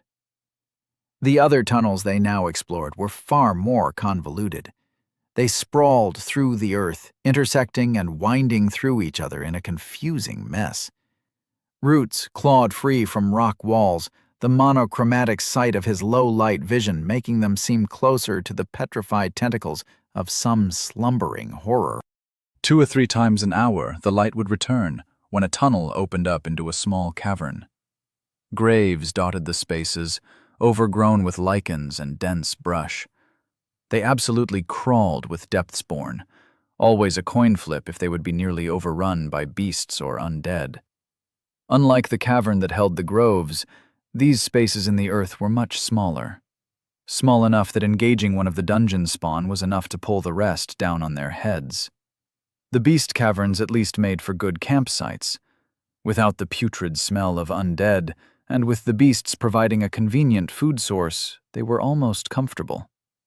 His armor had already shown its worth, deflecting claw and blade alike with ease. It dramatically increased the risks he could take in combat. Now he only had to worry about the slow attrition of his health as it expended to heal cracked bone and bruised flesh. Not that he was reckless. Well, not anymore. A careless brush with a shade wolf had left his arm shattered, his armor doing little to protect him from the raw power of its jaws. When they'd first entered the tunnels, Caius had been worried about straying too far from the glade, concerned about their supplies of water. Thankfully, the caverns contained a source often enough that they hadn't had to attempt a retreat for supplies. Whatever intelligence controlled the great depths, it seemed to disdain deaths as mundane as thirst and starvation. In the tunnels themselves, traps had become ubiquitous. Blanketing carpets of poisonous puffballs, ambush predators, rockfall traps, and more were scattered through the gloomy corridors. Most were natural hazards, but not all. They promised death to the unwary, slowing their exploration to a crawl. At the very least, it had been fantastic for Caius's skill growth. Low-light vision had capped itself a few hours ago, his range of vision increasing to a full 50 paces or more. Not that he got the most use out of it in the tight confines. He had similarly managed to finish Inspect during one of their cavern skirmishes, now able to reliably identify all of the depthsborn they came across. Appraise, Adamant Body, and Explorer's Toolkit had all seen their own growth, with the first skill comfortably butting up against the cap. Caius pulled up his status to check the changes. Status. Name, Caius. Dynasty, Unterstern. Age, 18.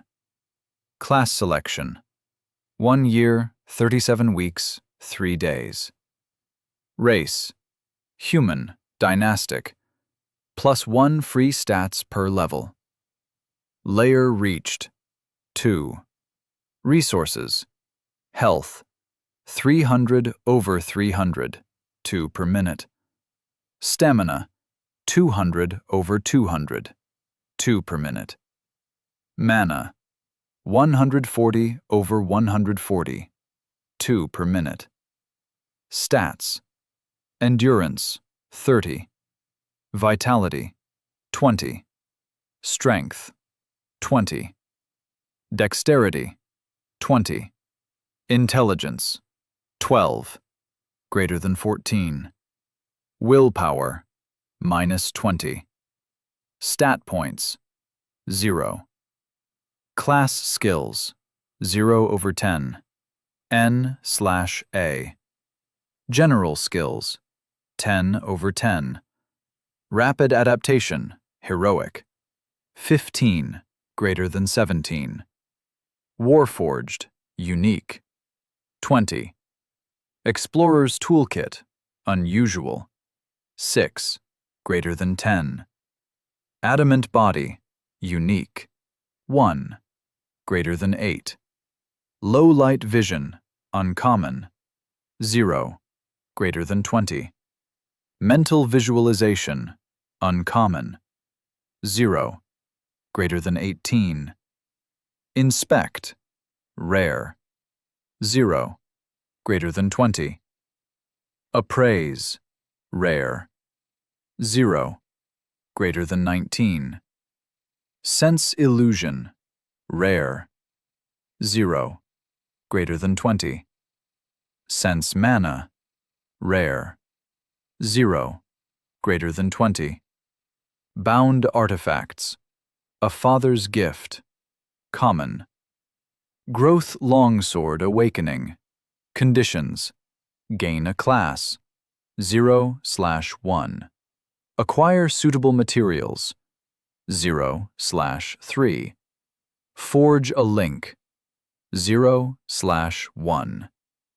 Explorer's toolkit yanked on his attention, drawing his gaze away from the system screen to focus him on the tunnel wall. Something hung there. A wire, thin enough he would have missed it if he hadn't already known to look. Wait, Caius said. Trap. Porkchop halted behind him. Advancing slowly, Caius kept a firm hand on the hilt of his sword. It wouldn't be the first time a trap had turned out to be an ambush predator lying in wait. Scanning the cavern wall that had filled him with unease, Caius spotted a series of carved, square holes recessed into the wall. Positioned at hip height, with a small, barely visible thread cutting across the length of the cavern. He drew his sword, cutting through the tripwire in one clean stroke. Sharpened metal-capped spikes shot out of the holes with a thunk, speeding past his chest. They clattered against the far wall, enough force behind them to kick up dust as they pulverized stone. The wooden hafts of the spears shattered as the mechanism of the trap continued to try to force them outwards. Behind him, Porkchop yelped. Caius eyed the trap with a cocked brow. That one was nasty. It was possible they might have failed to pierce his armor, but that was not at all a given, considering they had crushed stone. Even then, if he had gotten sandwiched between them and the tunnel wall, he would have shattered a hip at best. He appraised the trap. The sooner he could identify, the better. Spear trap. Depths-wrought trap. A trap utilizing kinetic enchantments to launch steel-tipped spears at terrifying speeds. Single use. We're good, Caius said. He moved to the spears, ramming them with his shoulder to break through their cracked hafts. Porkchop moved up behind him, keeping close. They fell back into a tense silence, prowling forward through the dark. Caius thought of his status as observed. He'd needed to know more. At first, he had been worried about talking to Porkchop about it. The myths surrounding those that held the system's interest were shadowy. Some lauding them as heroes, others the worst of villains. After hearing Porkchop talk about the burrow settlements that the greater Malays resided in, he knew they had their own culture. Crimes against nature were punishable by death, even by accident. Some of those crimes were arcane to him. Unintended maiming in a spar was fine, but a mistake on the hunt leading to the death of your fellow packmates meant your life was forfeit. They were brutal laws, cruel if looked at from the lens of man, yet Porkchop accepted them without question. It had worried him that being observed might be some sort of taboo. Like sharing the requirements of a legacy skill without the express permission of one of the matriarchs. Yet the more time they spent together, the more Porkchop started to question the rules of his burrow. Caius had spoken of his own life, of growing and training under the guidance of his father.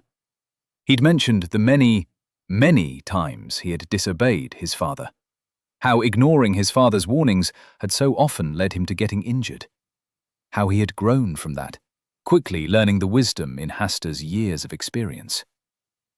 Porkchop had been appalled. Apparently, ignoring a burrow elder was a quick way to lose his head. Though secretly, Caius did think his friend had been a little bit of a hypocrite. After all, at the first opportunity he had gotten, Porkchop had crossed the mountain range that separated the deep sea, something he had been explicitly warned off. That had been the start of his friend questioning the value of tradition. Oh, often Porkchop still saw the wisdom in it, as did he. But now, Caius could see him questioning, evaluating if the purpose behind the rule actually served him. It made Caius feel like he could finally ask his friend about being observed. He had to know. And the matriarchs seemed to share all sorts of knowledge with their burrows that wider society would consider a closely guarded secret. It still made him nervous. Chewing on his lip, Caius fought to suppress the bubbling anxiety that lay heavily in the pit of his stomach. "Hey, Porkchop," Caius said, shoving his uncertainty deep. "Yeah?" his friend called from behind him. "Did the matriarchs ever tell you any stories about those observed by the system?" "Ooh," Porkchop hummed. "Those are my favorite."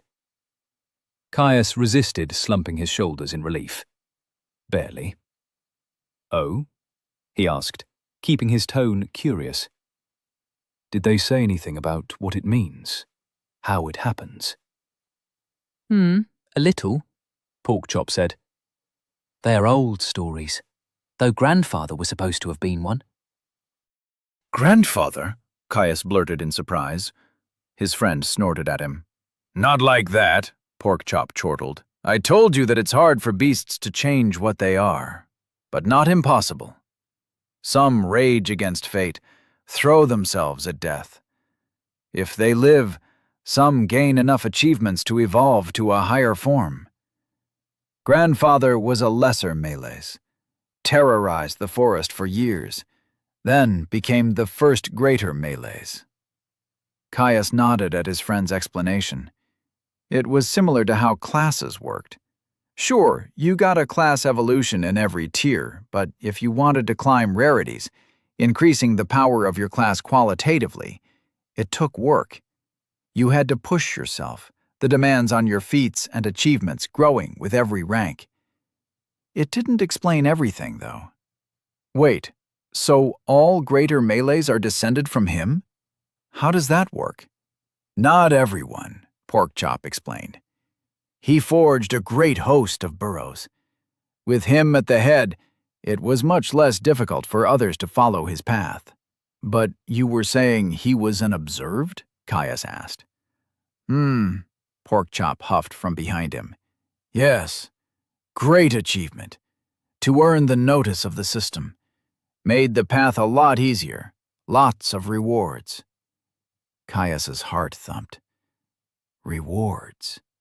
He had been unsure if there would be any concrete benefits. He had to know more. It was now or never. What if, Caius said, his voice shaky. What if I was observed, I mean? Caius stopped hearing Porkchop's steady footsteps behind him. Turning around, he found his friend had stopped dead. What? Well, Caius scratched his head. Before you fell into the depths and I found you, I stumbled across a natural treasure and... What? Porkchop's mental voice rose, causing Caius to wince as his head throbbed. And I ate it. The system said that consuming one made me worthy of observation? Caius's voice trailed off as his friend stared at him mutely.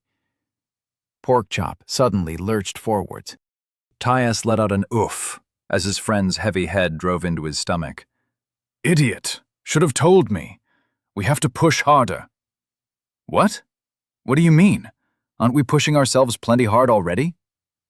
Nothing but old stories, Porkchop grumbled. But being observed only happens if you do something you shouldn't be able to. Hard or unlikely, doesn't matter. Do more, the system rewards you. Don't know much more. The stories are always vague. Porkchop pushed past him, trotting off into the dark of the cavern. Come! More champions are our best bet. Caius smiled as he raced to catch up to his friend. Excitement or no, he couldn't let Porkchop take the lead. No point letting him break a leg on a missed trap. He thanked the gods that being unobserved had gone down well. Any fear he felt of his friend treating him any differently had vanished in the sheer excitement Porkchop showed for him. He couldn't help but feel the same. Learning that the system's attention might come with rewards, it filled him with a fire. Every scrap of growth they could eke out before facing the Guardian was vital. They were meant to be faced with full teams of experienced delvers, ones who could cover each other's backs and weaknesses. Killing one as a freshly classed man and matured beast was a tall order. An idea began to percolate in Caius's mind, a reckless one. The height of stupidity if he was honest with himself, yet the allure it held was undeniable. What if, once he had all of his legacy skills, once he had grown his hoard of champion-defended artifacts, he was strong? If they did manage to earn whatever rewards the system deigned to give them, would it be enough? What if they could escape before he got his class? What would that do for the strength of his class? What sort of reward would the system give him for doing the impossible? Chapter 41. Hanging Lanterns. Yellow light spilled out from around a bend in the tunnel ahead. It was a welcome reprieve from the washed-out drudgery that was low-light vision. It also meant a cavern, and he had yet to see one that hadn't been swarming with depthsborn. He placed his hand on a father's gift, feeling the supple leather of its grip. "Something's up ahead," Caius called back to Porkchop. He got a growl of acknowledgement in response. He knew there was no way his friend had missed the light, but he was the vanguard. Calling out potential threats was his duty, and one that had stopped them from being caught flat-footed more than once. They crept forward, alert and ready for hostile depthsborn to bear down on them at any moment. Caius rounded the bend, stopping fast. His sudden halt caused Porkchop to bump into his back. "What is it?" Porkchop asked, moving to his right to peer around him. "Another glade," Caius said softly, staring at the sight before him. Though much smaller in scale than the one they had left in the prior weeks, it was still a breathtaking sight to see so far beneath the earth. The cavern must have been an hour's walk across, with a ceiling that soared high above. Strange, impossibly thick vines snaked their way up the edges of the caverns, clawing their way up the almost impossibly tall walls. Great serpentine trunks spearing deep into the grass-covered loam below. They wove their way through stalactites, arching over the roof like the streamers he draped over rafters during a solstice celebration. Long, hanging tendrils hung from the great vines, their emerald lengths drifting in an unfelt breeze. Each was tipped by a strange, fluid-filled sac, almost like an overripe berry full of juice. The growths were the source of the soft yellow light that drenched the trees below. And the trees. They were so green, so blessedly green. Caius didn't realize how sick he had gotten of vegetation that glowed blue. Seeing the wash of normality splayed out in front of him brought it rushing back. Green was home. He'd spent his entire life in the sea, Even when he and Father had gone to visit the outlying villages, the trees had always been there. A wall of green and brown, barely a stone's throw from the settlement's borders. Comforting and secure. Before he had trapped himself down here in the depths, his 3-week trip to Deadacre had been the longest he had been separated from the forest. That had been radically uncomfortable. The rolling grass of the frontier left him feeling so exposed. It was so open. Gods, by the time they got back, all he wanted to do was give the nearest trunk a damn hug. At least, down here in the depths, he hadn't had to deal with the sheer openness of the frontier. Hells, the glade had done much to put him at ease. The burrows and trunks had been familiar. At least, familiar enough to provide some semblance of conference. But it was blue. Blue wasn't home. Green was. Sure, the trees were the wrong shape. Strange, droopy things with too large leaves. The arboreal sea also didn't have vines thicker than a century oak with glowing fruits either. But it was green. There was also the matter of the absolutely massive trunk that dominated the large copse. The rest of the trees were easily the size of a full-grown elm. The specimen at the center? Easily 4 times that height, its tallest reaches brushing up against the ends of the glowing tendrils that hung from the roof. They'd have to investigate that later. If there was one thing he had come to expect for the depths, was that it wasn't exactly subtle about where the greatest dangers waited, nor that they guarded the best rewards. Porkchop stood next to him, frozen at the sight. A moment later, his friend burst into motion, sprinting out of the tunnel. He hit the soft earth and grass that coated the cavern floor, blurring claws kicking up clumps of sod. "Shit," Caius thought. "Porkchop!" Caius yelled, running after his friend. "Wait, you idiot!" Porkchop leapt upwards, flying through the air like a heavy stone, to hit the grass with a thud. Caius came to a stop, watching as the exuberant greater beast rolled around on the grass, letting out happy chuffs every few seconds. "Grass! Green! I missed green!" Porkchop said, shoving his face and head into the ground. Caius laughed. A deep growl from the edge of the trees cut him off. Caius moved. Ripping his sword free from its sheath with a fluidity born from months of living under the threat of ambush, Porkchop sprung to his feet. Red and black fur stood on end, making the bear-sized melees look twice his usual size. His friend met the growl with a challenge of his own, a bassy roar echoing from deep within the melee's chest. Eyes scything across the tree line, Caius spotted the beast instantly. Cloaked in wiry brown fur, it was a stocky thing. It stood on its rear legs, leaning over to prop itself on long arms. Each limb was tipped by ochre-colored claws. They tapered to a wicked point, each one the length of one of his fingers. It was hideous. A naked face of thick leather draped loosely over prominent ridges of bone. Beady eyes rested over a flat nose, recessed deeply beneath its oversized brow. Reacting to Porkchop's roar, the creature hooted. Straightening itself on its rear legs, it smashed its fists into the ground over and over again, claws ripping deep into the earth. Caius shot off and inspect. Cavern Shambler, level 17, Depthsborn, Beast. "Just a beast," Caius called out to Porkchop. "But be careful of its claws, they look nasty." The shambler punched the ground for a final time and roared at them. It charged, throwing its hands into the ground ahead of it and swinging through its arms in a strange, lopping gait. Caius set off at a sprint, blade held at the ready. Porkchop was beside him, rumbling out a steady, low growl. They met it halfway, on the open field of grass that separated the tunnel they had left from the edge of the underground forest. It struck Caius first, one arm swinging wildly towards him with claws outstretched. He stepped around the blow, letting the claws skitter harmlessly off his scale mail. He cut. His longsword opened a long slash down the creature's side. It roared in agony, blood erupting from its wound. Flesh rippled, sealing the cut closed far faster than Caius expected.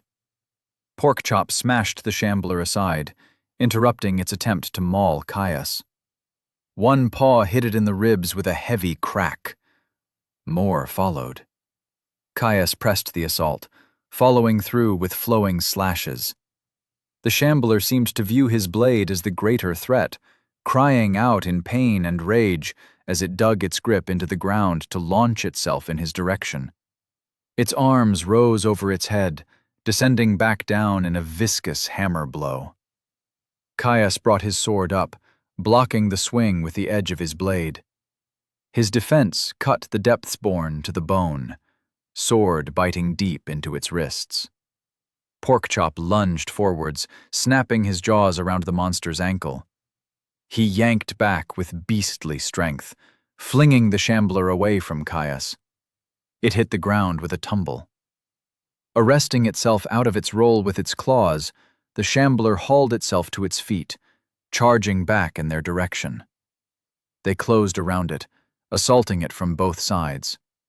Whenever the monster turned its focus to one of them, the other dove behind, assaulting it from the rear and splitting its attention.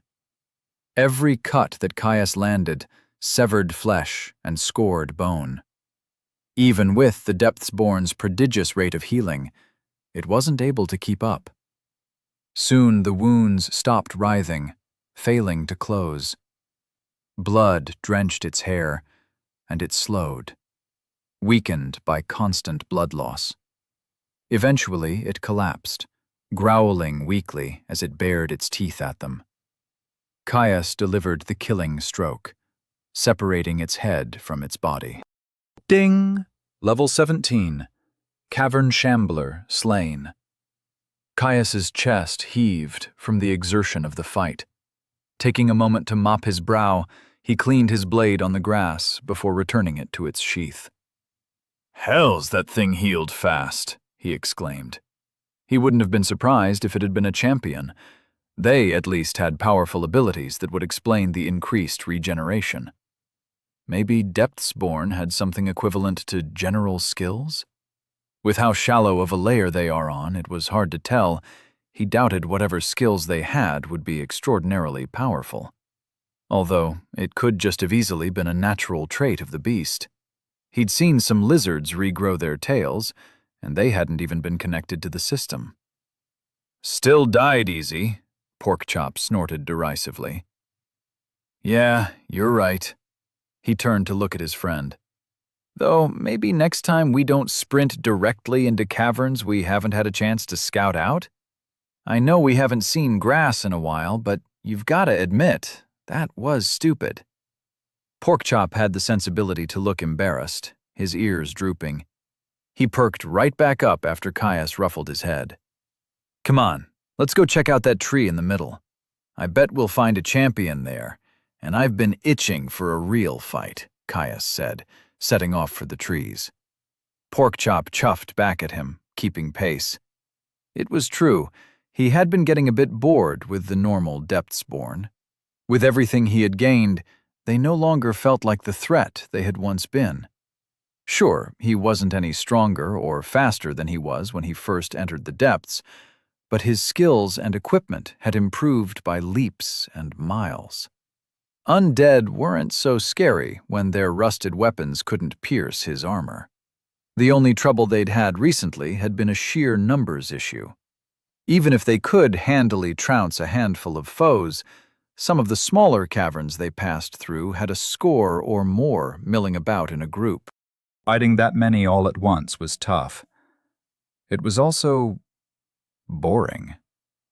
More a factor of covering each other and working against getting surrounded than any true test of skills. Not like the champions. They entered the trees.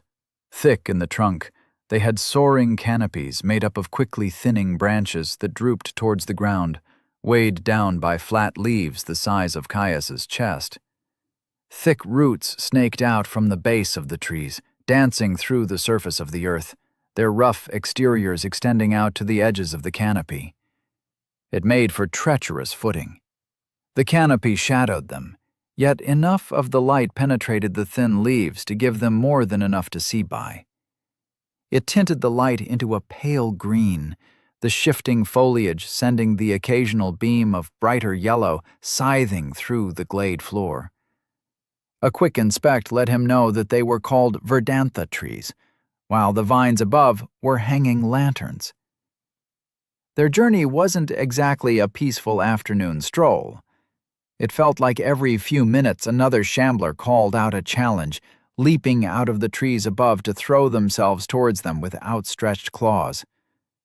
Thankfully, the beasts seemed to be solitary in nature. The one time two approached them at once, they spent almost as much time hissing at each other as they did trying to tear them limb from limb. They cut through the obstructions easily. Soon, they drew close to the central tree. Thanks to the wide canopies of the verdanthas, there was plenty of space between the trunks for them to see their approach. The massive tree that lorded over the grove was situated in the middle of a clearing, almost as if the other trees didn't dare to intrude on its domain. A thick crown of leaves stretched just under the ceiling of the cavern, reaching the edges of the clearing. Amongst squirming roots, Caius spied a hulking figure. Though it was hard to tell from the distance, Caius was almost certain that at the shoulder it was as tall as him. Covered in a thick mat of gray fur, its thick chest held a broad head with two wicked-looking horns erupting out to curve upwards. Behind it, a long tail snaked out. Heavy and muscular, it was almost as long as the rest of the creature's body. He inspected it. Grimclaw Dreadbeast, Level 27, Champion, Depthsborn, Beast, Apex Predator. Caius let out a savage grin. They'd found their next target. Nutzung. Chapter 42. Pitched Battle. The champion prowled around the base of the tree that stood sentinel over the surrounding woods. Despite its thick limbs and stocky chest, it leapt from root to root with lithe agility. Caius and Porkchop watched the lethal Depthsborn from behind the relative safety of a bulging root, a little ways into the edge of the tree line. "This place is way too open," Caius whispered. "No way we are going to get the drop on it." "You're right. We will have to strike with fury and bravery in our hearts." "What? Just run out and charge it?" Caius grunted, watching the way the Grimclaw moved with sleek grace. "With how bloody big the bastard is, I don't think my armor will matter all that much. One good hit, and it'd just cave my chest in. I'm not so confident at dodging this one, Porkchop. It's moving around like a chase predator." "I'll do it," Porkchop said with finality. Images flitted across the bond, filling Caius's mind. Challenging a worthy opponent, the rare one able to match him in physicality. Winning, bloody, broken, and triumphant. A glorious final roar, shattered body of the challenger lying limp under paw. Porkchop was serious. Caius looked at his friend with a cocked brow, then turned back to look at the distant Grimclaw. "Porkchop, look at the claws. You'll get cut to ribbons." "You forget," Porkchop said with a threatening rumble, "that you are not the only one with a full set of legacy skills. My hide might not be as unbreaking as your new scales, but you will find that I am hard to kill. Wounds that would end you would just slow me down." Biting his lip, Caius continued to watch the champion. It stalked the area of the massive tree, slinking through the shadows to patrol its domain. Reacting to some unseen motion, the Grimclaw dug its claws into hard roots with buttery ease. Caius's breath hitched. Wheeling around with startling ease, it blurred across the clearing. Away from them. God's damned, it was fast. It snapped up. something in its jaws, before slinking back to the tree trunk with easy grace. Caius shook his head. He needed to get a grip. It was a big bastard, but he'd managed to take out 2 champions alone. He'd grown significantly since then, and he had Porkchop as well. Things would be fine. He looked over to his friend. You're sure? Yes. All right. Caius let out a steadying breath. He drew his sword, the blade glinting softly as a beam of yellow swept over them from the hanging lanterns above. Let's do this. Porkchop let out a low, rumbling growl, thick, digging claws sinking into the ground. After I challenge it, go offside and follow once I have it distracted. You will know when I engage. Caius nodded. He set off, leaving Porkchop behind to move through the trees. He leaned into the stealth aspects of Explorer's toolkit, shadows reaching out tenderly to wrap him in their embrace. Once he had gotten far enough, he moved closer to the clearing. Pressing himself close to the trunk at the very edge of the start of the canopy far overhead. With his path set, their approach decided, Caius's nerves dissipated. In their place, a rising anticipation grew. The slow rustle of the surrounding foliage faded. His vision sharpened, heart pumped slow and heavy, as a tingle started to grow in the tips of his fingers. The Grimclaw didn't seem so imposing now. He hoped it would put up a good fight. A father's gift rested in his hands, its comfortable weight reassuring him of his success. He had armor now, had grown his skills at an unimaginable pace. The depths had thrown its best at him, and he had come up time and time again, using the challenges as a stepping stone to higher heights. He was born for this, trained for this. He was a warrior. A deafening roar echoed across the clearing, soft ambience of the glade shattered by the sheer rage of Porkchop's battle cry. His friend charged into the open, sprinting over loose earth and twisting roots. His hackles were raised, massive teeth bared at the Grimclaw.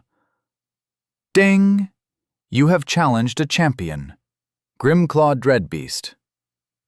Caius watched the champion turn to Porkchop in shock, whirling with a snarl of its own. It locked eyes on his friend, the very air seeming to hold its breath.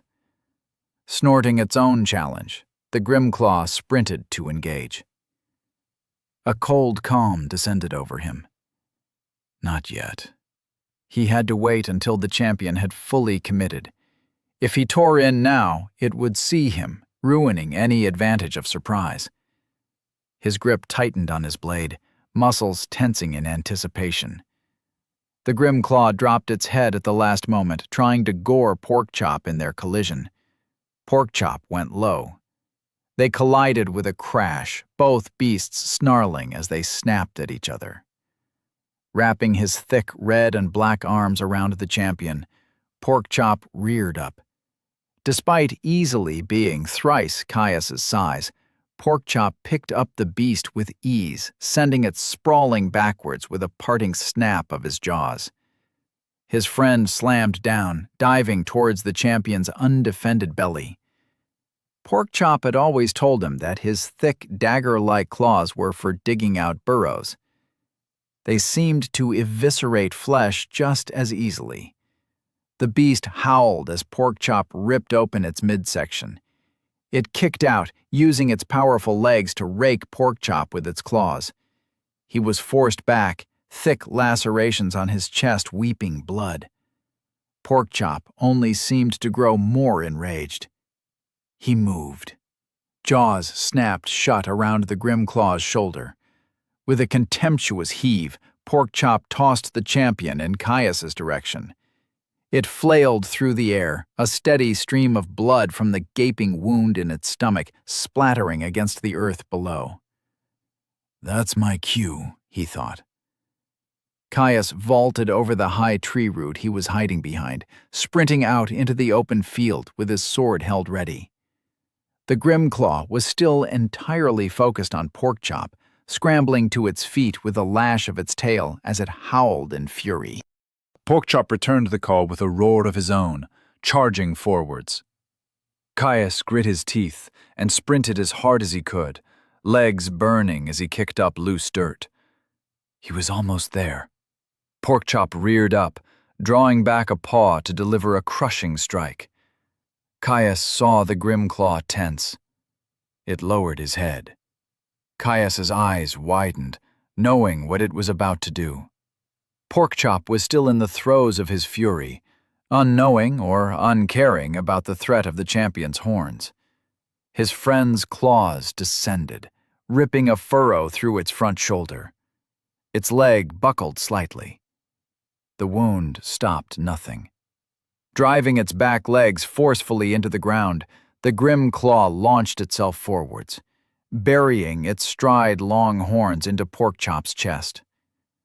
The world hung still, time pausing for one moment of terrible realization.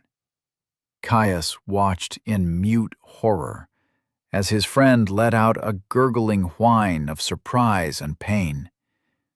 The haze of fury left Porkchop's face. Fear and confusion were left in their wake. The champion tossed its head, savaging the wound. The beast pulled back, and Porkchop dropped to all fours. He watched the blood gush from Porkchop's wound, watering the earth with rich red. Caius's heart leapt into his throat. Porkchop cringed, shying away as the champion lashed at him with his claws, leaving weeping rips across his friend's face.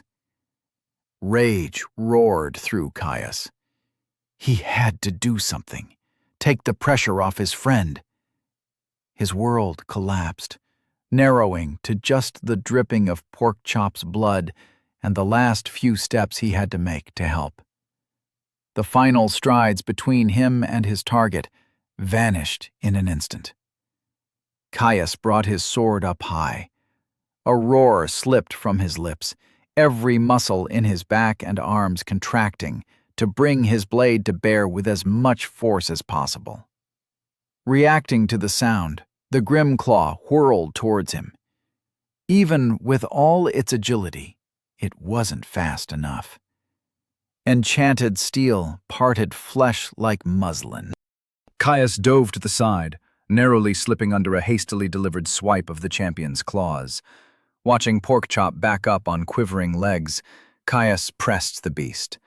He stepped forwards, cutting it across its long snout. It snapped back, trying and failing to catch him with a bite as he danced backwards. Caius's mind raced. An injury like Porkchop had just received was dire. He'd be out of commission for some time. If he didn't keep the champion occupied, it was all too likely that the beast would turn its attention back to his injured friend. The Grimclaw lunged forwards, trying to swat him with one claw-lined paw. He snapped his blade up with preternatural agility, adamant body diffusing the force of the swing enough for him to parry. The razor edge of a father's gift cut deep into the bones of the champion's forearms, drawing a hiss of frustration from the beast. Ding! Adamant body has reached level 9.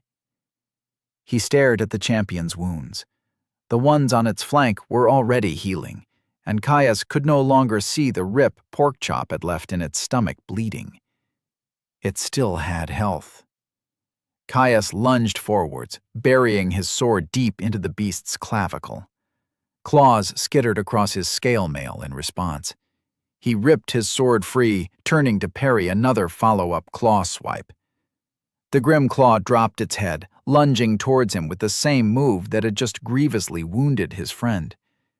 Dancing to the side, fast steps let Caius slip away. The Grimclaw's charge sent it sailing past him.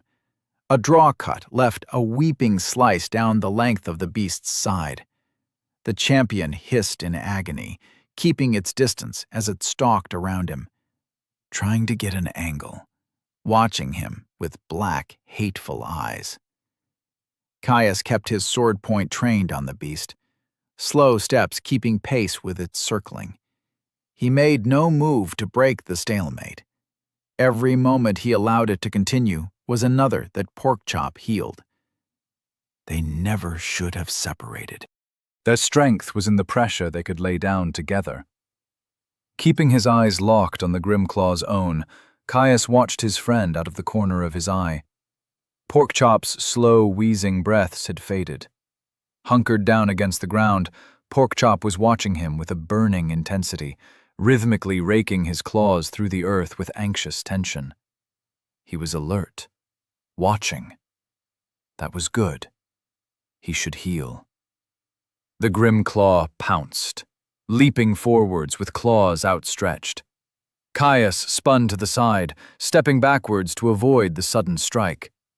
He cut down with his blade, punishing the attempt and tearing open the beast's side once more. They went back to circling. Blood now thoroughly marred their arena, the whole glade silent except for the soft rustle of leaves in the breeze and the sounds of boots and paws taking step after steady step. Caius racked his brain for a way to approach. At some point, the beast was going to realize just how much mass it had on him. If it was willing to accept the threat of his sword, it would be able to bowl him over with ease. Armor or no, he didn't like his chances if it managed to get him grounded. Growling low, the Grimclaw rushed him once again. It committed to its assault, harrying him with a flurry of swiping claws. Caius parried what he could, each one leaving deep cuts on the beast's claws and arms. Others got through his defense. His cerulean armor protected him from the worst of the wounds, sharpened claws screeching as they skittered over the polished surface of enchanted heliumite alloy. It didn't stop everything, even with the padding of his armored jacket underneath the scale mail. The champion's blows were heavy, backed by enhanced strength and sheer weight. Caius felt his bones creak under the assault, each impact leaving sharp aches in their wake, his shoulders and chest bruising under the claws. Ding! Adamant body has reached level 10. He had to do something. If he let the rain of slashes continue, he would eventually collapse under the champion's fury. Behind the beast, Caius watched Porkchop surge to his feet with a slight stumble. "No!" he called, pivoting to deflect another claw. "I've got this! Keep healing!" Porkchop growled in frustration before settling back down. That caught the champion's attention, its head snapping backwards to assess the potential threat of the opponent it had already wounded. Caius's eyes widened. Now was his chance. He stepped in. Aiming for the beast's neck, he brought his sword down in a cleave. Flesh parted. His blade sank deep, cutting through the thick muscle that supported the champion's oversized head. Blood geysered from the wound, coating Caius from head to toe in a sticky, hot spray of vital fluid. A panicked gurgle left its throat. Snapping its head back to him, the beast hastily swatted him in the side. Caius's elbow dug painfully into his ribs as he was forced back. Rumbling a threat, the champion crouched low, even as bright arterial blood continued to spurt from the wound on its neck with each beat of its heart. Watching him. Waiting. The spray slowed, eventually becoming a trickle. Caius gasped, his chest heaving with the excretion of meeting a high-leveled beast toe-to-toe in physical combat. The bleeding stopped. Drawing in a deep breath, the Grimclaw let out a soul-rending cry, mouth hanging open with finger-length fangs on display. Caius adjusted his grip on his blade, bringing it over his head into a high guard. Behind the beast, Porkchop surged to his feet, chest whole and hale once more. He met the champion's roar with one of his own, voices mingling in an ear-ringing cacophony. The Grimclaw's jaw snapped shut, quickly looking over its shoulder at Porkchop before flicking back towards Caius. It growled in frustration, tail flicking. It was going to move now. It had to. Too much risk of being caught between them. A sharp breath stoked Caius's blood song, battle fervor keeping him steady in the face of the champion. Tensing, the Grimclaw made its decision. Scrabbling legs drove it towards Caius, evidently taking him as the lesser threat. Porkchop surged forwards, chasing to take advantage of the champion's opening. Caius charged forwards with a harsh cry. It threw itself to the side, digging claws in to spin its whole body away from him, turning to face the approaching Porkchop. The Grimclaw's large whip-like tail snapped through the air. He shifted his blade, bringing it down to block the incoming blow. Instincts flared. He activated Mana Sense. The clearing was instantly enveloped in a billowing, multi-hued fog of mana, obscuring his surroundings. But not the tail. That burned with inner light. Fuck! It's a skill! Caius tried to throw himself back, out of range from the empowering ability. His insight into the attack may have only taken a moment. It was a moment too late. He didn't have the time. The thick, bony tail of the Grimclaw hit him with the force of a boulder in freefall.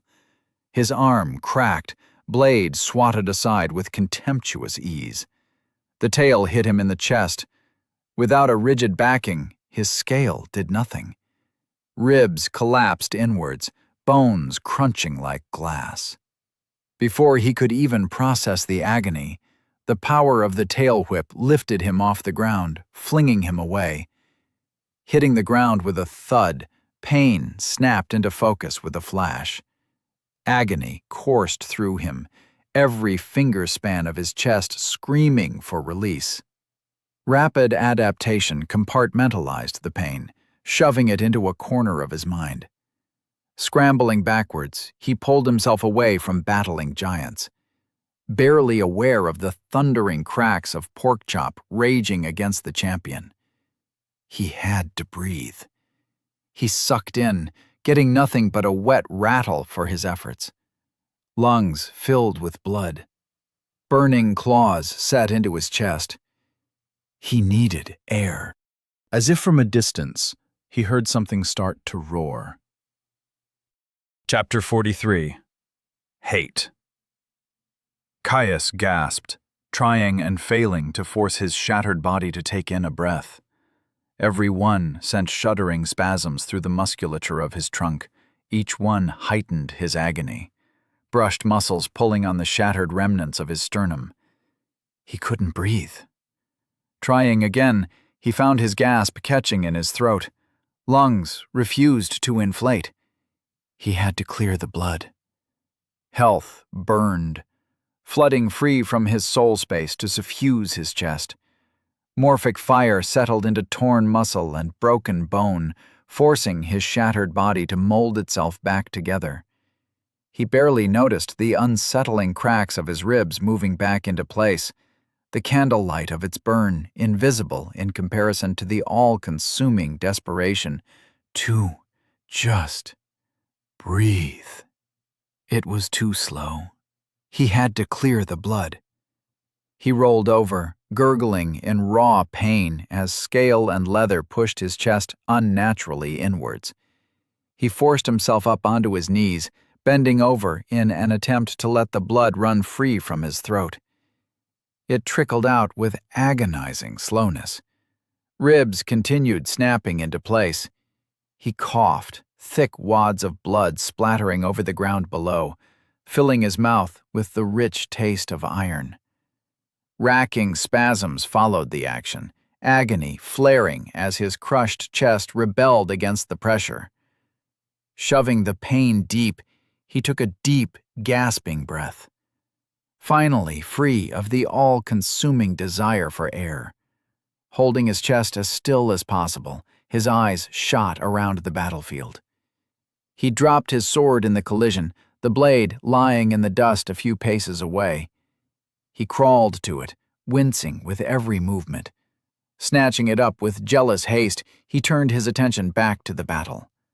right as Porkchop let out another ground-shaking bellow. His friend was giving as good as he got, prior wounds forgotten as he laid into the champion with heavy slashes of his claws. Each one sent the beast stumbling, weeping furrows of torn flesh left in their wake. The Grimclaw didn't take the assault lying down. It danced around with hasty agility, never staying still long enough for Porkchop to land a disabling or fatal wound. Porkchop wasn't without his own wounds.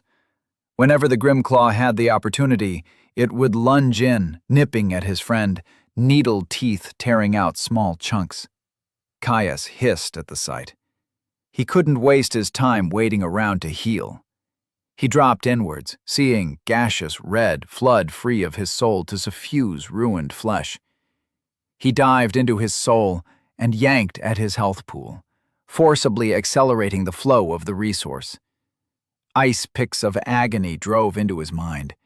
It was delicate work, not suitable for brute force. Grace would take time. Force did not. The additional rush of the healing energy vastly accelerated his healing. His chest physically roiled under his armor, ribs snapping back into place with sickening cracks. It wasn't a perfect process. Haste and mental strain made his grip clumsy, a portion of the excess energy diffusing throughout his body to dissipate away. Wasted. He growled. Jerky hands flicked open his potion pouch. He slammed down an orange tonic, taste of sunshine and vital growth on his lips. Ding! You have imbibed a tonic. Solar revitalization. The magically charged fluid absorbed the moment it hit his stomach.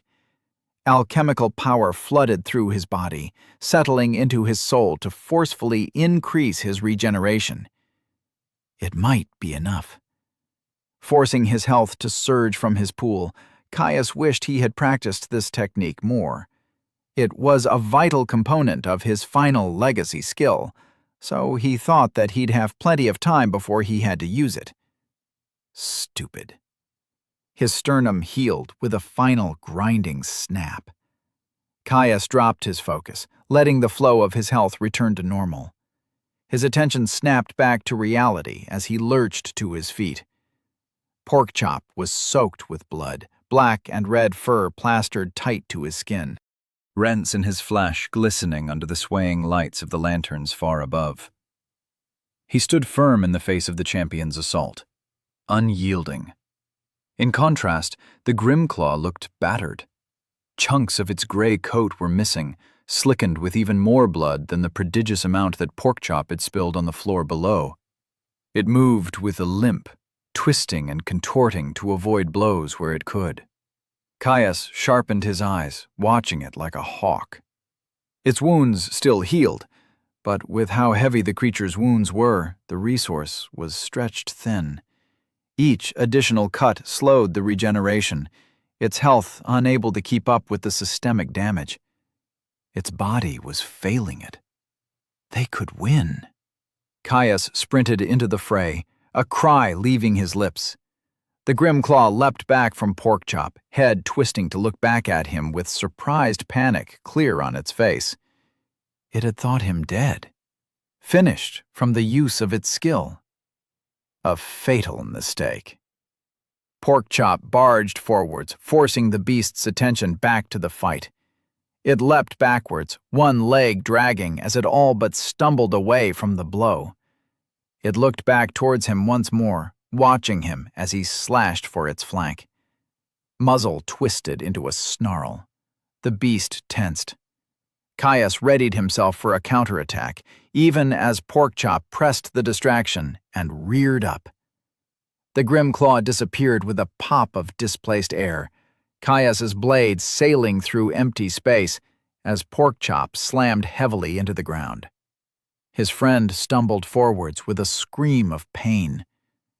Jolting at the sound, Caius looked over. Horror flooded him. The Grimclaw now mounted Porkchop's back. Claws dug deep into his friend's back, heavy jaws closing around the back of Porkchop's neck.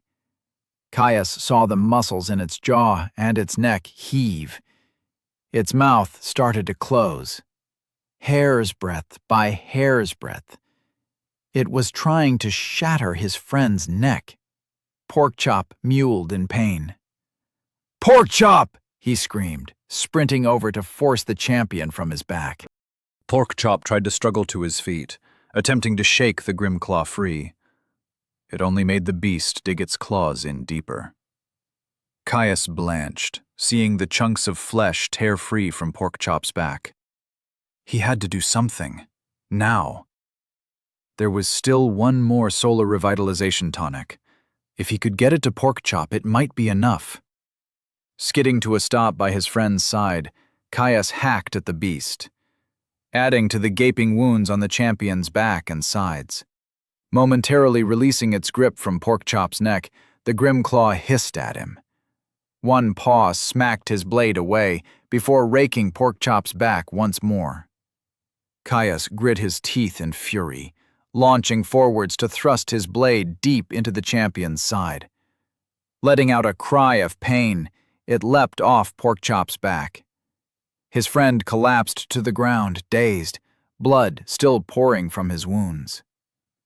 Caius had to do the rest of this himself. He needed an edge. "Fucked up. Sorry." The words were weak in Caius's mind, strained. "Sush, you'll be fine. Just rest, I've got this," he said, his hand trailing reassuringly over Porkchop's head as he stepped past his friend, putting himself between them and the prowling Grimclaw. He kept his gaze locked on the champion as he reached for his potion pouch, pulling out his last regeneration potion. "Here, drink this. Chew the bloody glass if you have to," he said, tossing it behind him to Porkchop. Porkchop let out a weak chuff. "Don't need it. I told you, I'm tough. Asshole just crushed my neck. I can barely feel anything below my shoulders." "Break them, Caius," Porkchop finished after a moment's pause, his tone venomous. "Gladly," Caius said coldly. He reached for the next potion in his pouch, one of the boiling red ones. The description had worried him, but he needed strength, and he didn't see how he could possibly feel any more aggressive than he did already. He snapped his potion pouch closed, bringing the tonic slowly to his mouth as the Grimclaw tensed at the movement.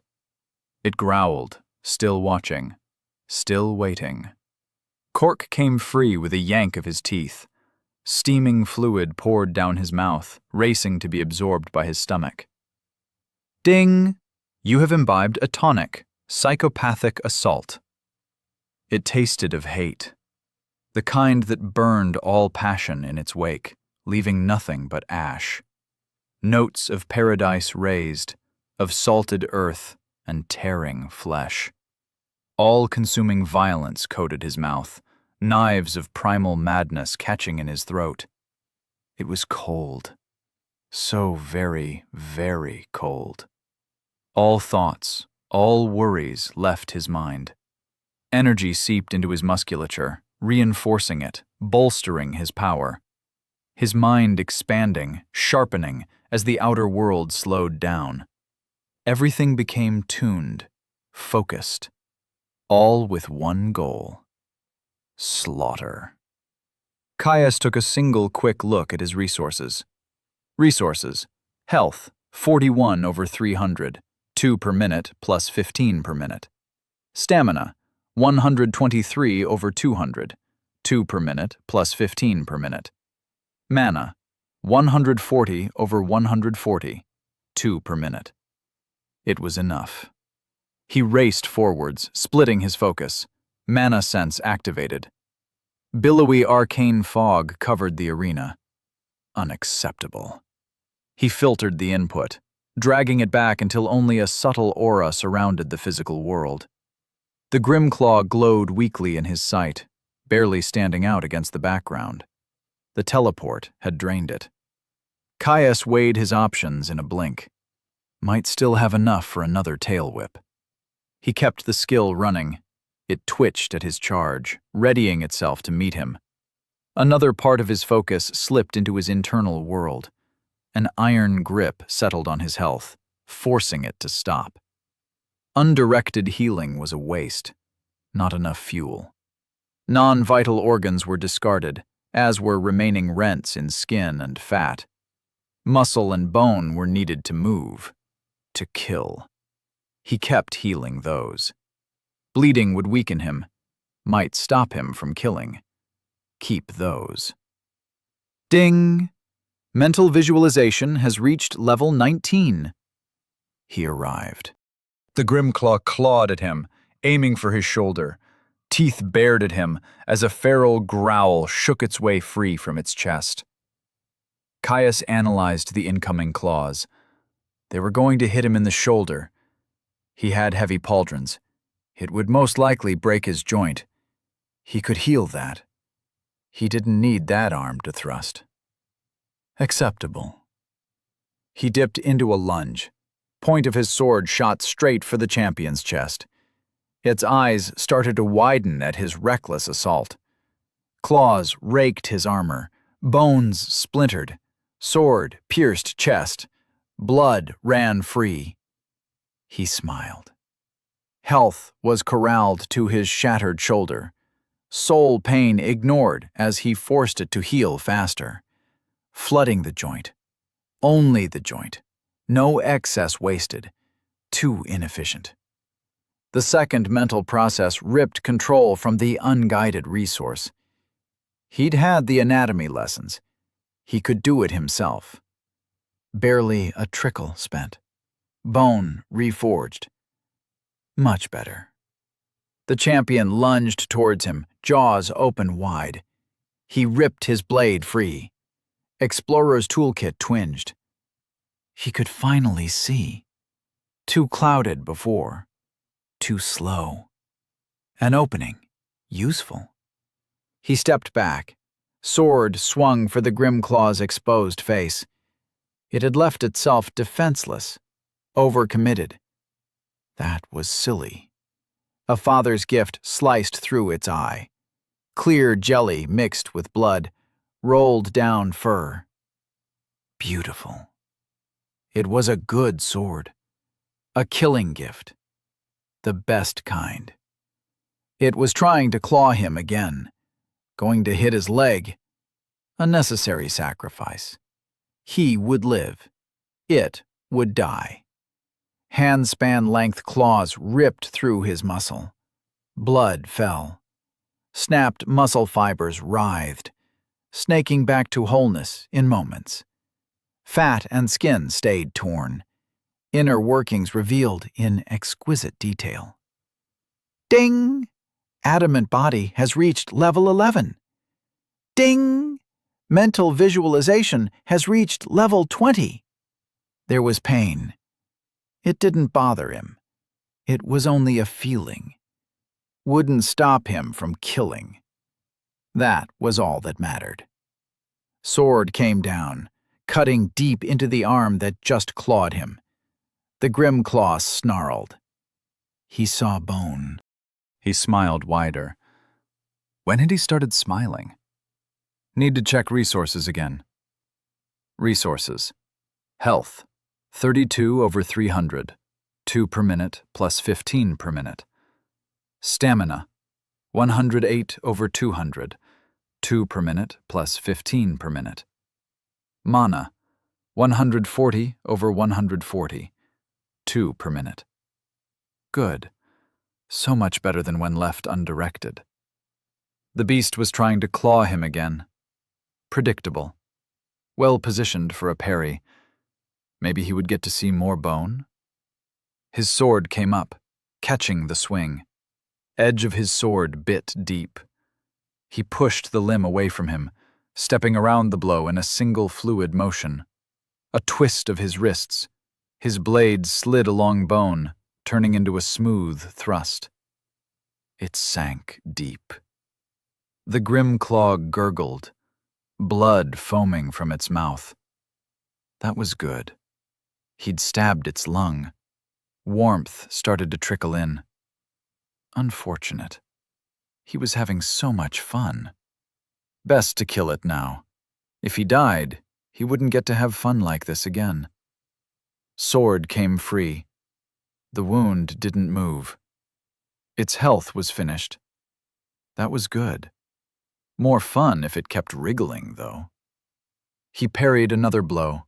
Riposte slashed the beast's neck. A fountain of blood. Pretty. The grim claw's eyes were wide. Was it scared? Amusing. Wouldn't save it. More warmth. Things were starting to slow down. Unfortunate. Stepping in, he sank his sword into the champion's shoulder. The blow severed something, the beast suddenly unable to support its weight. It roared at him, trying to ward him off with batting strikes. He moved, slashing the passing limb, just for fun. Another cut to the beast's neck, more blood joining the growing fountain. More warmth. Had to be a decisive blow. The champion dug its back feet into the earth, lowering its head. It launched forwards into a goring charge. Perfect. Caius stepped to the side and lined up his sword, bracing himself. A horn clipped his arm, tearing a divot. Secondary focus flooded the region with health, working to heal only the most vital elements. The point of his sword bit deep. The grim claw stiffened. Heart shot. Nice. Its body still moved, bowling both of them over as its crushing weight landed on his chest. Caius watched as the light faded from its eyes, body twitching in its final death throes. He tried to smile wider. He couldn't. Chapter 44. Success. Caius gasped, pain flooding back with a vengeance as the last of the psychopathic assault tonic left his system. The dregs of his health flooded free, vanishing in moments as it worked to heal the rents in his exterior flesh. The Grimclaw was on top of him, pinning him to the ground. He stared at it with wide eyes. What the hells had that been? When he'd read the description of the potion, he'd been expecting anger, some sort of consuming rage that drove him into a fervor. There had been no anger, no burning heat of madness. No, the only thing that he had felt had been joy. The beauty of spilled blood, the ecstasy of pain, of destruction levered against those he hated. And how he hated. It had been overwhelming, the sheer disgust and contempt he had felt for the champion. It had chilled him to his very soul, freezing out all passions, except those that brought ruin to the object of his fascination. Yet there had been no madness, no fugue. He'd known it was the tonic, known the entire time, that it was unnatural. Yet he hadn't cared. Everything that couldn't be leveraged into the total destruction of his opponent had been discarded. A whine shook him from his thoughts. Caius strained against the heavy meat that pinned him, craning his head to see Porkchop limping towards him on quaking limbs. His friend seemed tense, cautious. "Caius!" Porkchop's tone was frantic. "Are you okay? Has the bloodlust left you?" Caius grunted, pushing against the body on top of him as he attempted to wriggle free. Yeah, I'm okay. The tonic wore off. Hells of a fucking tonic, though. Gods, he cursed. Porkchop slumped down to the floor next to him, grunting in pain. "I'm still too weak to pull it off you. Give me a few minutes." He spat out the last revitalization tonic, the square glass bottle funking into the earth. "I'll be fine." Caius heaved, wincing as the cuts on his body were yanked uncomfortably from the movement. A few moments of frantic shuffling, and he managed to pull himself free. "See?" Moving to stand, Porkchop interrupted him with a growl. "Sit," Rest. Rage like that burns you, tires the mind even if your body is left untouched. It is an affliction of the melees. We can lose ourselves in the heat of battle. You feel it too, I know it. The rush. This was different. Too brutal. No passion, only hate and cold. You should be wary of that tonic, Caius. Caius sighed at Porkchop's words, but relented and returned to sitting. Swiping his tonic from the ground, he slotted it back safely into his potion pouch. Looking at the glassy eyes of the Grimclaw and his sword that was sunken hilt deep into its chest, he knew his friend was right. Yet the power had saved their life. He would use it again if he had to. I didn't lose myself. That's the most disconcerting thing. I was still me. I just only cared about death, he muttered. Just be careful. I will. He thought back on the exchange. The sheer power, the control that the tonic had given him. Never in his mind did he think he would be able to get that level of control over his health until he had merged lesser regeneration. He dove inwards, waiting a few seconds for a burst of health to spurt from his soul. He grabbed the scrap of the resource, directing it to the cut in his thigh, urging it to knit skin back together and skin alone. It was slow, far slower and less efficient than he had been only minutes before. It still worked. Still restored flesh far faster than he could before. His mind was slower, weaker without the power of the draft. But the knowledge, the capability remained. What if it was repeatable? Dangerous, indeed. Looking over to Porkchop, he activated his sense mana. A blinding halo lit up. He dialed it back, reducing the impressions of latent mystic force until it returned to diffuse auras. A flick of mental will locked the skill in place. He gazed out at their surroundings in awe. The mana was everywhere, blanketed everything. Trees wreathed in greens and browns, the lights above glistening in silver and gold. He looked left, towards the massive sentinel that dominated the clearing. It shone with a radiant inner light. The depths had always had a savage grace to them, but this was true beauty. Regardless if the tonic had saved their life, it would have been worth it for just this sight alone. Porkchop had tried to help him with the skill. As a greater beast, he could naturally see mana. Yet the fact that his friend had the power as a birthright meant that he'd never had to learn how to control it, nor was it quite as acute as his own. Porkchop's advice had been about as helpful as if he had tried to explain how to make seeing in color less overwhelming. "What are you looking at?" Porkchop asked, cocking his head at him. "Sense mana. Figured out how to use it properly thanks to the tonic." "It's everywhere," Caius replied absent-mindedly, fascinated with his surroundings. Porkchop snorted. "Of course it is. We are in the depths. Even the inner sea struggles to compare to the density. It is pretty, though."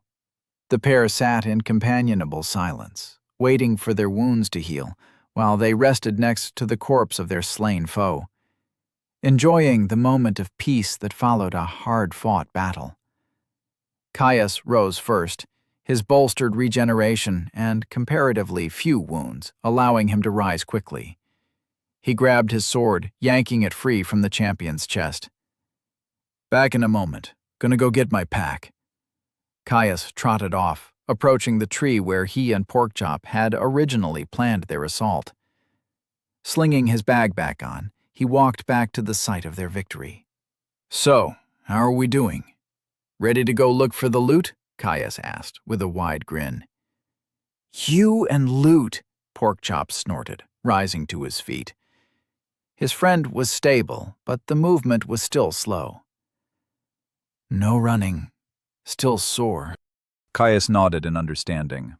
and they set off for the base of the tree.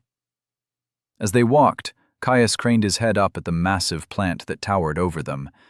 Its trunk was as thick as a house, and each individual branch may as well have been a paved path for how stout they were.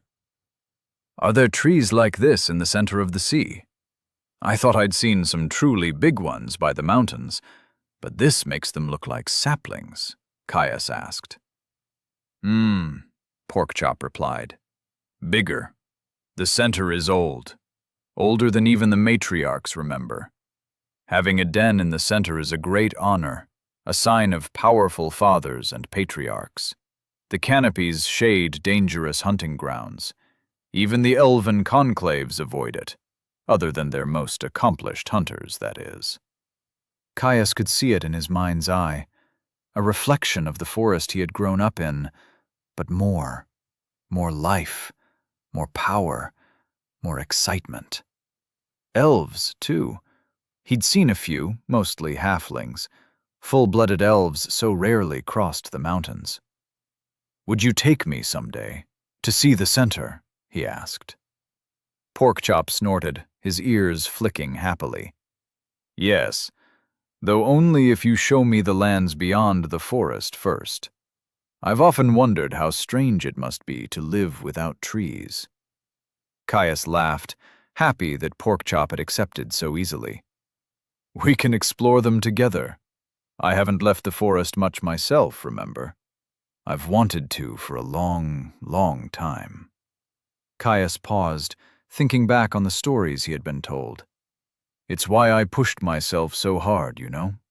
Beyond not wanting to waste the gift of my legacy and the joy that growth brings. I want to see the world, eat strange foods, fight rare monsters, and simply see what life has to offer." Porkchop listened to him speak of the lands beyond the arboreal sea, humming pleasingly as Caius relayed stories he had heard himself from his father and travelers at the various taverns he'd stayed at in the frontier villages. Like the Drozag stoneholds. The dwarves have carved entire cities in the mountains beyond the lands of the Hywian tribes. They say that they cut the tops off mountains, hollowing them out, and laid great panes of stained mosaics across the openings. Each and every one is supposed to be cut from gems the size of a boulder. I heard it's so common for travelers to get struck mute by the beauty that they have dedicated healers just for that. Can you imagine? That sounds ridiculous, Porkchop chortled. Are you sure the man that told you this had not had too much to drink? Well, he had had quite a few flagons of stout. But still, it's worth investigating for ourselves, is it not? Even if only half of it is true, it would still be quite the sight. That it would, Porkchop agreed. His friend grunted, nudging him with his shoulder before gesturing with his nose towards a hollow at the base of the tree's trunk that had been hiding in the gaps between two massive rising roots. I think I might have just found your loot, Caius grinned, setting off at a trot. I said no running, Porkchop grumbled, but ran after him all the same. Caius entered the hollow with Porkchop close behind. The smell of musk and wet fur hit him like a wall. He scrunched his nose. Gods, what the hells is that? Pheromones. It's its burrow, Porkchop said, pushing past him. Resigning himself to breathing through his mouth, Caius chased after his friend. Still smells bloody rank. The burrow was dark, fully shaded from the light of the lanterns above. To one side, the Grimclaw had clearly made its nest. Discarded twigs and dry leaf litter having been gathered into a large pile with a depression at the center. The other side of the space was clearly its larder. Stripped bones lay in a wild jumble. The oldest were bleached white, while those near the top still had strips of meat on them. Surprisingly, the beast was a clean eater, as, other than the stink of its territory, Caius couldn't catch the faintest whiff of rot. Most of the bones were clearly from the shamblers they had fought in the outer forest, knobbly skulls and 2 long arm bones giving them away. A glint caught Caius's eye. Something in the pit of refuse shone like metal. "We're gonna have to dig," Caius said, letting out a long, resigned groan. "Nope. You're going to have to dig. Your loot, after all," Porkchop said, backing away. Caius gave his friend a betrayed glare and stomped towards the bones. He tossed them free, digging for whatever had caught his eye. He unearthed it quickly. A helmet. One still attached to a skull, the shattered remnants of his spine dangling free. Caius pulled it free gingerly, setting it to the side. "I wonder, was this another Delver?" he asked pensively. "Or is it just another thing that the depths placed here because it made sense to?" "Don't know. The depths is strange. I try not to question it." "What? No wise wisdom straight from the muzzle of the matriarchs?" he asked, staring at Porkchop in disbelief. "That is the wisdom. They are wise enough to know when something is beyond them. To question the depths is to question the system. You'll get no answers and drive yourself mad with knowledge hunger. Better to just take it at face value." "Bah, where's the fun in that? Meaningless supposition is the only thing we've got down here. Not like we can go check a library."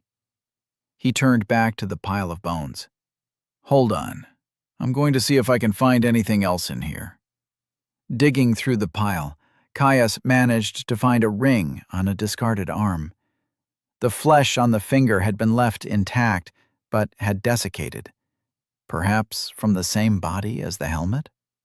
Regardless of its origin, Caius delicately pulled it free from the shriveled digit. Tossing it towards his other prize, he returned to digging. "Nothing. That's it." He picked up his spoils, wandering over to his friend. "Well, it smells gross here. I suggest we check out what these babies do outside. Maybe somewhere with a soft patch of leaf litter to sit on." Agreed. They left the hollow, walking a short distance to get away from the sprawling roots that rose up above their heads at the base of the tree. Caius plopped himself down, holding his new helmet up to get a better look at it. It was a hardy thing. Made of gleaming bronze metal, it had a ridge that ran along its top. Sweeping extrusions ran along where it would sit against his cheek and jaw, and a slip of metal shot down from the brow to protect the nose. Swirling embossed designs of knots covered the entire thing, and when Caius looked closely, he could make out dense lines of runic script etched into the decorative covering. He appraised it. Kalheim Helm, Common, Tier 1. The cold home is a ruthless place. Life is cheap, and death is cheaper. It breeds hard men, but even a hard man does not survive an axe to the skull. Made from a cold bronze and steel alloy with a padded beast leather interior. Simple protection, but stout and reliable thanks to its make and materials. Depths wrought artifact. Medium armor, helmet. Durability 1, impact negation 1, self-repair 1.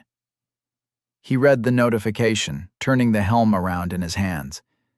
Nothing exciting, but like it said, you didn't need something fancy if it still stopped your head getting caved in. He shrugged and slid it on. His shaggy hair immediately covered his eyes. Pulling it off with a huff, Caius threw his head back to get his hair out of the way. He might need to go at it with his knife again soon. The helmet went back on, now keeping his hair out of his eyes. It fit perfectly, snug, but not tight. Nice, he thought to himself, doing up its clasp to secure it in place. A shake of his head confirmed it wasn't going anywhere. Looks a little silly. Different color from your scale, Porkchop said, watching him from off to the side. Caius rolled his eyes at his friend.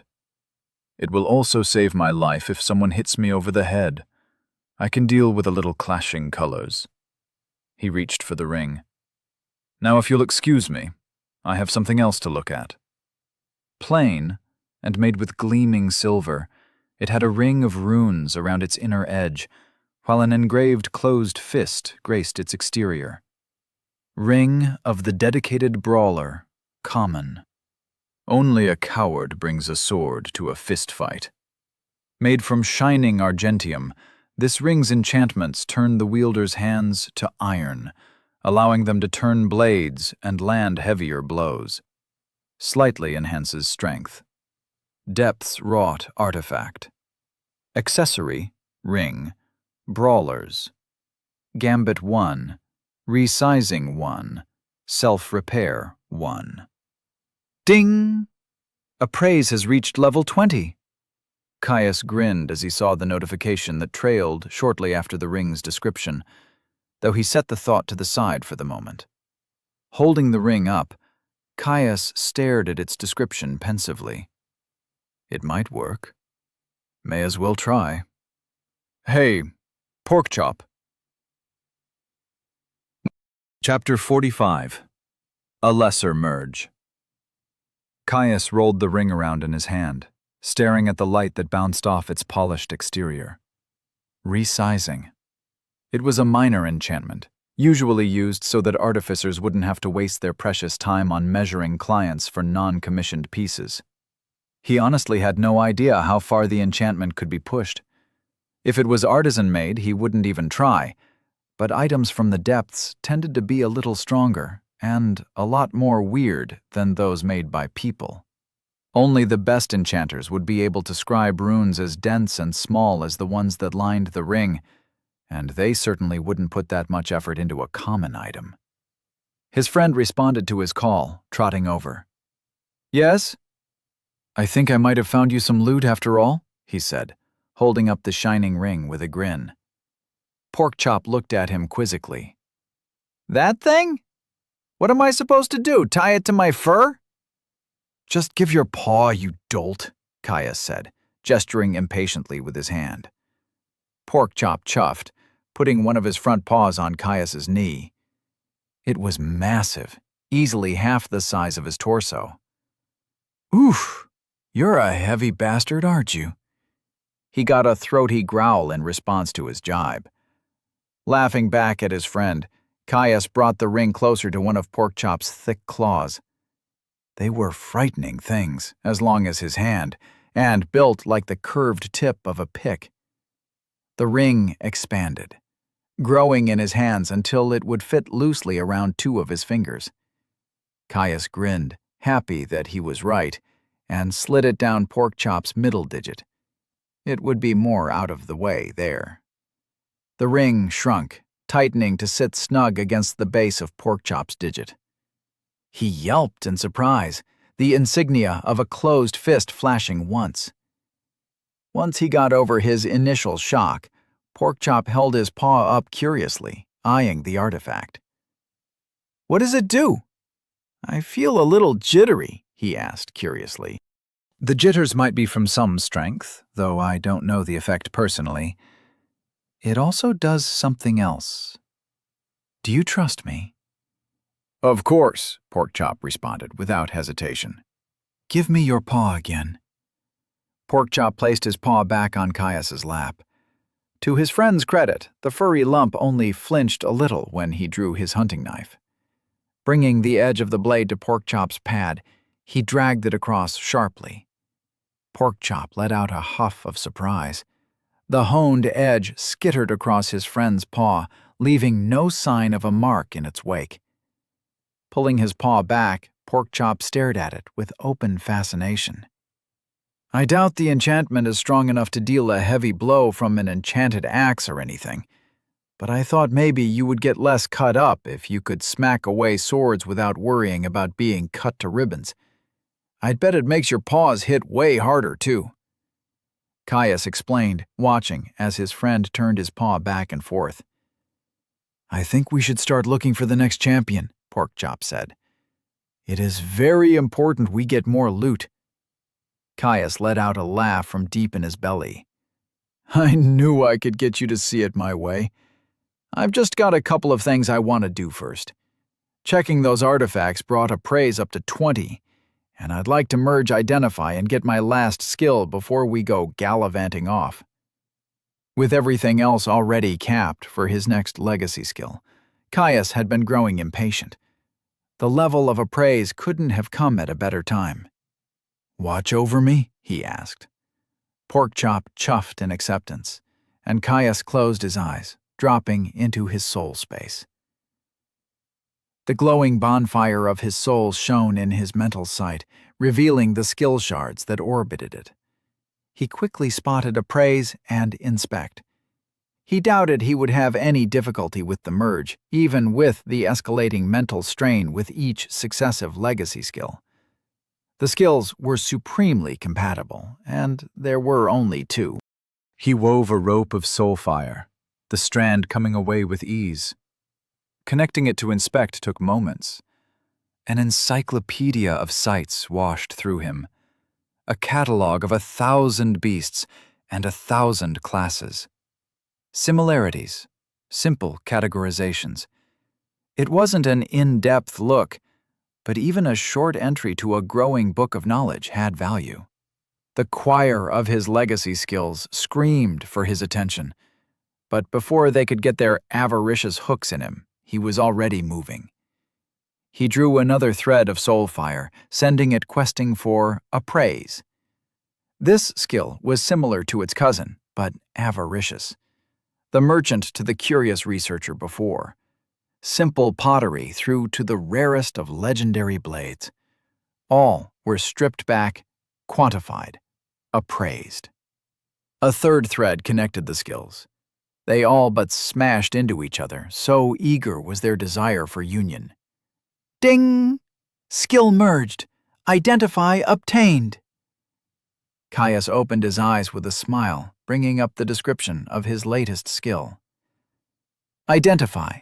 Level 1, Rare.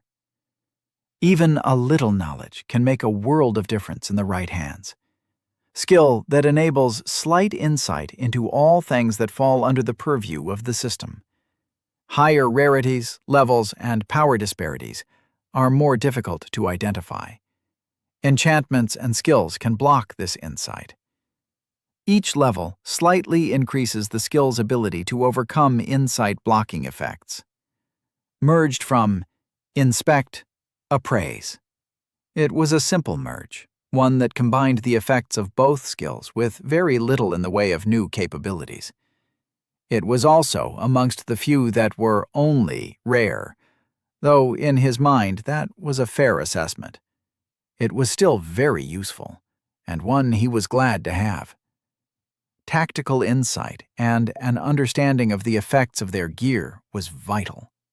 Now he had room for his last skill, Eagle Eye. "All done?" Porkchop asked, clearly eager to get moving.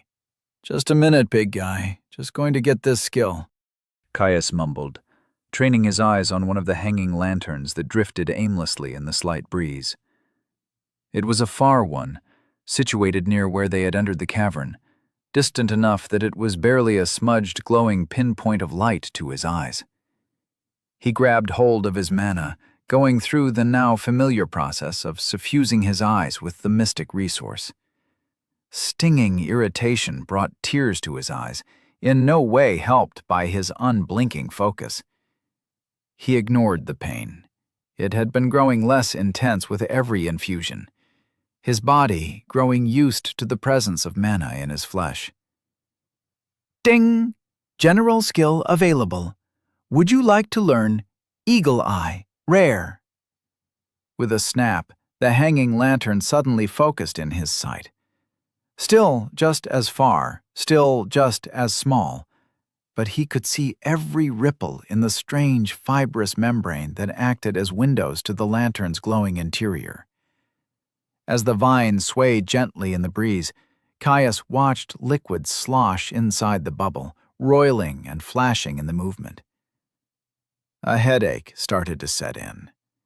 Caius groaned, attention flicking to Porkchop when his friend made a questioning rumble. He could see every hair in excruciating detail, see the very texture of the follicles. There was no magnification, The increased detail added to all of his field of view. Acuity sharpened to a deadly point, one that felt like it was being rammed into his brain by a particularly pissed-off blacksmith. He snapped his eyes shut, grumbling. "Did you break yourself again?" Porkchop asked, amused. "Yeah," Caius said, rubbing his temples in an attempt to encourage his headache to go away. "It's sense mana all over again. I'm gonna try something." Caius opened his eyes, careful to keep his gaze trained on his knee.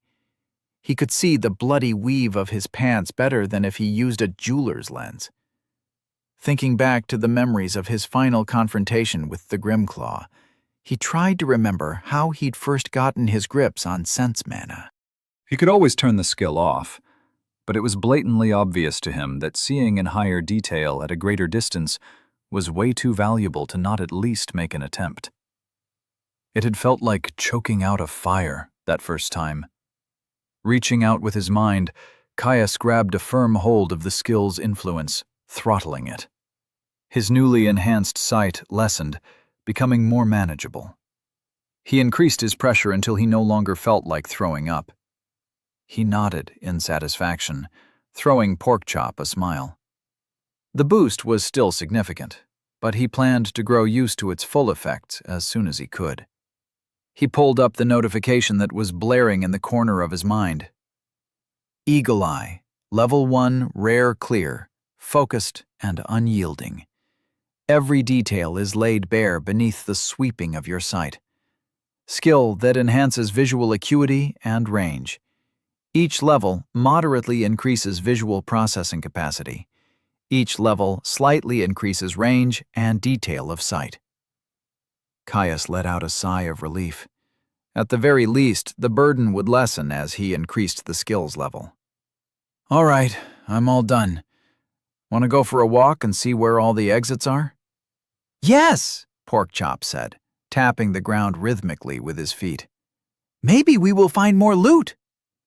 Caius laughed. "Maybe. Though this place is a lot smaller than the Blue Grove, so don't be disappointed if there is just the one champion." He jumped to his feet, walking with Porkchop towards the tree line at the edge of the clearing. In the end, despite scouring the glade from top to bottom, they weren't able to find another champion. Plenty of howlers to tussle with, another convenient spring, and half a dozen exits, but no more champions. The howlers themselves quickly grew to be an annoyance. Despite their potent regeneration, they were no true threat. Yet they didn't have the decency to fall quickly to their blades, more than content to exhaust them with a steady stream of rabid attacks. Quickly deciding to move on, Caius and Porkchop pushed through another tunnel. Days passed as they wandered through jagged corridors of solid stone. Even with low-light vision, Caius found the darkness oppressive. Seeing in monochrome for so long gave everything a strange, washed-out quality to it, and he missed the simple vibrancy that color brought to light.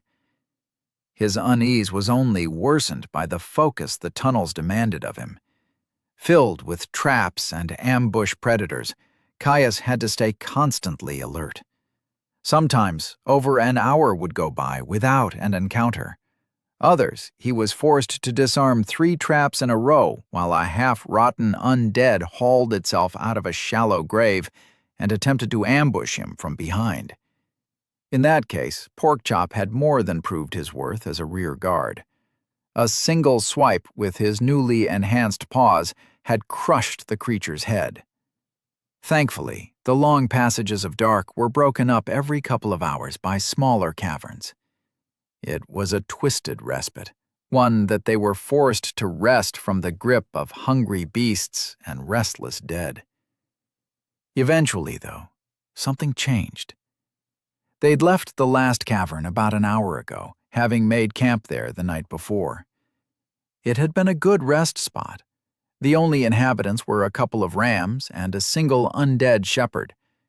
An unusually low number of enemies, but the cavern itself had been small. barely 40 paces from edge to edge. A single tree stood proud in the center, glowing with a familiar blue that had made Caius think of the glade where he had spent his first months in the depths. The shepherd had been disposed of quickly, and they had had a fantastic meal of roast mutton. There'd even been enough to restock their stores of jerky, even with Porkchop's impressive appetite.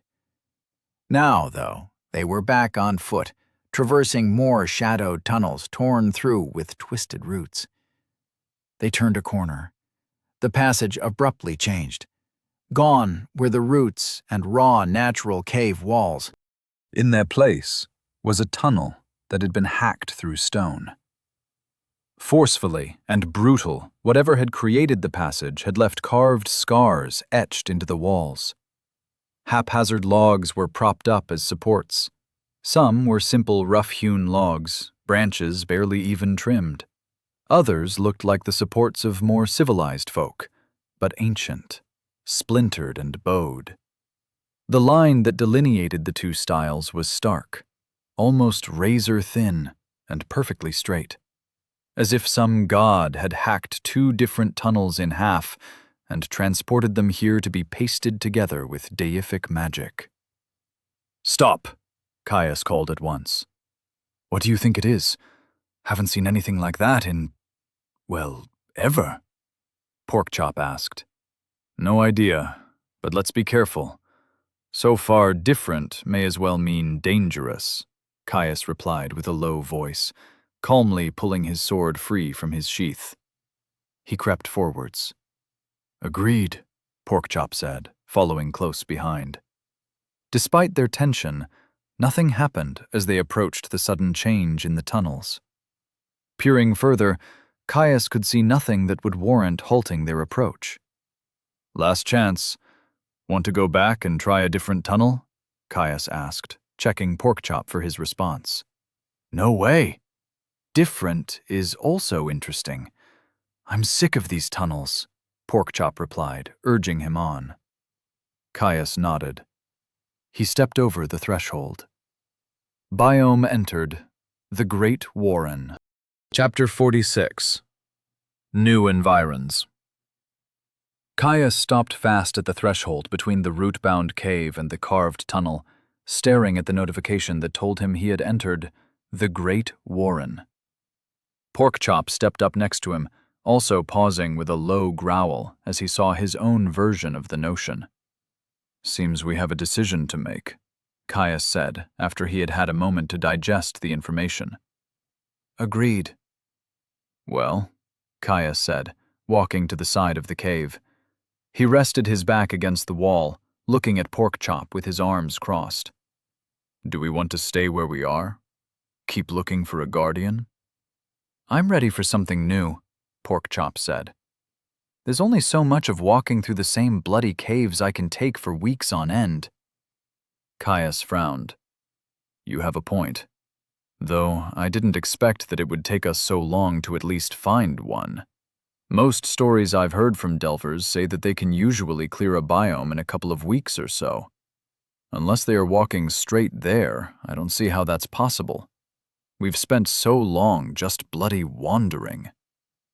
"Known biomes would explain it. If they already know where the Guardian is, it wouldn't take anywhere near as long. We're basically just exploring at random," Porkchop replied. "That would explain at least part of it," Caius said, reaching up to rub his chin. "But lots of delvers explore passages in the wild. There must be some method." Porkchop snorted, mild amusement flowing across their link. "That might be so, but we don't have any way of following their method, especially not if it is some sort of two-legged artifice. We're getting ahead of ourselves. Finding a guardian can wait. You still have skills to merge, and we both still have a long time until our full induction into the system." "You're right," Caius sighed. "But we can do that, and probably find more champions here. The overgrown graves are a known quantity, and this next biome is a warren." "And?" Porkchop replied quizzically. "Oh, right," Caius said, feeling a little foolish.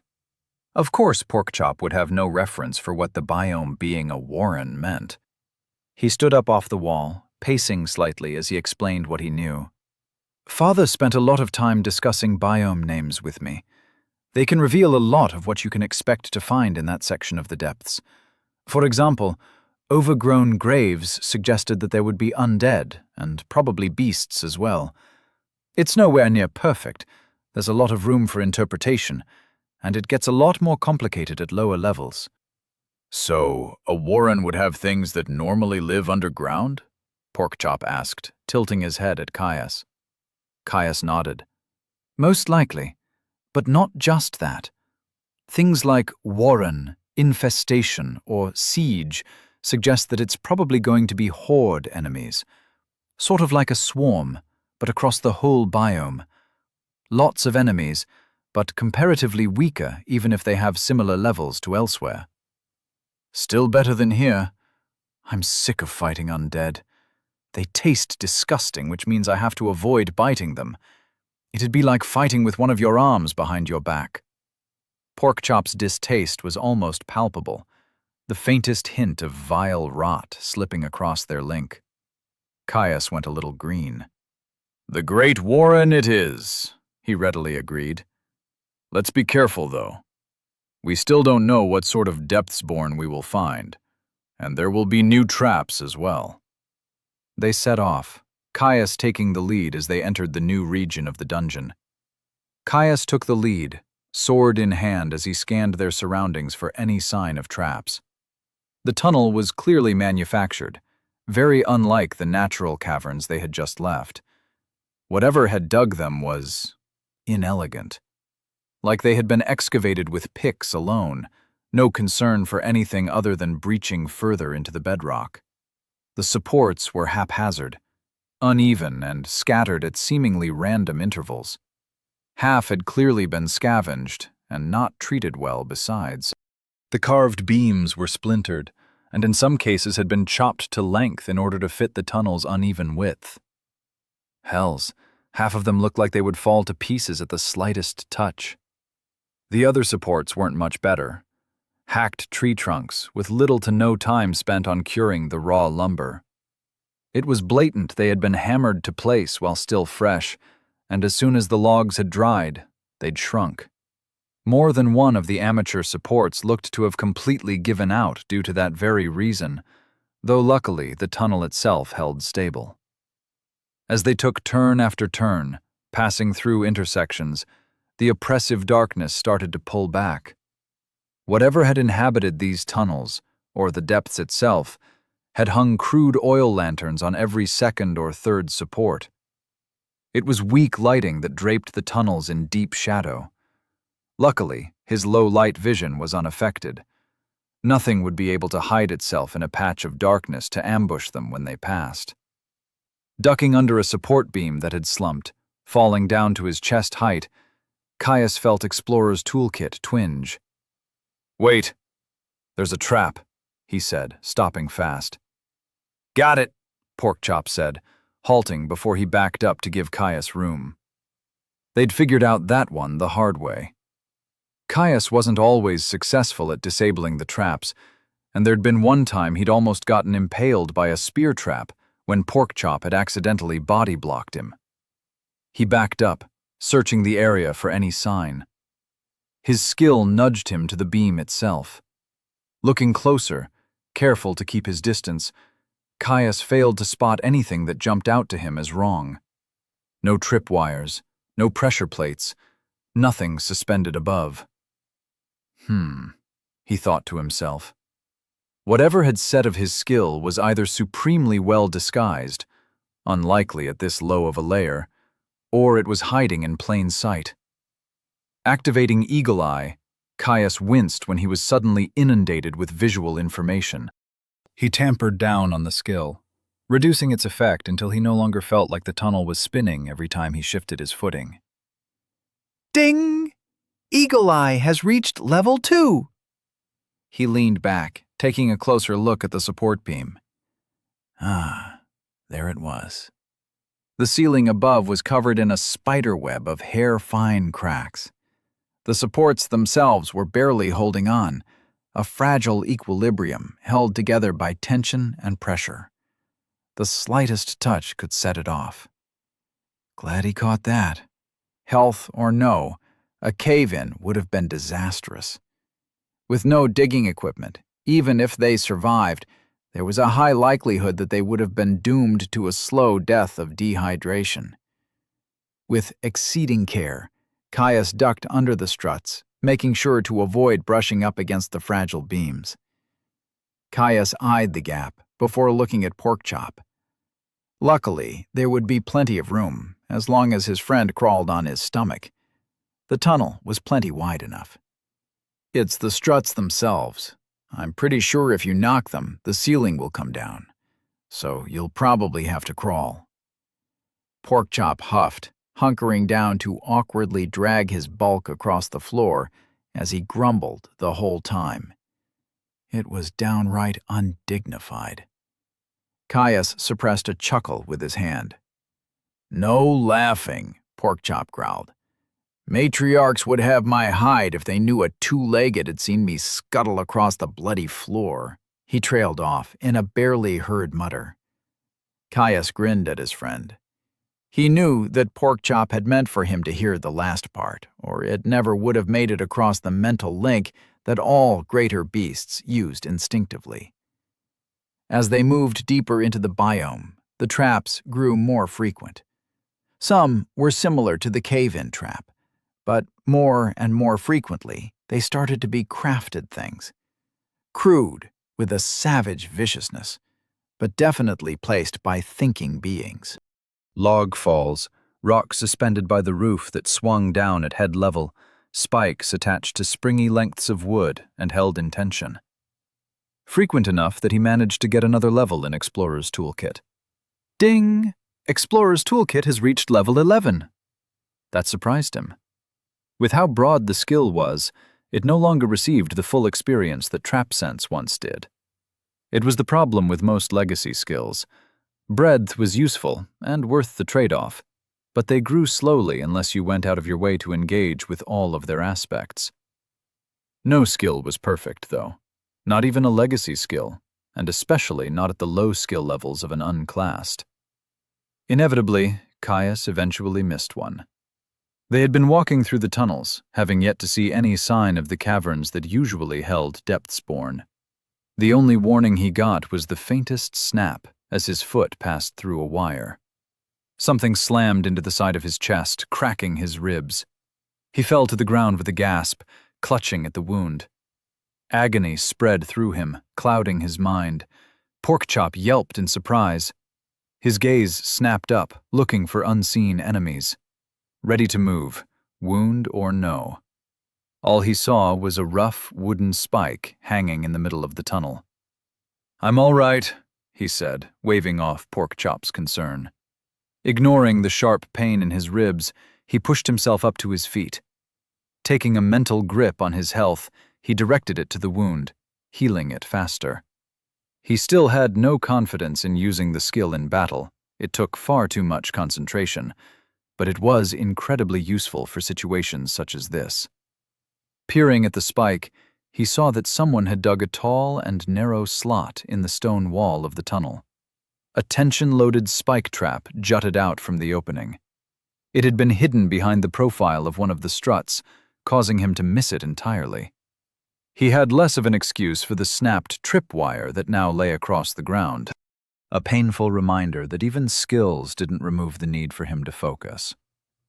"We should slow down," Porkchop said, moving in to look at the hidden trap himself. "No, it was a careless mistake," Caius shook his head. "Let's keep moving."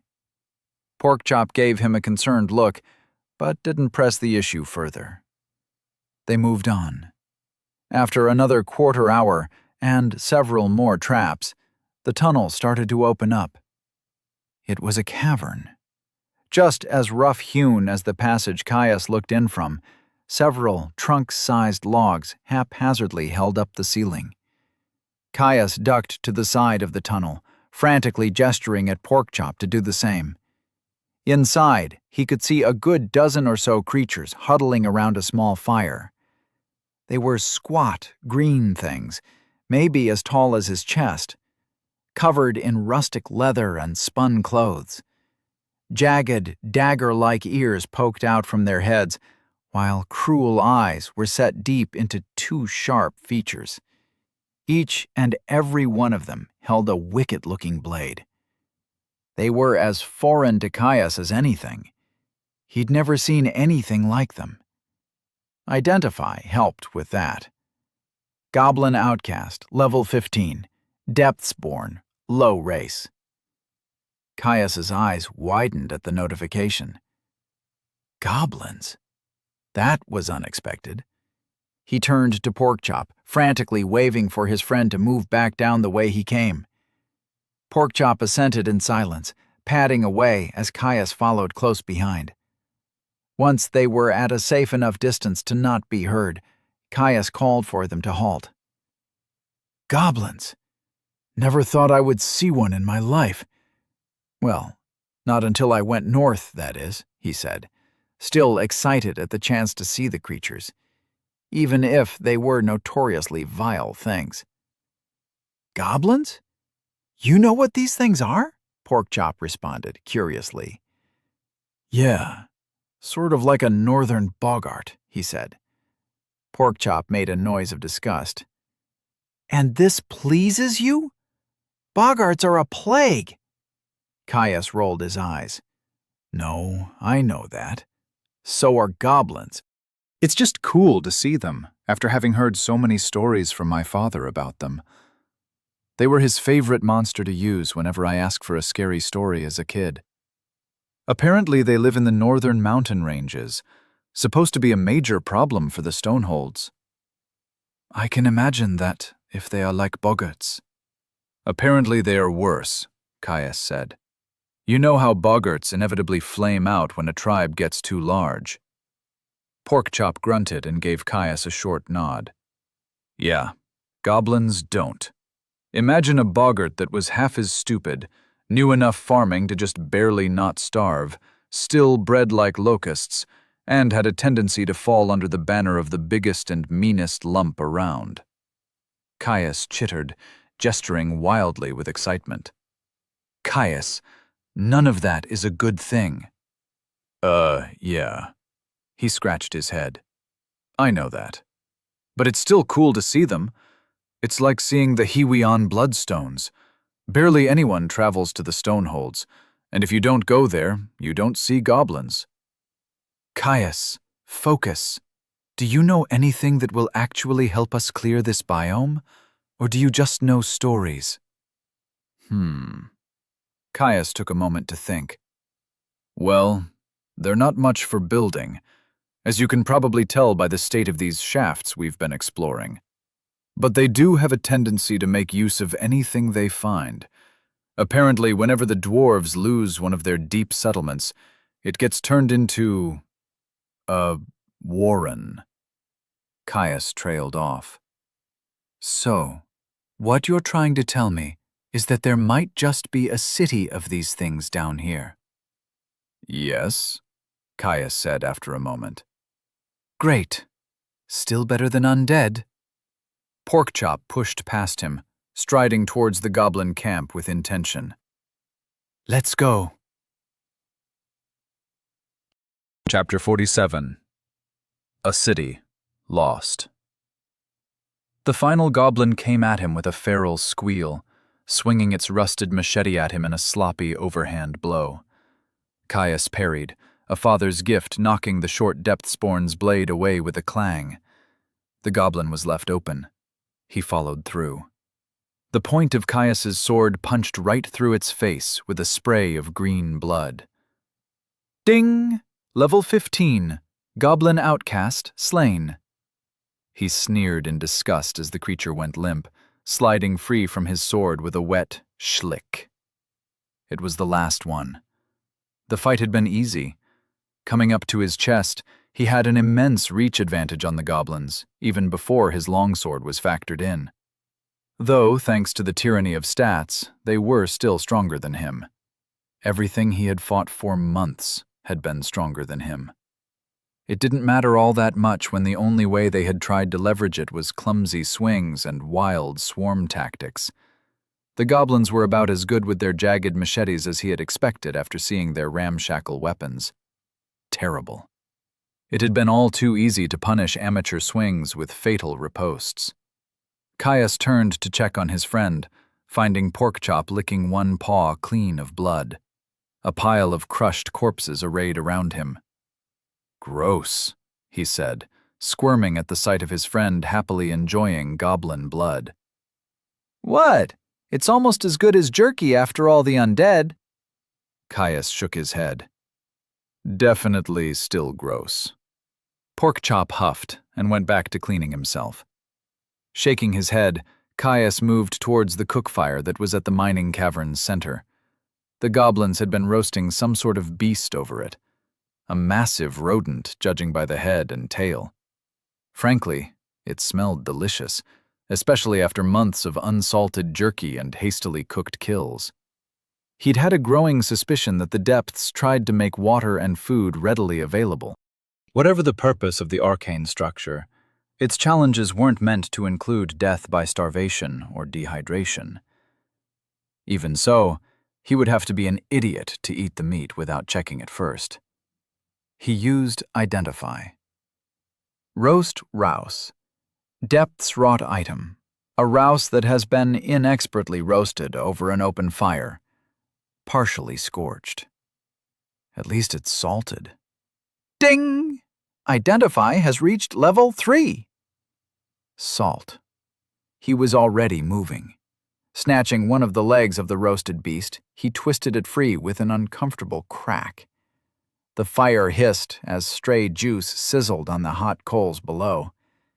Sinking his teeth into the leg, the meat scorched his mouth. He ignored the pain, moaning as salted meat practically melted in his mouth. Caius laughed into his food as Porkchop bolted over at seeing his reaction. His friend ripped his own leg free from the carcass, savaging it on the cavern floor. "It's not gonna run away." "Why?" The bone crunched between Porkchop's jaws. "Is..." A chuck of meat came free with a snarl. "This..." He snapped it down. "So good." Salt. Best thing ever discovered. "Why haven't you been doing this? Your jerky sucks." "I would if I could, buddy," Caius laughed. "We don't have any. The jerky is pretty shitty. It's supposed to have salt." As he ate, Caius walked around the rough room that had been carved into the stone. The goblins had set up a number of tents, crude things of leather and cloth, barely remaining standing as their rickety frames of sticks threatened to collapse at a moment's notice. One of them did, when he accidentally brushed against it. He did find a barrel of water in one corner of the room. He refilled their water skins before they drank deeply from its reserves. They moved on, returning to the dark shafts that crisscrossed this biome. Almost immediately, they ran into more traps. The worst was a pitfall, a jagged pit carved into the floor of the passage, falling deep enough that he couldn't see its bottom with his low-light vision. Ironically, the trap itself was incredibly poorly hidden.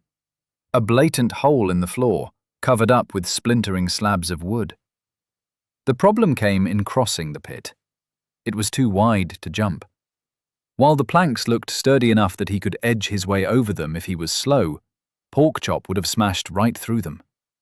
It had taken carefully stacking the planks until they were 4 thick, and some very careful steps, to get his friend across.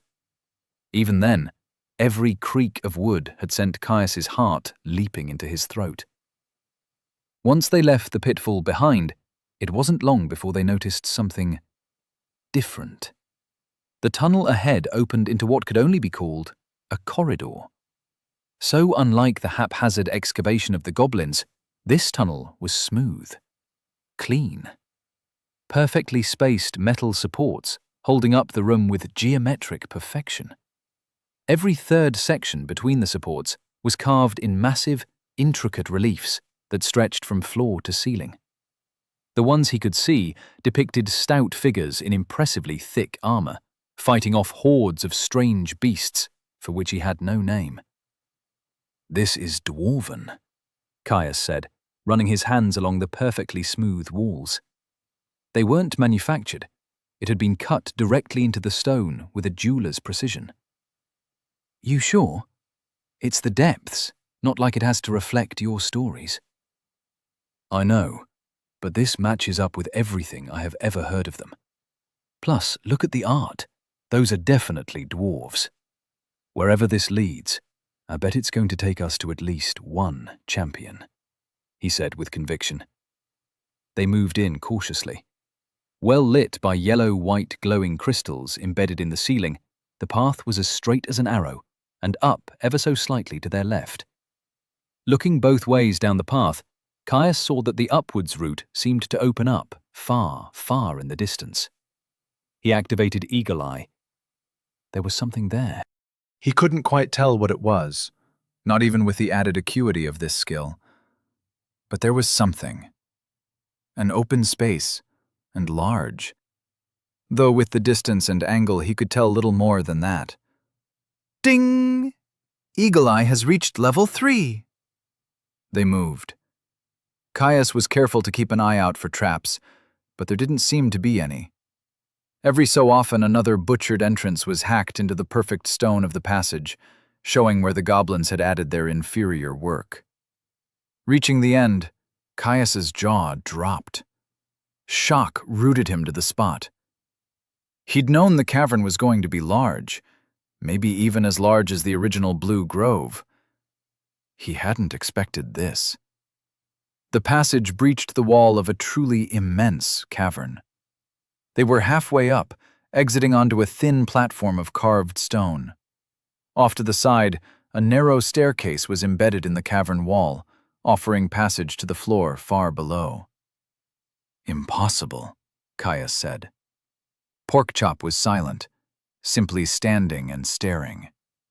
It put the Blue Grove to shame, large enough to fit the sizable corpse of trees a dozen times over. At least. A city dominated the center of the open cavern.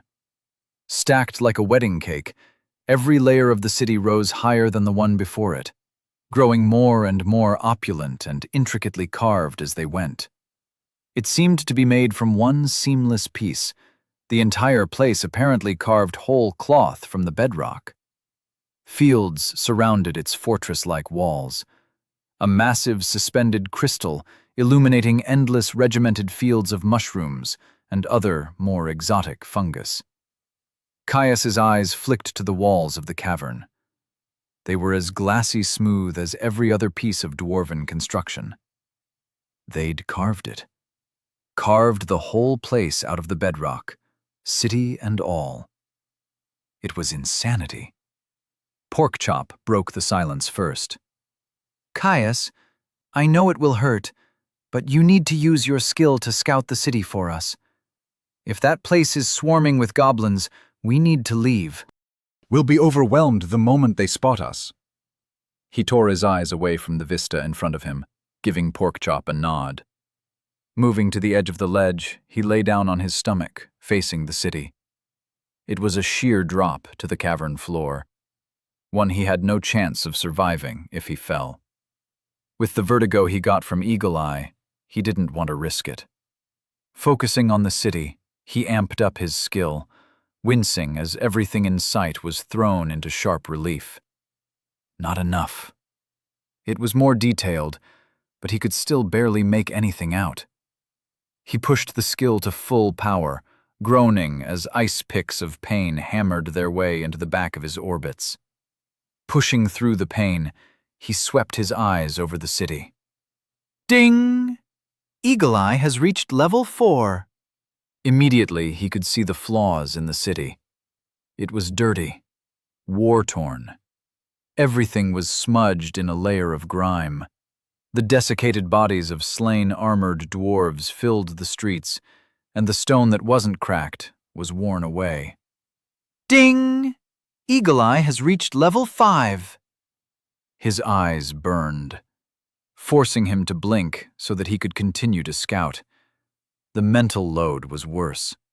His mind felt like an overstretched water skin, every second forcing it closer and closer to bursting. From what he was seeing, it was worth it. Porkchop was right. The place was absolutely crawling with feral goblins. Though, thanks to his skill, he could tell that they were distributed in a decidedly unnatural way. Ding! Eagle Eye has reached level 6. While he had no way to see into the many buildings, from the squat green figures he could see wandering the streets and lounging on roofs, they seemed to be bunched together. Groups of 30 or so were milling about, going about their day, but there would be streets between them and the next. If they were careful, they should be able to deal with them section by section, hopefully without causing enough of a ruckus to bring a whole horde down on their heads. Ding! Eagle Eye has reached level 7. Another notification dinged in his mind. With each one, his eyes strained just a little less, his migraine slowly reducing. Barely. He still felt like he was getting smashed over the head with a hammer. Sweeping his eyes across the city, he looked for signs of champions. At the end of the day, that was what they were here for. He found the first likely candidate quickly. The bastard wasn't even in the city, but in the fungal fields outside. Standing out like a sore thumb, a mounted warrior prowled amongst the spread-out common goblins who wandered the rows of crops. Garbed in cruelly spiked leather armor, the goblin sat astride a massive, wolf-like creature. It was a champion, no two ways about it. Ding! Eagle Eye has reached level 8. The second one was near a massive set of stairs that lead up to the second tier of the city. Lording over some sort of mustering grounds, it stood head and shoulders above the rest of its kind.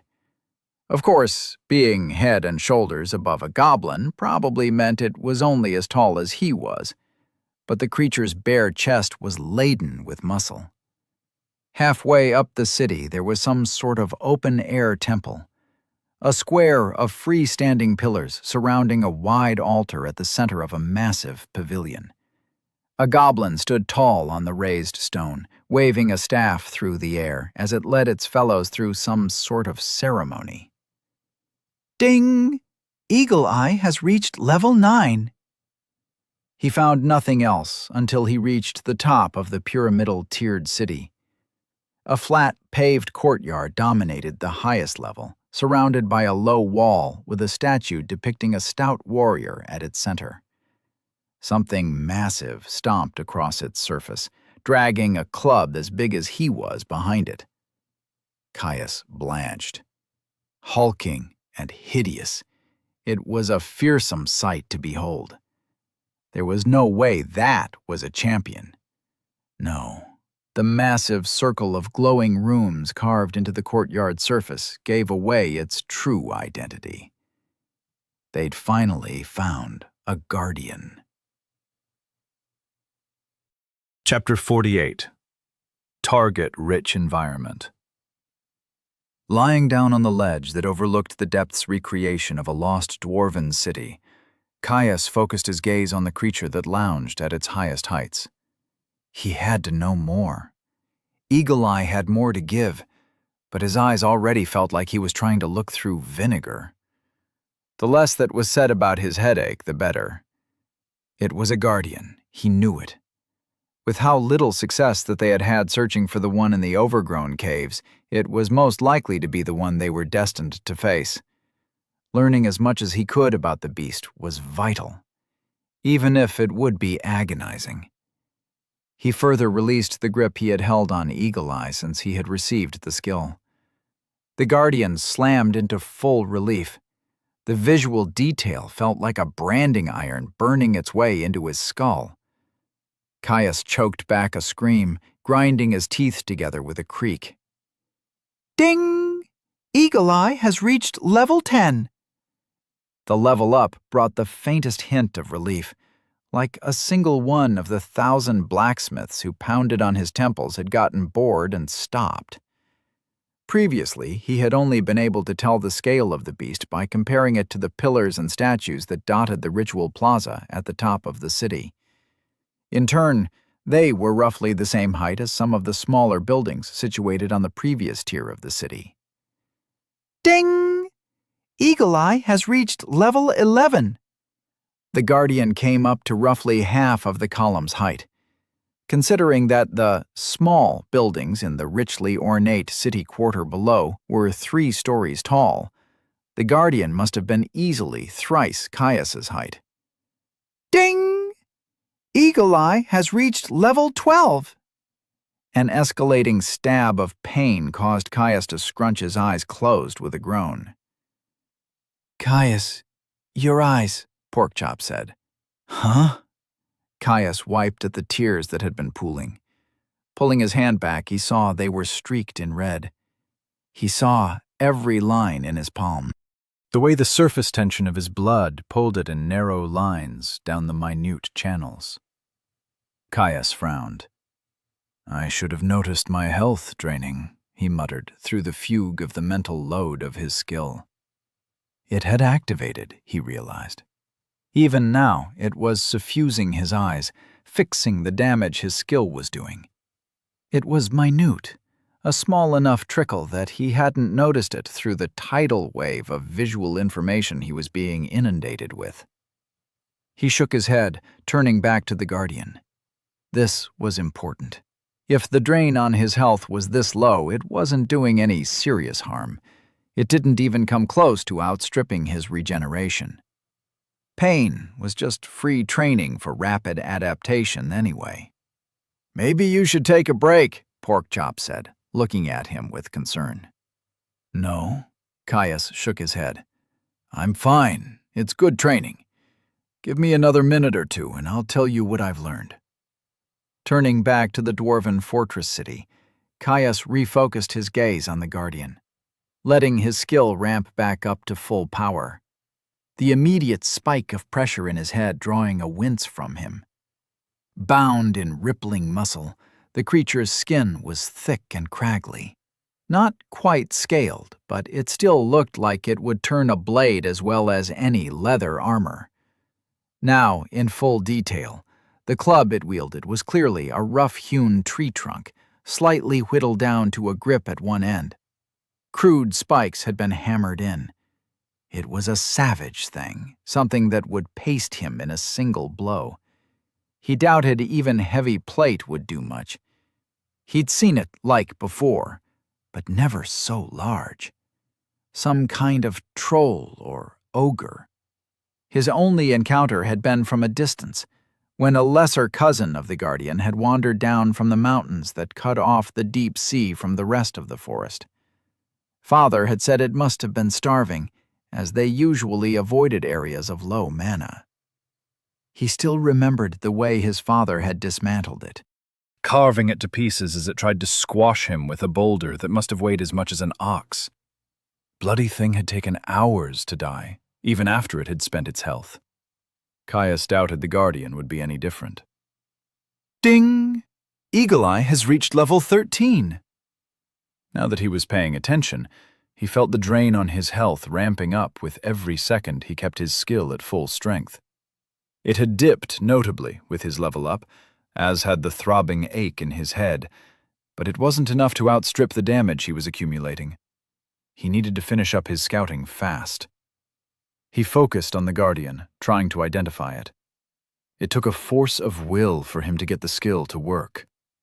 While the skill's description didn't mention a distance limit, it seemed to have one all the same, spiking his agony as he stretched the skill.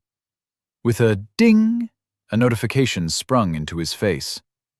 Level, quote-unquote, ding, identify has reached level 4.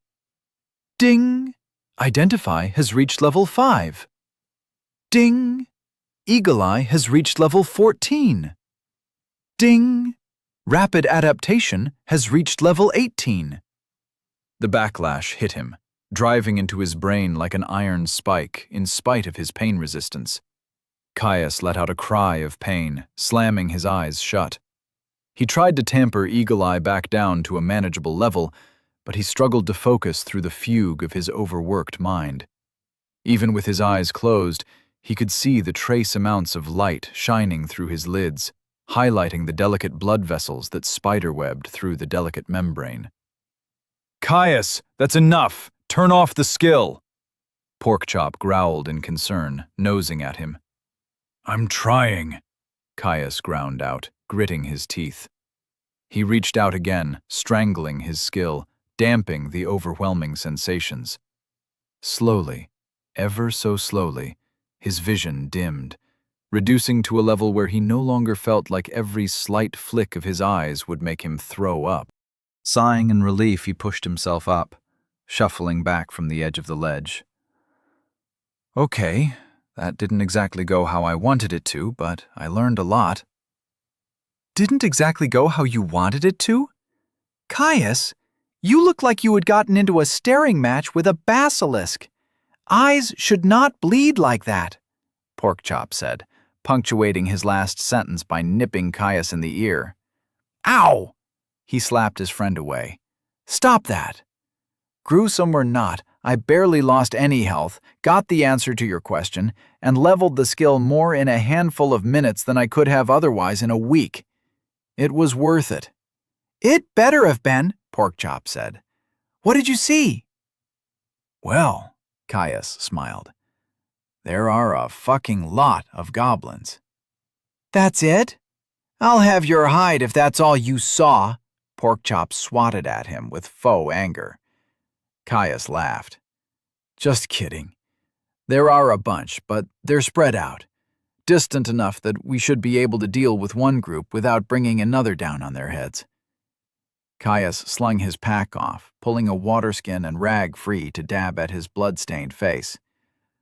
Oh, and I could see what I'm almost certain were 3 champions, he said, shooting Porkchop a grin. Porkchop froze, his ears perking up. Loot? Yeah, buddy, loot. That's not all. There's a bloody guardian, I'm almost sure of it. Porkchop stilled, looking at him intently. You're sure? Almost certain, Caius nodded. Big fucker. Some sort of ogre or troll with a massive club right at the very top of the city. Probably ridiculously strong and durable, but there are much, much worse matchups. Besides, who knows how long it would take us to find another one? This city must be almost all of this biome. Others might need us to search for months. Porkchop grumbled. There are also much easier matchups. An ogre, even one that didn't overlevel us, is more than strong enough to crush us with a single swing. Better than something too fast for us to land a hit on. I'm sure we'll be faster than it. Besides, we have over a year until I get my class and you evolve. At the very least, it will be a good backup if we can't find anything better, he said, mopping at the red that streaked his face. This is true. Now, Caius clapped his hands. The first champion candidate is outside the city. There's a bunch of fields of mushrooms down there, but most are pretty spread out. The one we're looking for is riding on some sort of wolf thing. He's got a spear, but he's pretty lightly armored. I think if we can kill the mount, he should be pretty easy to deal with. What do you say? Time to get some more loot? Porkchop shot to his feet.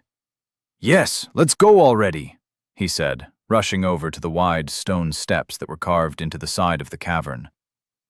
Hey, wait up! And be careful on those stairs. If you slip, you're toast, Caius said, rushing after his friend. The walk down to the mushroom fields had been treacherous. While the stairs were wide and had more than enough space for both of them to walk abreast, they were glassy smooth. Without a railing to protect them from going over the edge, a single misstep would have been enough to do them in.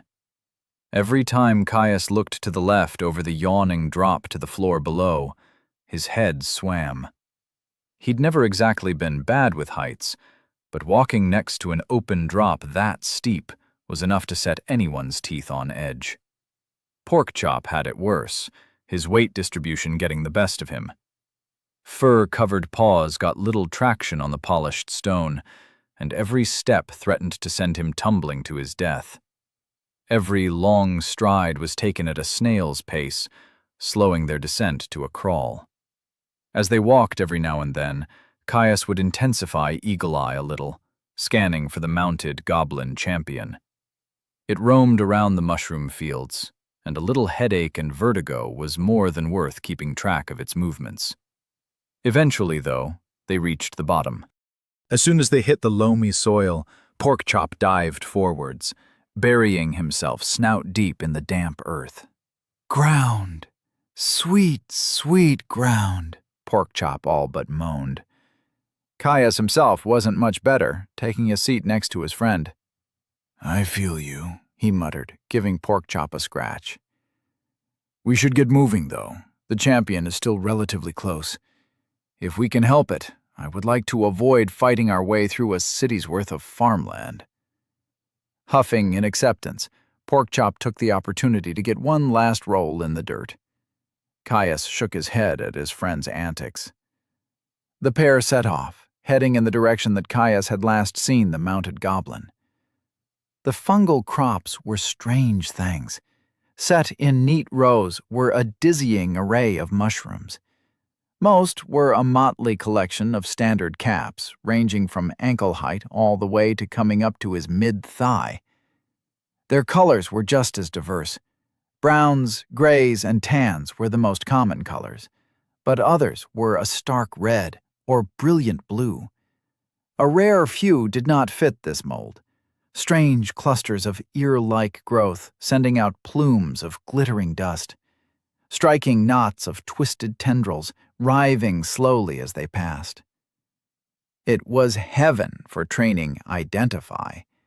Every third fungus seemed to be something new, pushing his skill to new heights. Unfortunately, eventually his growth tapered off as he ran into less and less unique specimens. Much to Caius's disappointment, none of the mushrooms were alchemical reagents. If they had, such a wealth of resources could have provided an extremely valuable source of renewable wealth if they were able to map a path back to the biome from the world above. At the very least, he could have used Explorer's toolkit to flesh out their supplies with some much-needed poultices. Thankfully, neither were any of them toxic or poisonous. They were farms, in truth, filled with a dizzying array of edible varieties. At the very least, they would be eating well while they cleared out the city. Despite what it looked like from above, the cavern floor wasn't perfectly flat. As they traversed across the fields in search of the champion, they walked up and down gentle rises and dips. It was after summiting one such rise, slightly taller than most, that they spotted their quarry. Maybe a few hundred strides away, the mounted goblin stalked through the fungal fields. Caius put his hand up, gesturing for Porkchop to halt. After months of cooperation, his friend complied without hesitation, training his sight to where Caius was looking. Caius ratcheted up Eagle Eye, bringing the champion into greater focus. The beast the goblin rode looked like it would come up to his chest. While he'd originally told Porkchop that it looked like a wolf, that was only true in the most twisted and nightmarish sense.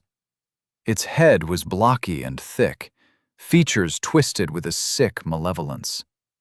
Bulky muscle covered its thin frame, almost looking to painfully yank at its joints. The goblin wasn't much better. Sitting high in its saddle, its eyes scythed over the fields, looking at distant laboring goblins with a cruel sneer on its face. It was garbed in light-studded leather and held a long, barbed spear, one that looked better designed for maiming than it did striking true killing blows. He relayed what he saw to Porkchop, his friend growling low in his chest as he squared off against the far-off champion. Caius felt it too, the familiar heat in his blood, the way his concerns and fears dampened. It was a rush like nothing else, knowing that the only thing that stood between him and a gruesome end was his skill, timing, and ability. He couldn't wait. Chapter 49. Keikaku means plan. Caius lay flat, the soft earth of the fungal farms dampening his clothes ever so slightly. Porkchop had hunkered down next to them. He peered over the peak of a soft rise in the fields, staring at the mounted goblin champion that prowled a couple hundred long strides away. Their walk here had been uneventful. Only the dizzying array of mushrooms and the odd goblin laborer had interrupted their journey. Now he watched the champion, tried to learn as much as he could before he dived headfirst into fraught confrontation once more. Up close, he got a much better look at the Depthsborn. Unlike some of the others that he saw in the city, this one was not much larger than the common laborers they had mowed through in the fields. Its spear looked just as mean as it had before, but it was also long, more of a pike or a lance than a weapon meant for dueling. Its mount, the cruel, wolf-looking creature, was smaller than he expected.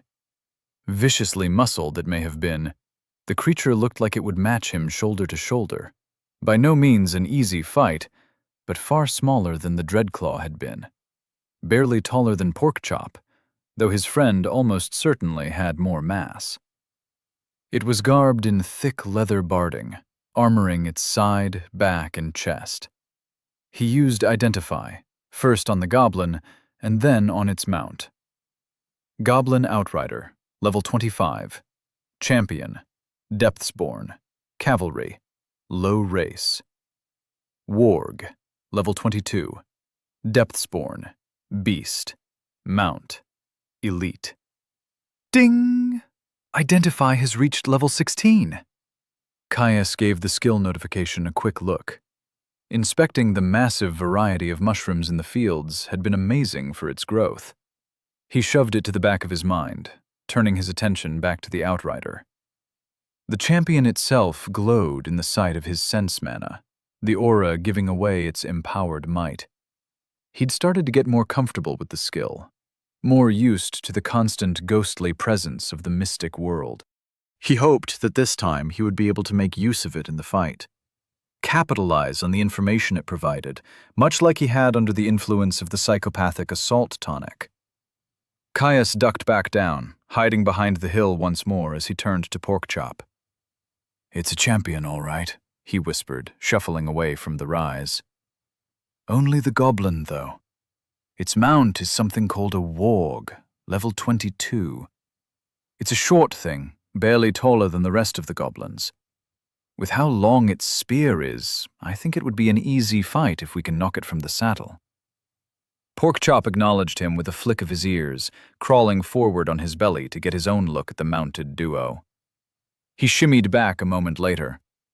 "I can take the warg, easy. Leather will not protect it from my new claws."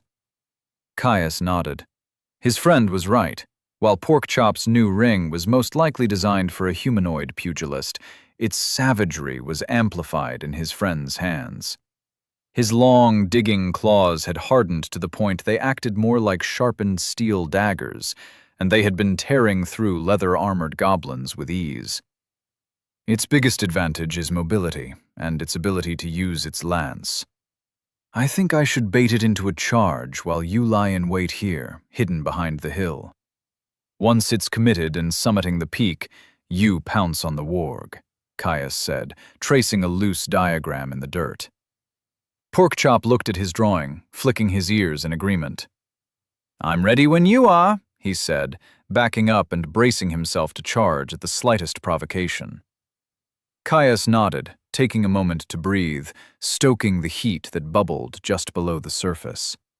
His heart raced, blood rushing to his extremities. He was ready. Jumping to his feet, he drew his sword and stomped to the top of the hill. Stern eyes locked on the champion, boring into them. "Hey, short stuff!" he yelled. "Get your ass over here!" The champion snapped its gaze over to him, sneering in disgust. The warg it was mounted on snarled, a low, crackling rumble rolling across the fields of mushrooms between them. "Yeah, that's right. You and your half-drowned rat of a warg, Caius continued.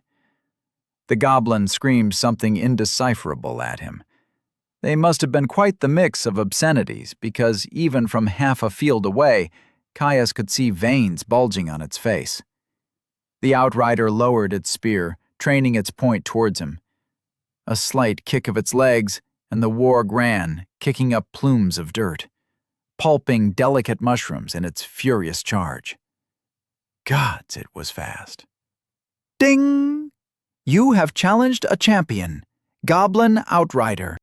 Caius suddenly questioned the wisdom of standing directly in front of a champion's cavalry charge. He braced himself, bringing his sword up, ready to block or deflect the goblin's spear if he wasn't fast enough to dodge. At the halfway mark, he saw the goblin's aura pulse, flaring with magical potency. "Shit!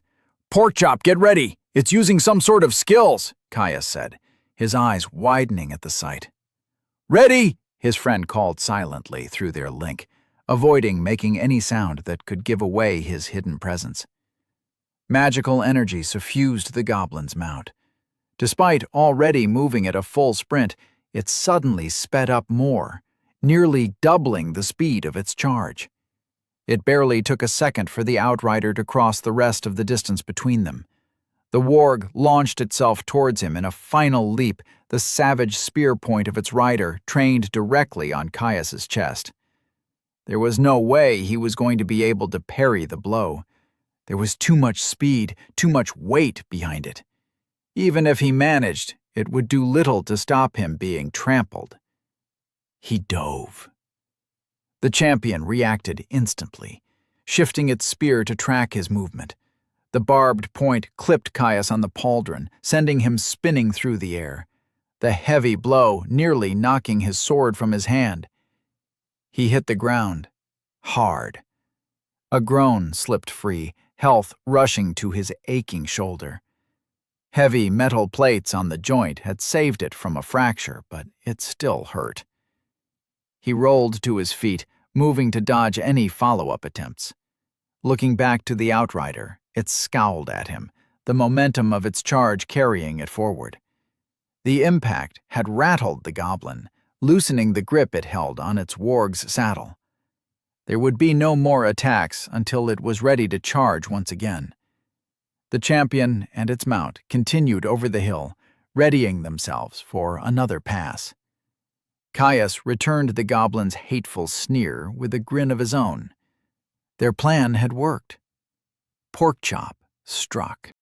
With a bellowing challenge, Porkchop leapt for the pair.